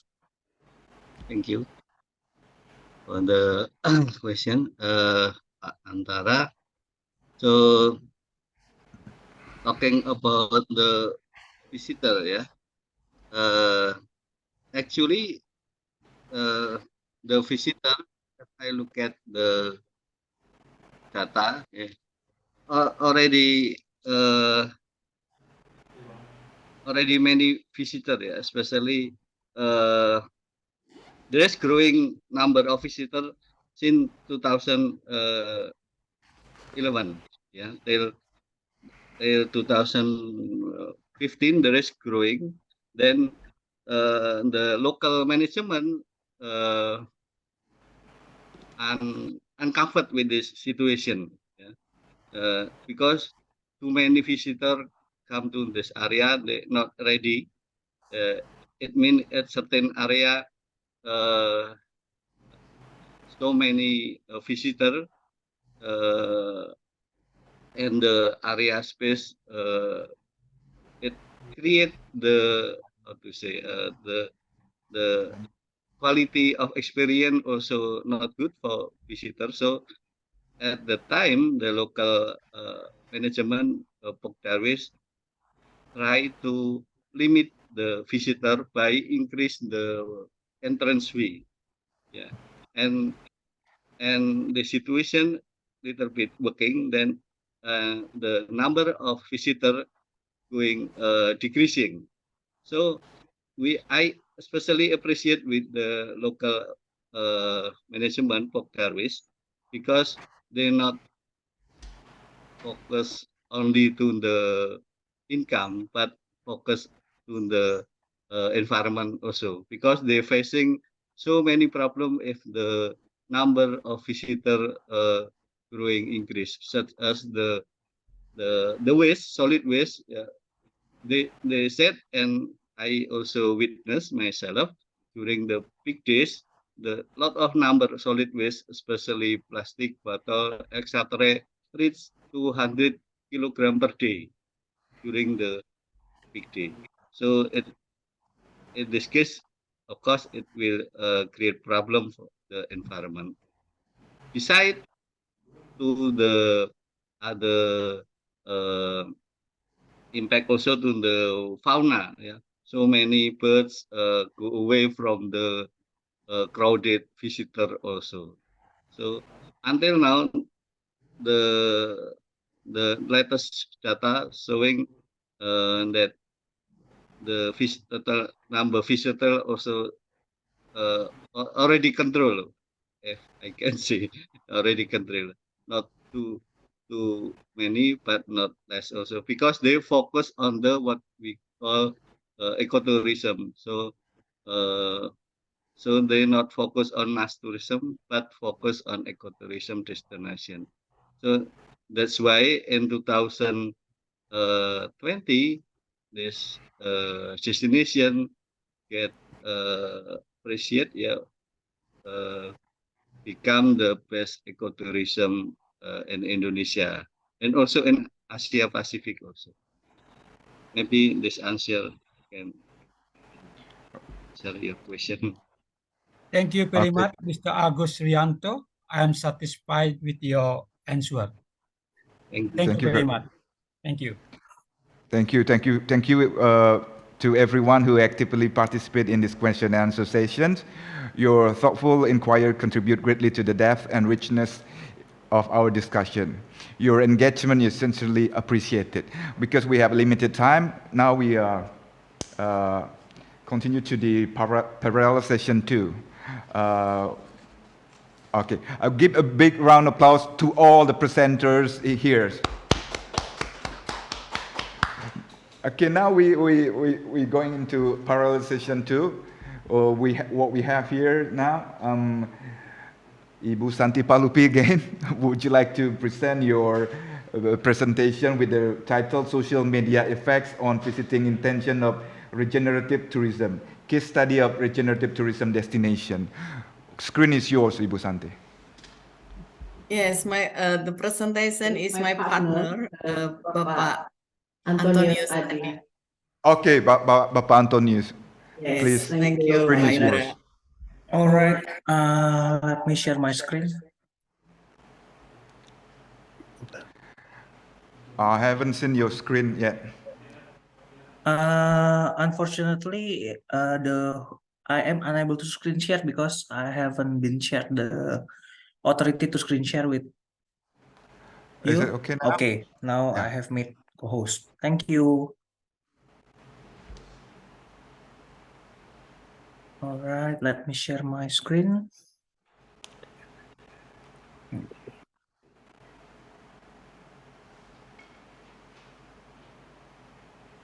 All right, does my screen already on your screen? Yes. Yeah, we can see here. Okay. Thank you. Good afternoon, everyone. Good afternoon, every presenter and participants. Thank you for letting me to present our research. We are a team from Podomoro Universities. With me, Ibu Santi Palupi, and our beloved students Tania Bong. So our research is about the social media's effect on the visiting intention of a regenerative tourism. We took a case study of regenerative tourism destination in Jakarta. Okay, so the agenda that I will present today is, first I will start from introduction, then I will go to the literature review, or I will say the conceptual framework, and then the research methods, and then go through discussion, and then to the conclusion. Okay, for the background, we are interested in this research because for the post-pandemic era, tourist behavior has been leads to the increase of the tourism worldwide. So it indicates the recovery to pre-pandemic level of the visits, of the number of visits. This provides challenge to implement the sustainable tourism, because usually rising tourist activity means more traffics, and not everyone has the awareness to do sustainable practice in the destination that they are visiting. Then one of the sustainable tourism theme that is rising is regenerative tourism. And Indonesia is one of the nations that benefits from regenerative tourism practices, because Indonesia has over 17,000 islands. It has many biodiversity, cultural diversity, etc. That makes practice of, as our prior key speakers have said, that regenerative tourism goes beyond just maintaining, but it also restores the sites or the tourism sites beyond better than when they are left. So ecotourism destination in Indonesia has a declining interest in digital trend. I would make amend. Mantike on 2020 published the research article is published that he researched that the Google Trends for ecotourism keywords has declining in the digital presence of the ecotourism. Now, when we look further into the problem, people of Indonesia, especially, has difficulty access to the resources, especially marketing resources such as social media networks and tools for the aids of the marketing due to limited internet connectivity and the inability to operate and possess a high-tech communication to high technology. Remains that social media is a powerful tool to promote tourism destination, and yet the social media research in ecotourism is increasing, but in the context of regenerative tourism is still underexplored. Okay, so from the background, we formulate 3 problems. We take it quantitatively, so the research problem will be, we want to investigate the impact of social media toward destination image and forming the destination image, and how that destination image will impact the visit intention. And we also investigate how does destination image mediates the relationship between social media marketing efforts and the tourism visit intention. Okay, so I will go through the conceptual framework. So as you can see in your screen, this is our conceptual framework informing our hypothesis. So we propose that a good social media marketing efforts will enhance a destination image of the regenerative tourism sites, and a good destination image sites will enhance the visit intention of the regenerative tourism sites. Okay, and this is how we conduct the research. We conduct the research by doing quantitative research. Also, in this context, this is a case study of a regenerative tourism sites in Jakarta. Namely, we choose the regenerative tourism sites in Jakarta because its unique proposition being in the central of Indonesia, in the capital of the Indonesia, while they promotes the regenerative tourism experience. So to test to actually answers our research problem, we are doing a hypothesis testing for the causal effect of the variables we have mentioned, which are the social media marketing efforts, destination image, and visit intention. The variables are measured using Likert scale 1 to 5. Due to the nature of the study, that is exploratory study, we have decided that 100 samples will be enough to actually describe our relationship between the variables. We use the purposive sampling to gain better insight on understanding that the participants should see the social media of the namely regenerative tourism sites in Jakarta. After that, if they have already seen it, that they are eligible to be able to fill the questionnaires. So we use partial least squares structural equation modeling. We are using Smart PLS4 to help us to analyze the data, to process the data. Why we use PLSM? Because PLSM is good for predictory analysis instead of CBSM that requires much more higher samples, because the purpose is different. We are doing an exploratory study, and this is a predictive. PLSM is much more appropriate for the predictive analysis. Okay, so to make the context same, we are using this definition in our research. So we are defining social media marketing as the utilization of technologies using social media platform, channels, software in order to create, deliver, communicate, and also exchange offerings which have value for the organization's stakeholder. Namely, this one is the regenerative tourism sites. And we define destination image as a subjective interpretation of a tourist place that exists in the mind of tourists that those influencing the tourist behavior. And namely, we have mentioned tourist behavior. Visit intention, we adopt it from the behavioral intention theory, which is the desire of consumers to behave in certain ways to own, dispose of, and use of products or services. In this context is to visit the destination sites. Okay, so these are the general results of our findings. Firstly, the demographics result that our respondents is equally spread between male and female, and the majority is the young respondents, which relevant for our research, which interacts much with digital technology, which is social media. And interestingly, the respondent is from a higher education students. But when we go through our data more thoroughly, the respondents have completed their undergraduate programs. So it can be interpreted that the majority of the respondents has a very good education background. Possibly they are on the postgraduate students, and the majority of respondents have a low income level. It's below 5 million, and they have a low spending level, which is below 4 million. But interestingly, the low spending level, 4 million, if I recall that it has a frequency of 47 respondents. But on the second ranking, the one that has 36 respondents is the respondents that have a high income level, which is above 10 million. So this can be quite insights, because the respondents might be in a premium, might be able to afford a more premium offerings.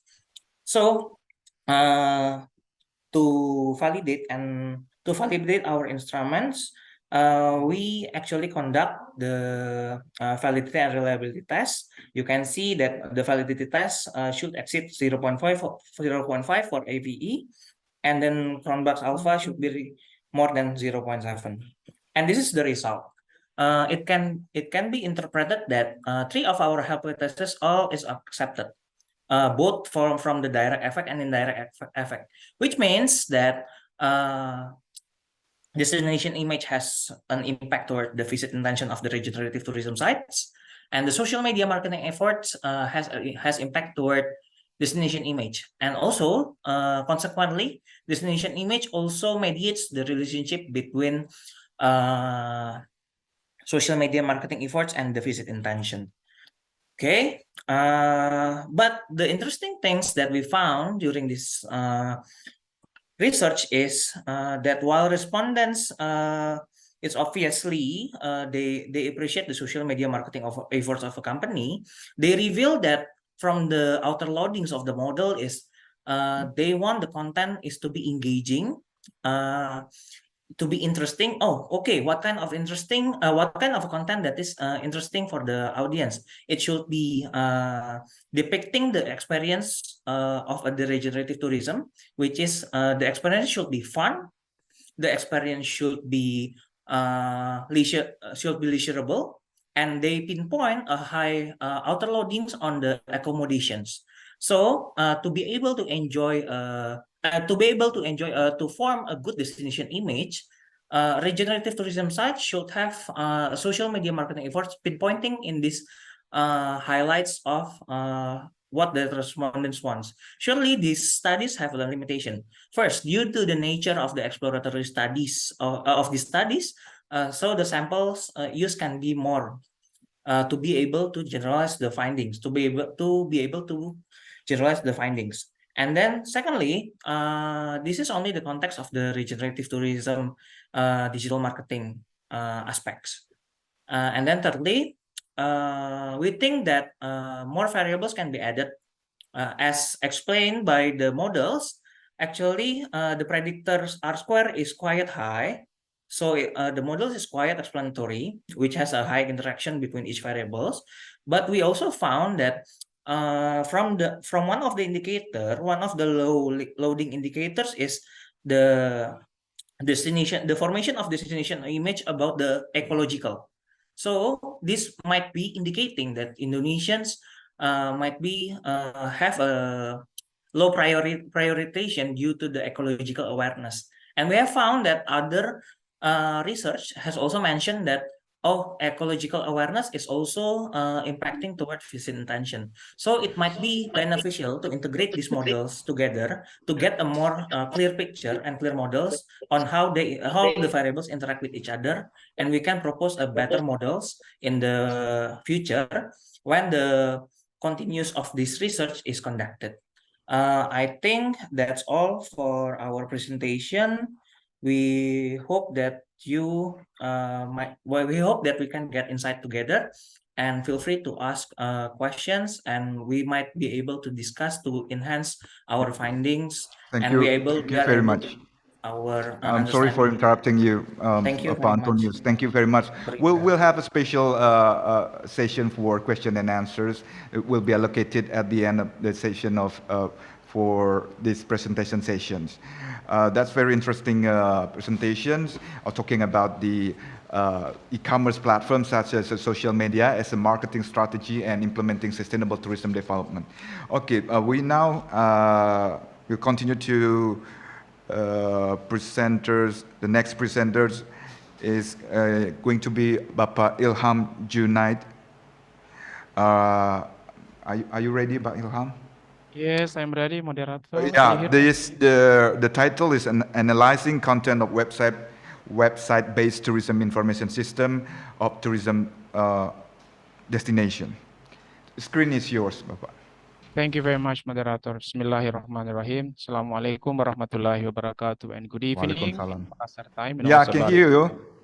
Can you hear my voice, please? Yes, very clear, and I can see your screen as well. Would you like to continue this presentation? Yes. Yeah. Yes, please. Thank you very much. So our title is Analyzing Content of Website-Based Tourism Information System of Tourism Destination. My name is Ilham Junaid, and my colleague is Yolanda Kaslina Purba. So the research background, tourism academics have conducted studies on tourism information systems, and they research on from various perspectives, according to our reference, Kim et al. 2017, etc. However, studies on tourism information systems still focus on tourism perspective as users. So we argue that studies on website content analysis, specifically related to the completeness of tourist attractions and other aspects, need further elaboration. So the objectives of this study are to analyze information on an official tourism website managed by the local board of tourism, Makassar City, and compare it with other tourism websites, and also propose a design for a website-based information system.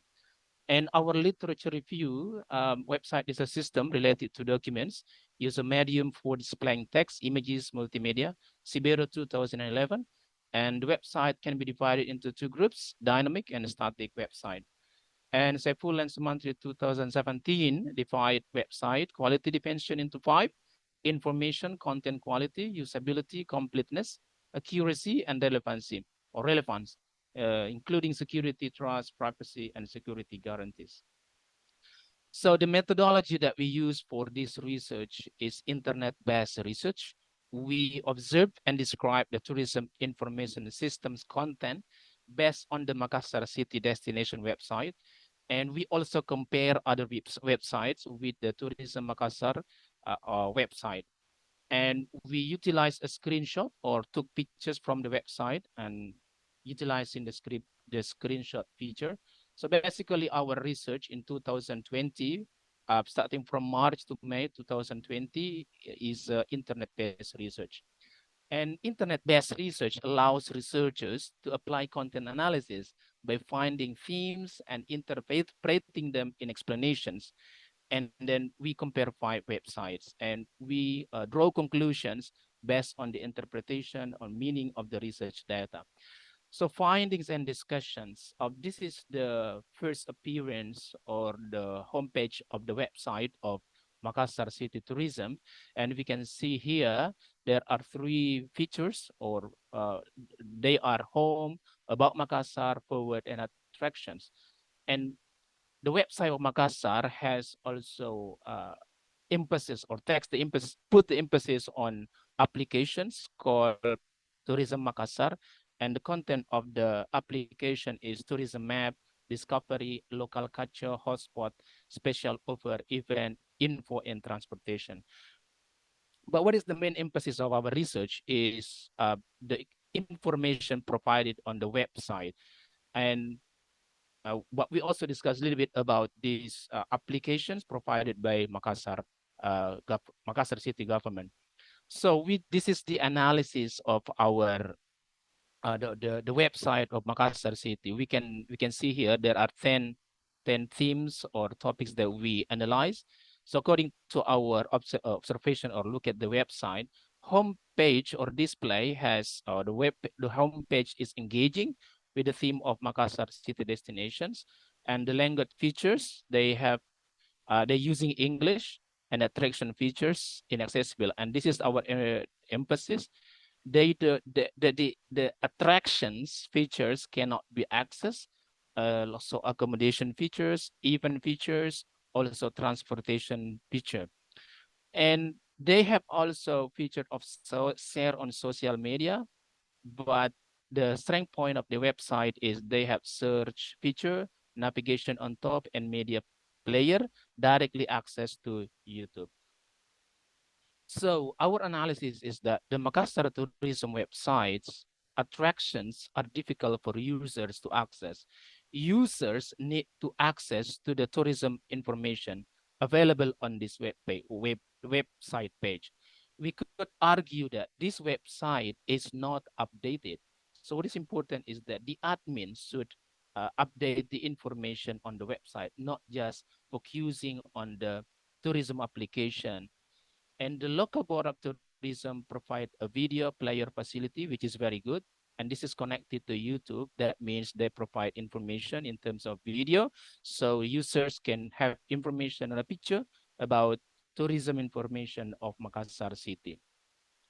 We also argue that this website looks good from its appearance. However, users need help finding information about tourist attractions and other information related to Makassar City. In our understanding that users really require information about tourist attraction, so they can provide their time or think about whether or not they visit attractions when they have got information from the website. And then here we argue that in creating a website planners should consider many things, including complete information about what tourists need. And sometimes many tourist attractions become unknown and do not become tourist attraction for tourist destination because limited information provided on the website. So this is the time for the government to provide information on the website, so it will affect the tourist decisions to visit destinations. And here we can include some informations that limited information on the website, including tourist attraction, handicraft products, local culture and tradition, available facilities and infrastructure, and transportation. So we try to compare 5 websites with the website of Makassar City Tourism. So we compare Pinemo, Wisata Lengkap, Wego, Cermati, and TripAdvisor. And we can see here our findings. We can see the language feature. They don't have a language feature and search feature. Okay, only Pinemo.com doesn't have, and the other is they have provided the information. The 5 websites have provide information through slider, information through banner, navigation on top, etc. Then we can see here we have ticked the information based on our observation on the 5 websites as we mentioned before. Right, so this is the scheme that we propose for optimizing the updating information on the website. So we have here users. User will asking for information from many forms of media. One of them is website.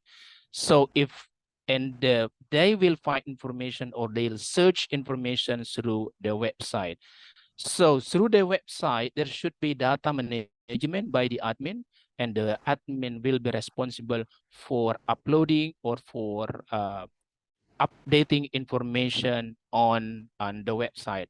Of course, the admin needs support from relevant stakeholders so that they can admin or he or she can update information.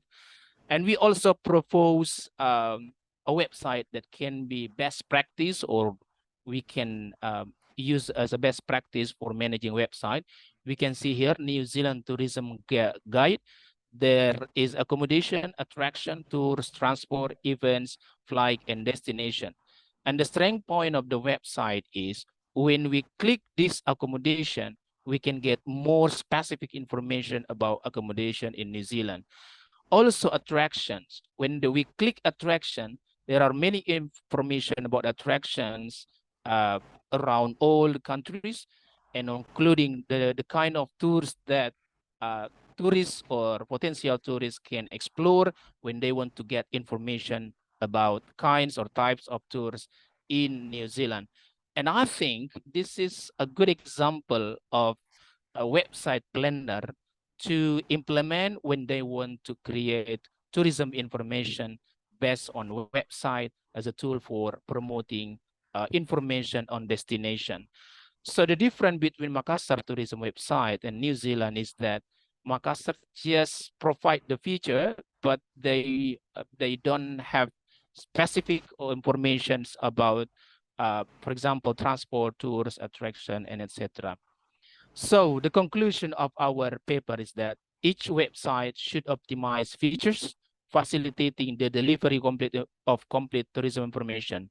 And the essential components for a website-based tourism information system are tourist attraction, accommodation, transportation, and travel agents. And complete sources of information are necessity for all tourists. And for Makassar, for the case of Makassar City Tourism website, we still need to improve the features so that it can support the utilization of website as a tool of promoting tourism potential of destinations. I think that's all of our presentations. I return to the moderator. Thank you very much. Assalamualaikum. Thank you very much, Bapak Ilham. It's very brilliant presentation from you. What I can wrap up here is the three components must be considered here. It's including appearance, features, and information about a tourist attraction. And updating website is a must. Right, so now we continue to the next presentation by Bapak Putu Sudana is already here. Bapak Putu Sudana, Dr. Putu Sudana, with the title Analysis of Tourist Expenditures in Denpasar City. Bapak Putu Sudana. Yeah, thanks, Dr. Indra. Thanks for the time given to me. I just try share content.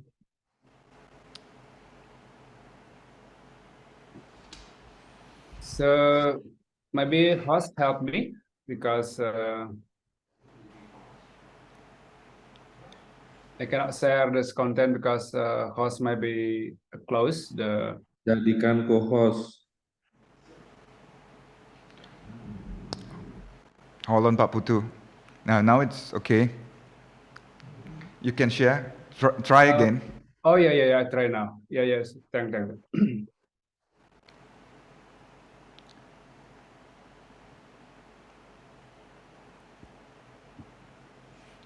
Yeah, could you make full screen, Dr. Putu Sudana? Yeah. Already? Can you? Yes. See my... Yeah. And then you can start your presentation. Yeah. Thanks once again to the time. Good afternoon, ladies and gentlemen. I would like to present my research. The title is Analysis of Tourist Expenditure in Denpasar City. I done the research with a team, that's me, Putu Sudana, and also my senior here, Mr. Agung Suryawan Wiranata, Nyoman Ariana, Made Sarjana, Wayan Agung Panca, and Gusti Bagus Arya Yudiestina. Okay, background, research on tourist expenditure is actually relatively popular. With researcher, including those conducted by Yoga, Wanagama, Windayani, and so on. The Denpasar City government, through the Denpasar City Tourism Office, continue to strive for various tourism marketing activities to attract more tourists. The aim is to increase tourist expenditure and length of stay, strengthen tourism image and branding, and increase tourist loyalty in Denpasar city. It is important to study tourist spending, especially mapping tourist characteristic, preference, and perception, so that it can be used as a reference for determining future policy direction. Research objective. The study aimed to obtain accurate data regarding foreign tourist expenditure in Denpasar city, which can be used as a consideration for formulating appropriate policies in developing the tourism sector. Especially, this research aimed to analyze the characteristic and the preference of tourists and examine tourist expenditure in Denpasar city as a measure by various parameters.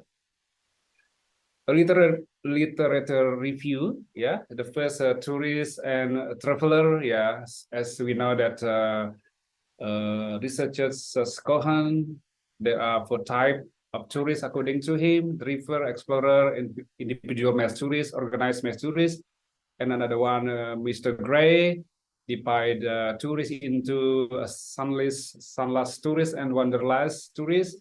Mr. Ariana, as my colleague, yeah, he divided into 6 types of tourists in terms of happiness, namely hedonic materialist, hedonic idealist, exclusive eudaimonic, inclusive eudaimonic, chironic lover, and chironic seeker. And another one is a tourist generation type of tourists based on generation, namely baby boomer, Gen X, millennial, Gen Z, and Gen Alpha. And also a traveler is also we call excursionists, are temporary visit who stay less than 24 hours, so not spend the night in the tourist destination. And then tourist expenditure, so we have a lot of researchers have studied that, such as Lim, Song and Watt, and then Wong and Davidson, Organization for Economic Cooperation.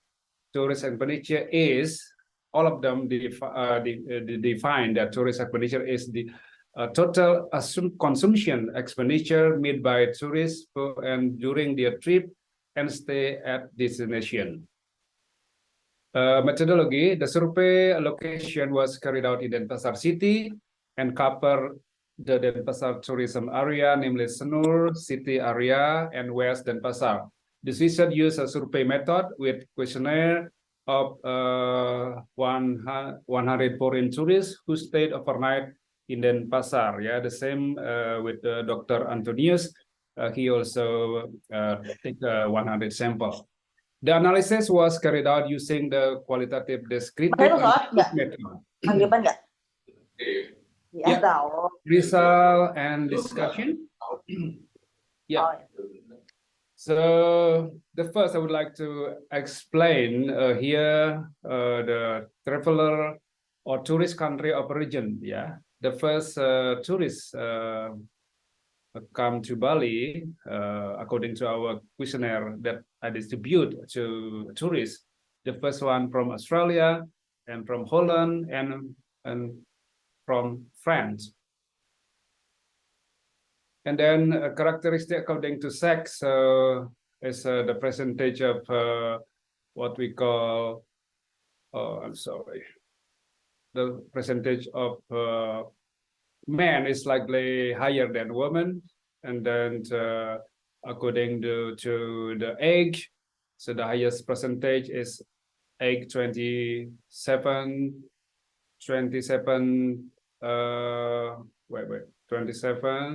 till 42 years, or Gen Y, Gen I, second is Gen X. Yeah, a typology of what we call typology of trip.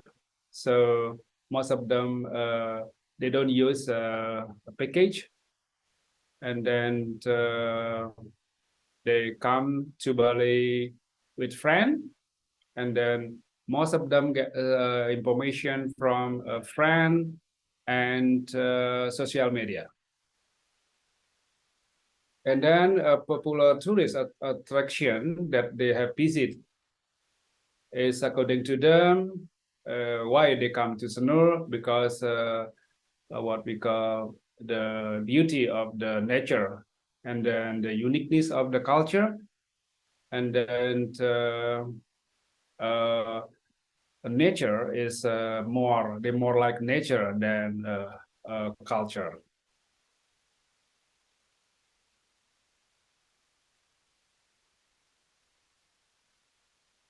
Yeah, when we talk about nature, they say that beach is a very more interest for them. When we talk about culture attraction, they say that the highest percentage is that tourists enjoy traditional culture than other cultural destination. And then man-made tourist attraction, the highest percentage of tourists enjoy the museum more than other artificial man-made attraction. Yeah, type of activities or attraction that undertaken during the in Sanur. The first one is they are sightseeing, yeah, and then shopping, spa, or water sport like jet ski, diving, and so on, and then sport, and then religious or spiritual, and then the last one, night life. Okay, now we talk about tourist expenditure, tourist expenditure during tourist visit Denpasar. Okay, according to average length of stay, the highest percentage is for length of stay is more than 6 nights or 7 days. The lowest one is less than 1 night. And then type of accommodation, the highest percentage of tourists are star hotel accommodation. And then the highest percentage of tourists is 1 room for 2 people. And then what we call, and then average expenditure per day tourists, foreign tourists stay in Denpasar. The first one is they spend more accommodation, and then the second one consumption, and then the third one spa or wellness, and then shopping, and then nightclub, and so on.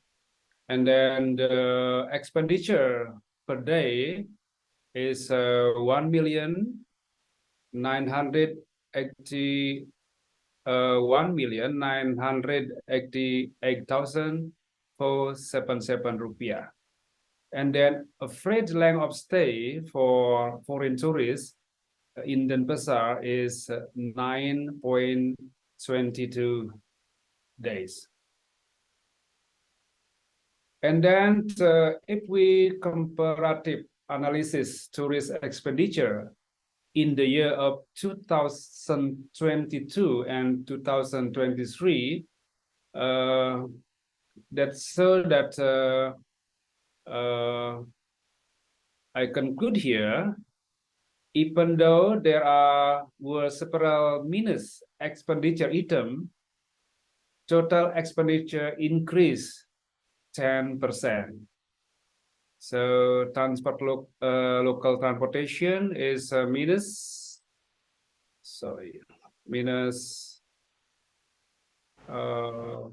44. Shopping 7. Tourism tour guide 991. And then retribusi daya tarik, so that means payment for tourist attraction also meet. So that's mean. So tourists come to Bali in this year compared to the last year is most of them they organize the trip by themselves, so they don't need transport local, and then they don't need a tour guide, and they also not visit the famous tourist attraction that usually organized by a tour agency or BPW, yeah. And then conclusion, the average length of stay for foreign tourists is 9.22 days. The type of accommodation used is star hotel. The number of foreign tourists. Sorry, Dr. Putu Sudano, we're running out of time. We would like to hear more from you, but we have a very limited time here. I'm sorry for stopping your presentation. Okay. Yeah. So what I can of foreign tourists is 1,090,088. Yeah. Sorry for yeah. Thank you very much, Dr. Putu Sudana. What I can conclude here is you have explained about the average length of stay, type of accommodation, number of foreign tourists, which is very important to us to know. The number of tourist expenditures in this Denpasar city. For the next presentation, it will be presented by Bapak Agung Suryawan Wiranata with the title Domestic Tourist Perception and Economic Contribution in the Tourism Destination, a case study of Nusa Penida Island. Pak Agung Suryawan, are you there? Are you ready? Hello. Good afternoon, everyone. Yeah, good afternoon. Thank you for your time. Screen is yours. Try to okay. Is it already? Oh, Mr. Yes, Sudana I can still see there? can see your face there. Would you like to share your PowerPoint? Yes. Hang on. How to share? I haven't got the pointer yet. I try to find out. Share slide. Share screen. Hang on. Share screen. Okay.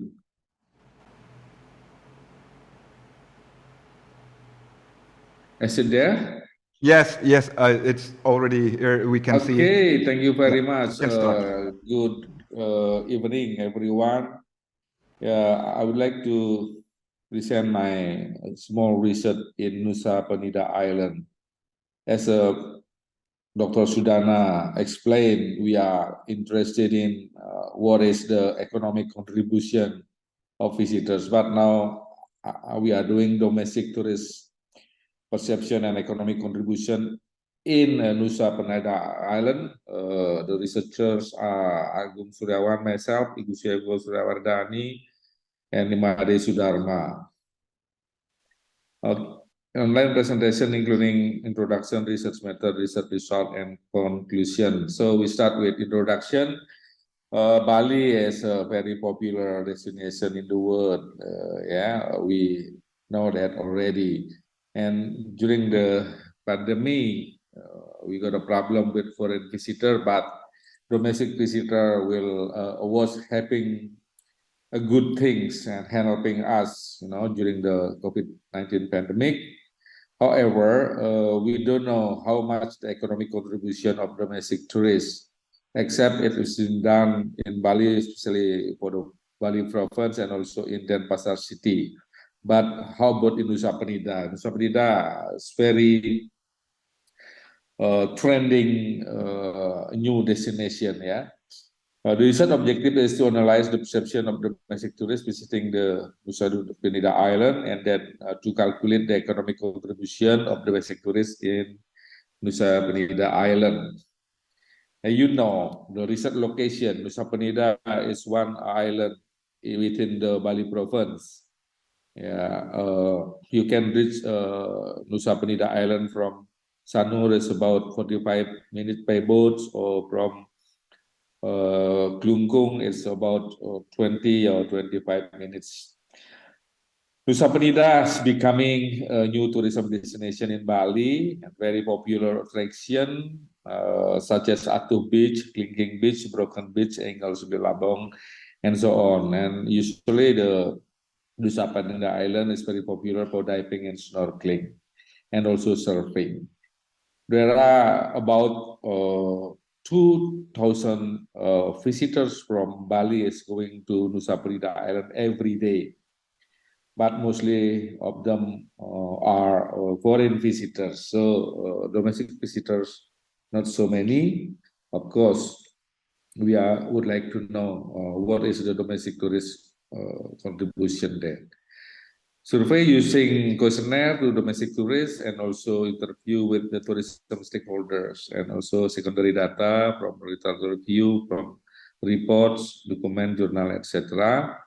We are having 120 visitors, domestic tourists as a respondent.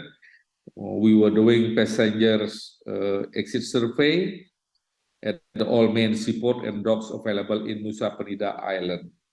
And also we are doing some interview with tourism business authorities and Nusa Penida government authority as well. The research result, the characteristic of domestic tourists in Nusa Penida Island, mostly 57% age 26 to 55 years, and then 39% 16 to 25. It's mean they are productive group of age. And then education, mostly diploma and undergraduate, 71%, and high school, 25%. So in terms of education, they are educated already. And where are from? They are from mostly in Jakarta, 25%, and then from Jawa Barat, West Java, 12%, and from East Java, 11%, and from Sumatra, 10%. So that are mostly from Java. Okay, profession is important. 56% they are employee of a company. 21% student, high school student and university student. And the frequent visit, it is interesting, 72% first time visit, and then 22% visiting 2 up to 5 times visit already. And there are some others. Now we can look at the purpose of visit, mostly holiday vacation, for almost 93%, almost all of them, only your office duty 4%, and others 2%, and visiting family friend. So we can say they are on holiday or vacation. Length of visitation in Nusa Penida, almost half of them 1 day trip, and then the second 41% 2 days trip, and 7% 3 days trip. And average length of visit in Nusa Penida for domestic tourists is 1.74 days. And then the main attraction, they love nature, 63%, and then culture and good tourism facilities is the same, 16%. Perception on tourism attraction, they all saying interesting and very interesting, and perception on culinary also they are all saying very interesting and interesting. Perception on souvenir, almost all saying very interesting, only 6% saying average. And this is the important thing, is about perception on toilet, 3% saying dissatisfied, 20% saying average. So this is still a problem. How about the perception on the seaport or dock? Yeah, mostly they saying very satisfied and satisfied, 7% average, and 1% dissatisfied. So still also need to be improved.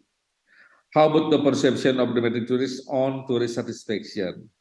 Almost, 100% of them saying satisfied and very satisfied. And then the loyalty of the visitor to Nusa Penida by domestic tourists is almost 99% say agree and very agree to revisit. Only 1% say neutral. It means that they are very loyal. So economic contribution of domestic tourists in Nusa Penida, we can see from how many percentage they are staying there. 53% stay the night and 47 not stay. It means that 47% day trip and 53% with staying in Nusa Penida. So they are go in the morning and come back in the late afternoon, 47%, but 53% staying there. And during their stay, night there, what is the length of stay? The length of stay is 1.5 nights. Mostly 69% stay for 1 night, 22% stay for 2 nights, 5% stay in 3 nights, and more than 5 nights, 5 nights and more. So average length of stay 1.5 nights. Type of accommodation they are using there, started in hotels 34%, villa 30%, homestay 23%, and non-star hotel 8%, and family house 5%. And then average expenses, you can see, mostly they're spending 201,000 to 400,000, 39%. 401,000 and up to 600,000 rupiah, 34%. And then 601, 100 and up to 800,000, 12%. And then less than 200%, 11%. I am sure that who people spending less than 200%, they are on a day trip in Nusa Penida. They just pay food and pay the local transport and pay for the ticket entrance to the tourist attraction. Average expenses per day is 440,000 per person. So this is the domestic spending money in Nusa Penida, in average 440,000 per person per day. Where is the money goes? Food and beverage 32%, accommodation 26%, local transport 25%, and the rest is for shopping, ticket of attraction, spa, wellness. So it's a little bit different to the Bali. Usually Bali accommodation is the highest, but this in Nusa Penida, food and beverage is highest because many of them only, almost half of them on a day trip. So they spend on the food and beverage and local transport, not for the accommodation. But still accommodation is number 2. That's so interesting number. Okay, the conclusion is domestic tourist perception on many aspects of tourism destination at Nusa Penida Island were mostly very positive, or the perception on toilet and seaport or docks were a very view negative. The average length of visit was 1.74 days, and only 53% of them were staying overnight. The average length of stay was 1.5 nights, and the average spending of domestic tourists was 440,000 per person per day, and the most of the expenses goes to food and beverage 32%, accommodation 26%, and local transport 25%. That's all my presentation. Hopefully as good information for us and for government as well. Thank you, Matur Suksema. Bye. Thank you very much, Pak Agung Suryan. Very brilliant presentation from you, because normally we only, care about the foreign tourists, but now you share us about the information about domestic tourist perception and economic contribution in the tourism destination. Thank you very much. Now we have the last presenter here, right? From Dr. Inyoman Sudiarta, with the title Implementation of Ecotourism Concept as a Strategy for Marketing Tourism Villages for Conservation and Improving Community Economic. Dr. Sudiarta, are you ready?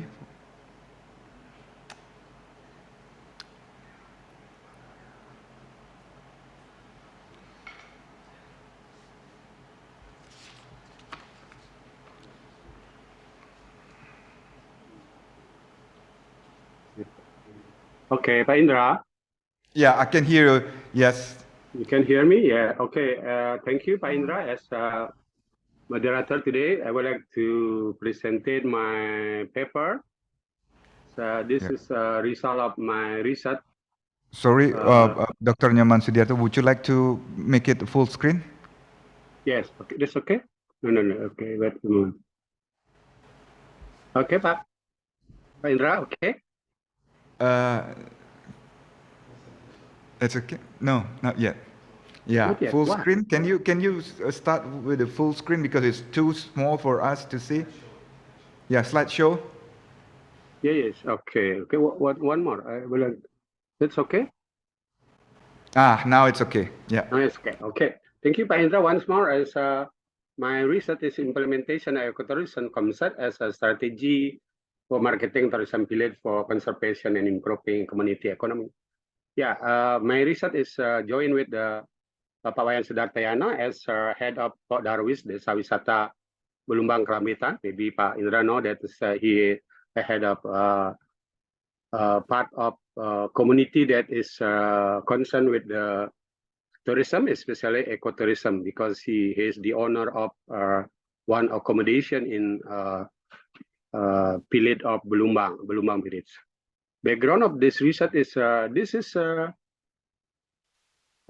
maybe everybody know that is our Minister of Tourism, Republic of Indonesia, Sandiaga Uno, targeted 6,000 tourism village by next year. So this is one of my concern to do the research in tourism village, especially in Desa Belumbang, Kerambitan, Tabanan. And this is because it's by everybody know that there is a trend and a new trend of the tourist behavior in the world, especially the visit of the village, the visit of environment, like what is resulted of the research resulted by Pak Agung Suriawan, visit of Nusa Penida. They try to see the environment.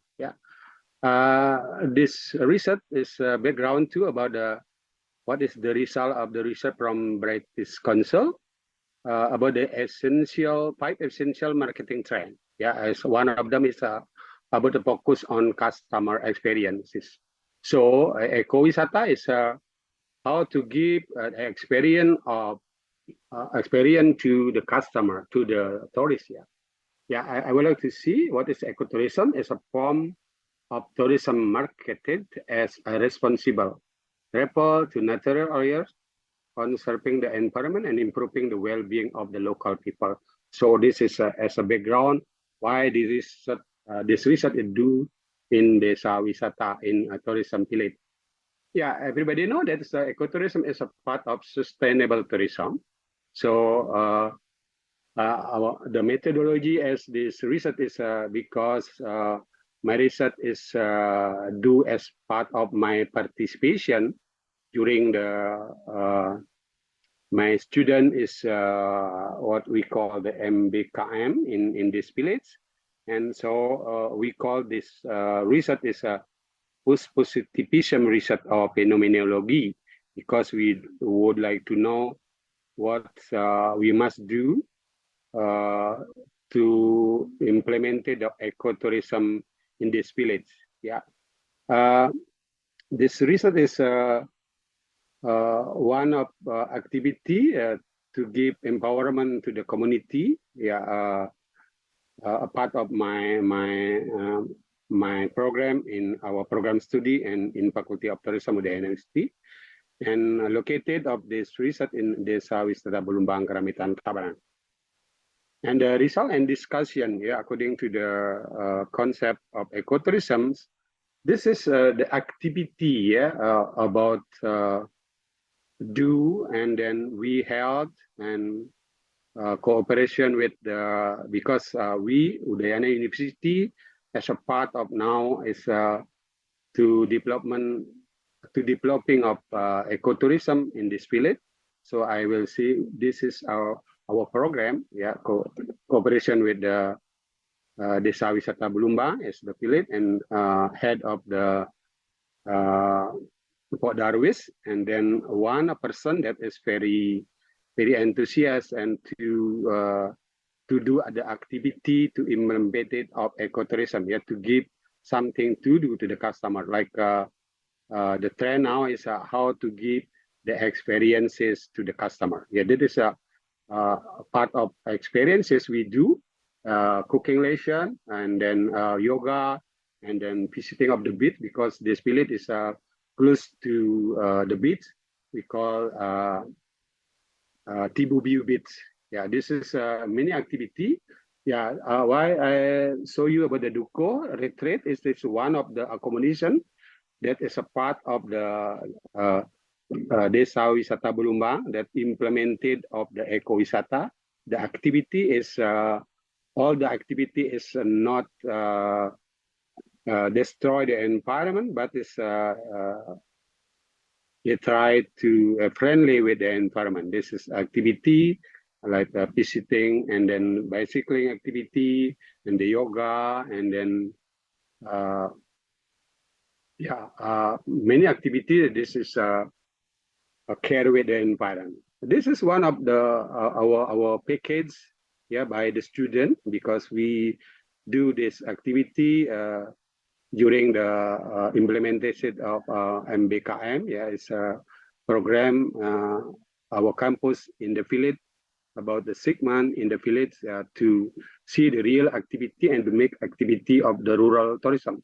This is one of the our package. Yeah, yeah. This is many activity to implemented ecotourism, and then I would like to give appreciate one of the person that is very enthusiastic, and then they try to implement the ecotourism by operated of the Duko retreat as a part of the Desa Wisata Belumbang. Yeah, this is a activity that is do, and then person that is very enthusiastic, and then as a pioneer of the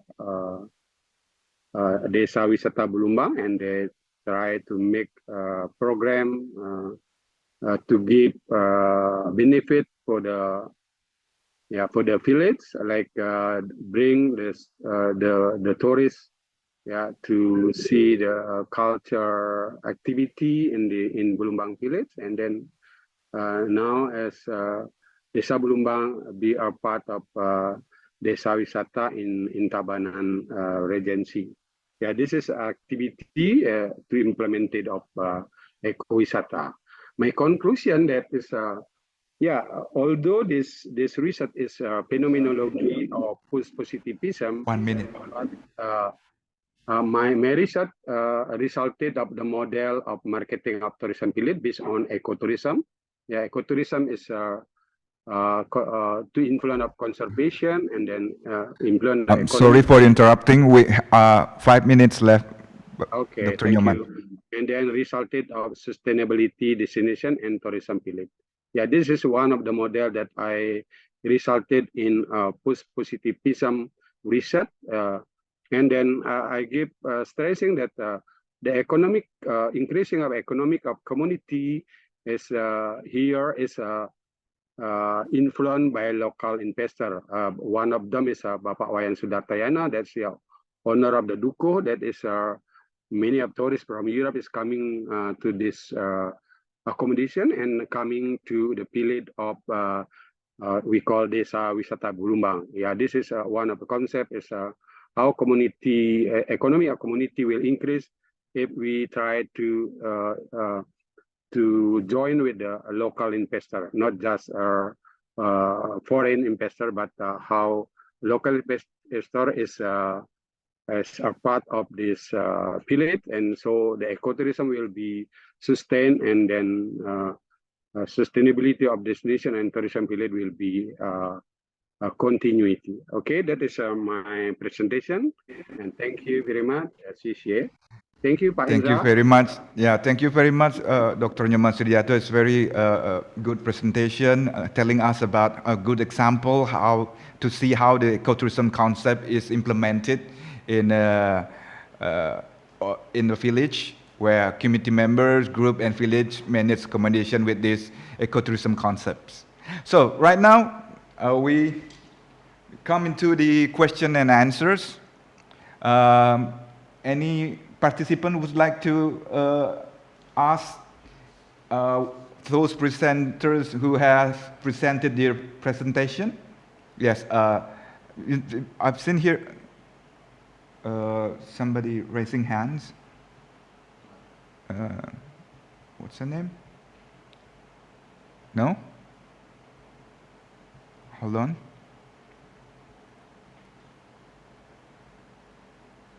Another question? Okay, there's no question.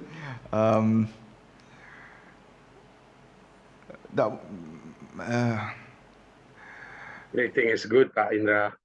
I think if so far so good. Especially Pak Agung Siriawan. Yeah. Right. We would like to thank you for your participation in this the 6th Bali International Conference online via Zoom.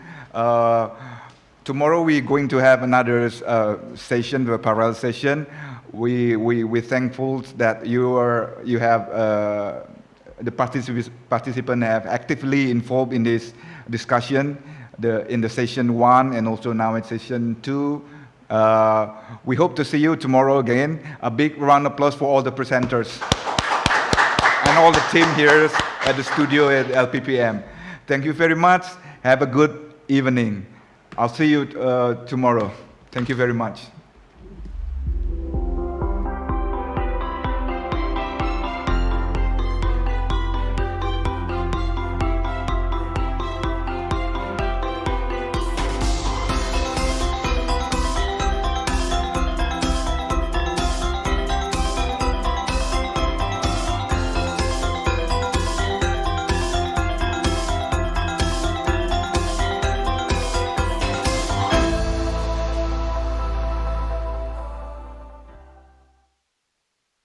So, ladies and gentlemen, all of the participants of the 6th Bali International Tourism Conference, this is the end of the first day on our conference today. We have finished the whole session, starting from the opening session and then also the keynote speech session, invited speakers, as well as the parallel session. Thank you so much to all of our moderators and also the panelists, and thank you as well, of course, to all of the participants.